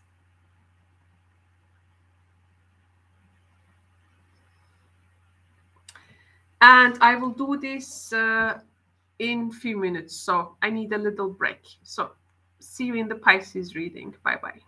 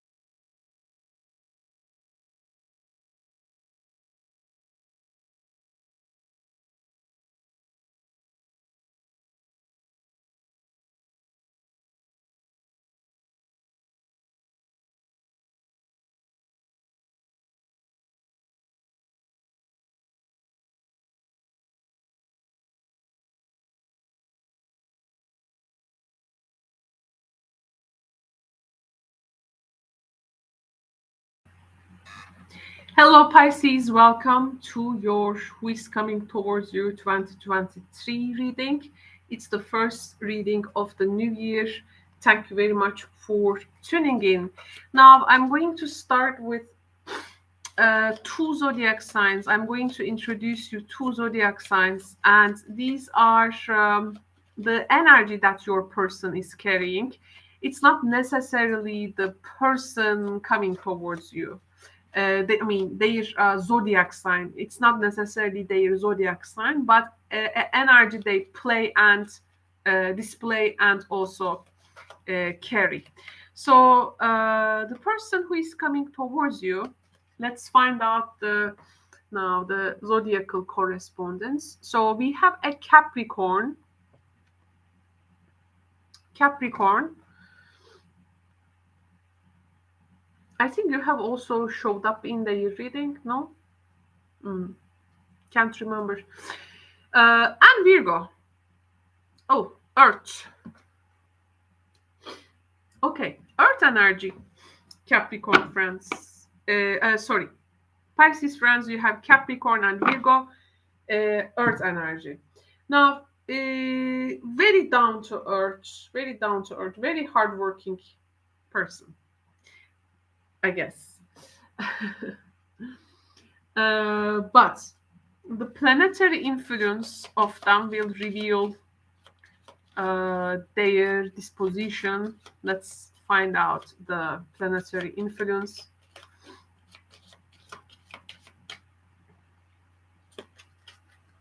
Planetary influence, Venus. Wow. Okay, this is about creating. This is really a beauty-seeking, creating person. Also, Venus is also money, so they also like to create new income ways, and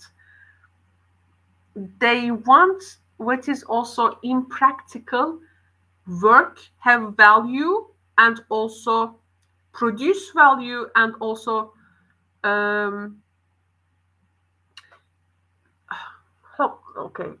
how to put it in English. So they are a practical person who would like to convert impractical things into things which can create value, create income opportunities, lucrative opportunities, but it also needs to be aesthetically beautiful. So very earthly, very sensual person, very sensual. I want to see the tarot story which is unfolding with them, Pisces. So what tarot story now we can expect from this Capricorn Virgo person?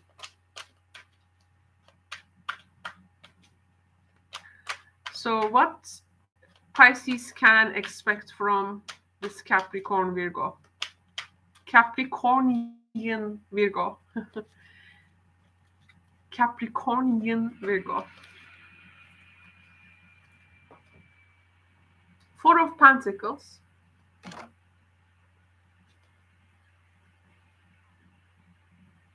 Four of Cups. Oh, let's get this one. Justice. Okay, so if this person is already a partner to you, if there was some kind of a stuck energy, and if there is some new things needs to be produced, some assessments you will be making.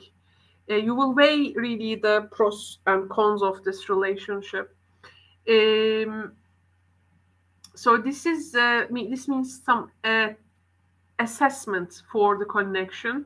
We have the High Priestess. There are some things that these people, I mean, you as a couple or two people, do not really share with each other. I think this is a lot of problem. So it's not like a super transparent connection here. One person even keep that assessment they are making from the other. And there are some things that people feel that they don't express, but like each of you know what you want to achieve actually. But the problem is that how we will come into same page without we being transparent to each other. I mean, why there is this? I mean, there is some type of a secrecy going on here.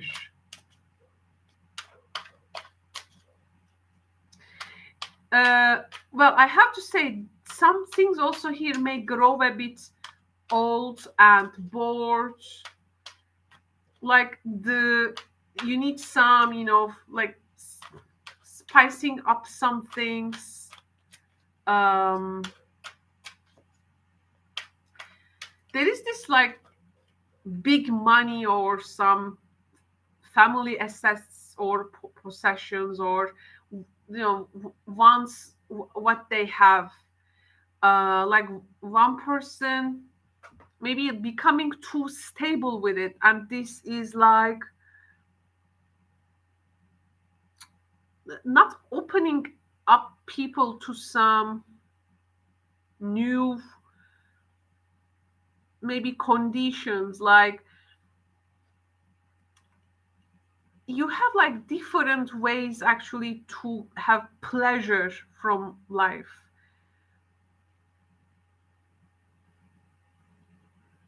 What you spend on your money is different. What they spend in their money is like different. Okay, so we have the hung up.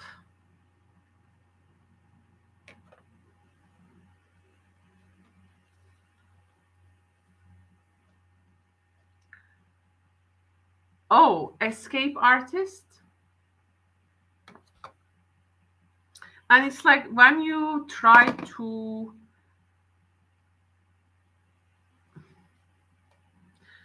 it's like whenever you sit and, let's say, talk something through together, or they like a person always find a way to get away. Like, so it's like, are these two people really are super present in their relationships? Because it's like their bodies are there, maybe their bodies are there, but they are like silhouettes. Where are the people? It's like both of you sometimes feel like in traveling in different astral planes. You have different soul paths, I think. Flink. This is one person actually. Maybe one person wants to have a flink with others. The other goes away and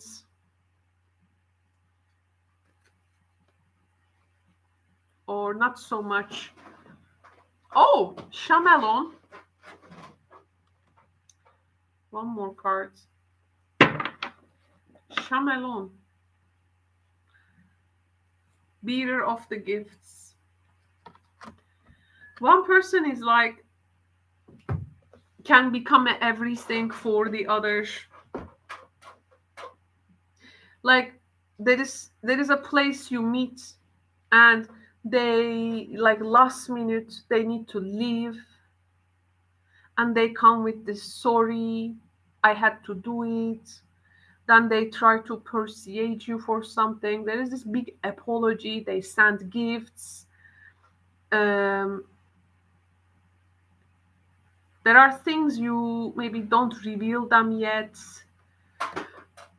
but maybe you have some type of a connection with them. Like you have to be in some space for some time.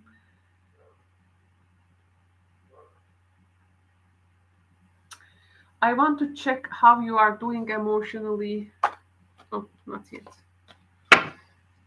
How Pisces is doing emotionally. How Pisces is doing emotionally. I really started to love this deck.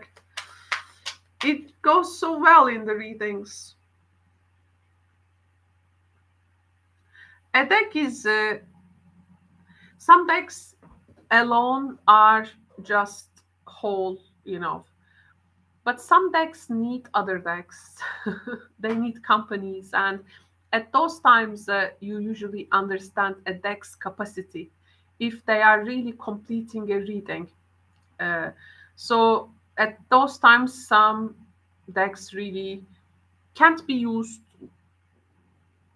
really alone. When they really show their potential in combination with other decks, it really creates a good reading experience, and I get a lot of joy from it as a reader. So I'm very happy to share these.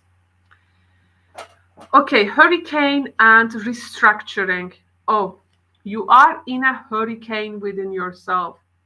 And yes, hurricanes definitely, they well, create a great disasters, but this is also the way that the um, also nature atmosphere, right, restructure itself.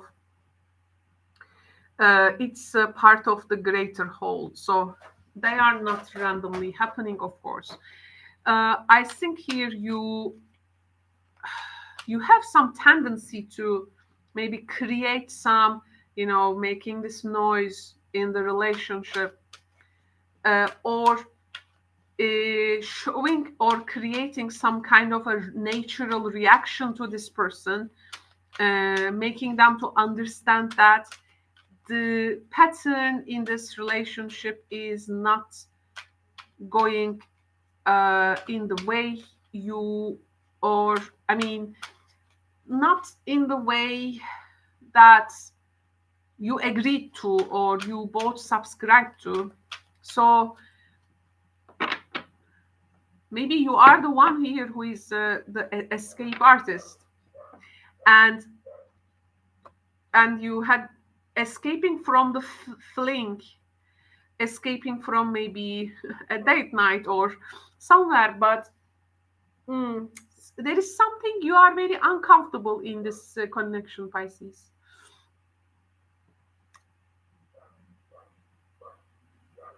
Sand dollar, resurrection. You are restructuring, and they are resurrection.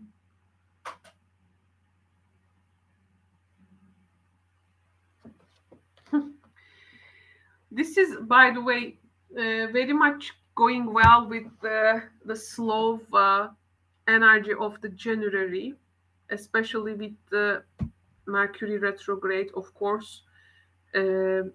Signs being, yes, restructuring, resurrecting, re-evaluating part is definitely achieved.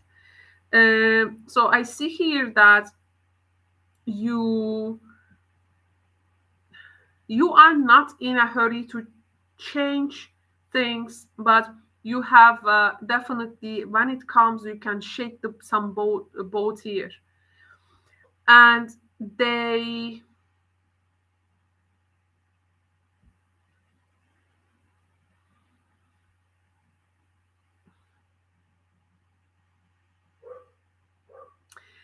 have been like wounded.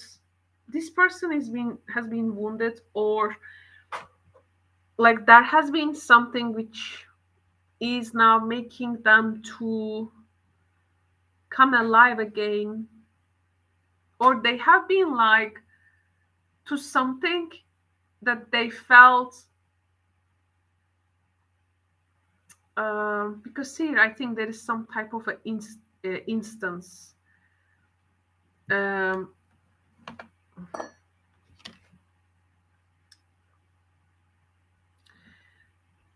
incident,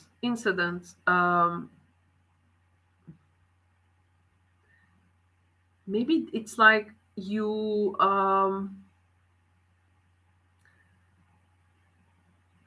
you try to encourage them to change, like otherwise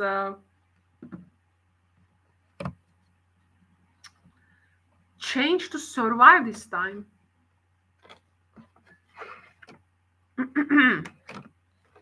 I feel there is this need to rebuild something in life, and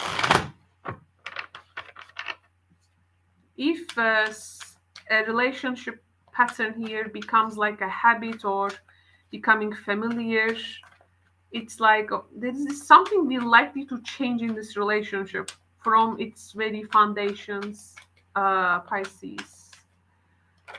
Oh, too many cards. Okay, so this three has just popped. Let's have them. We have the child. This can be our inner child. This can be our children.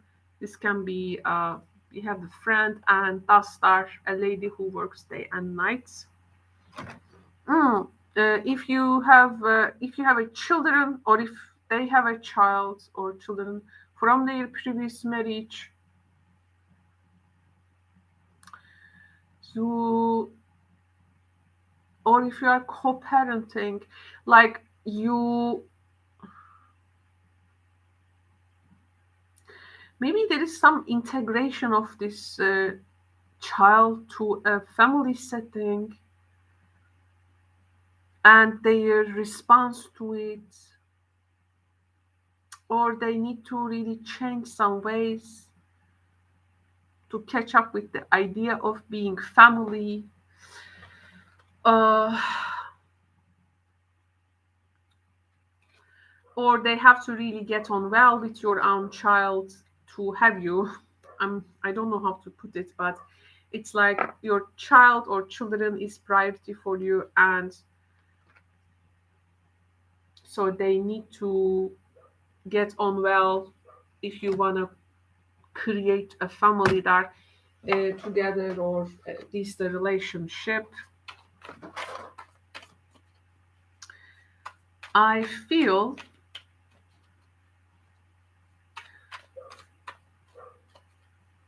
there is something you started to see lately in this relationship.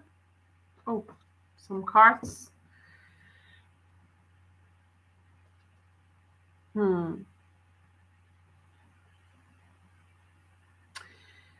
It's like trying to mend a broken relation, trying to mend a broken bridge in a relationship by creating opportunities, and because if those opportunities are not created and create some kind of a flow of direction in the relationship cannot be prospering. So maybe you have been telling this person something, like for instance 10 years earlier, but now they started to see it that this is going to be better for the relationship. So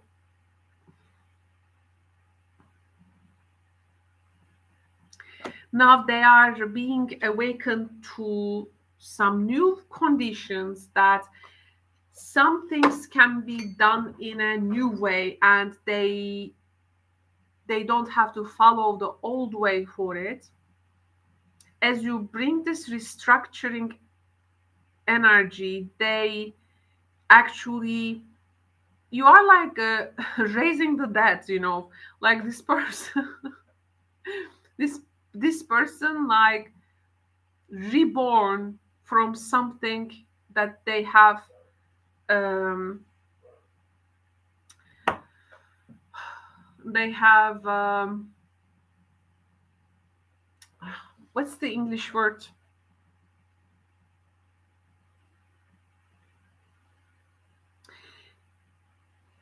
Maybe creating a connection relationship from like starting from like zero, like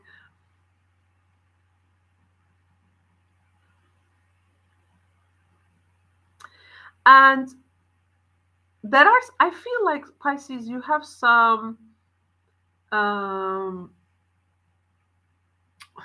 rules that first they need to fulfill maybe, and they are very much about connection and attitudes. um, it's like there are set of things first they need to adapt, and if they want to be with you, simply put. And they are actually not big great secrets when you talk about them, but of course you cannot expect them to understand these like by themselves. Mm, there is this need to remodel something in the connection, um, and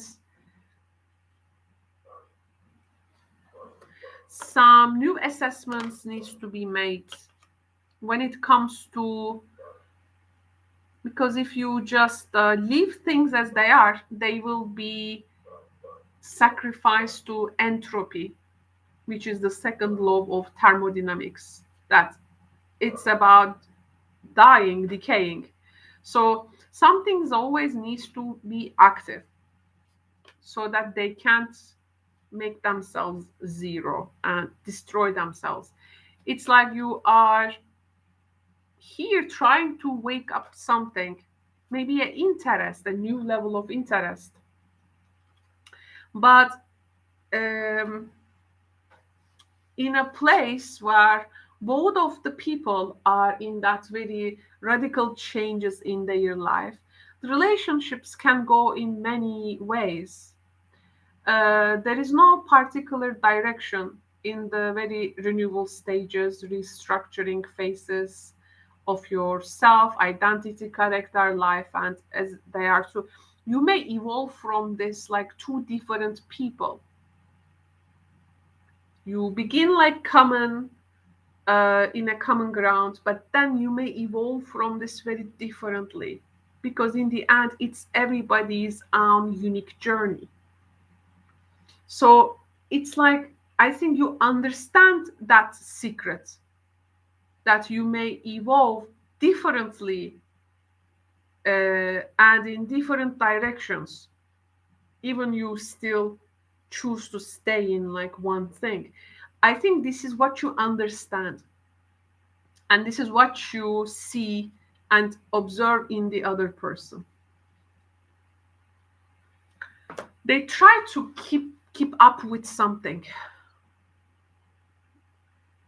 They see you like you are one, maybe foot, feet, further.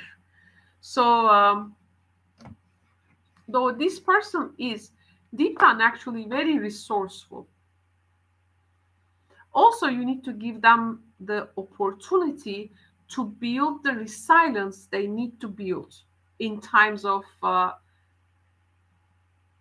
havoc, and in times of uh, despair in life. So you need to give them also the opportunity to build that resilience as well.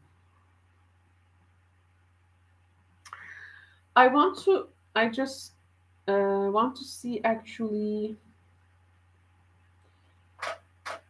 what cards I can. Let's get outcome cards.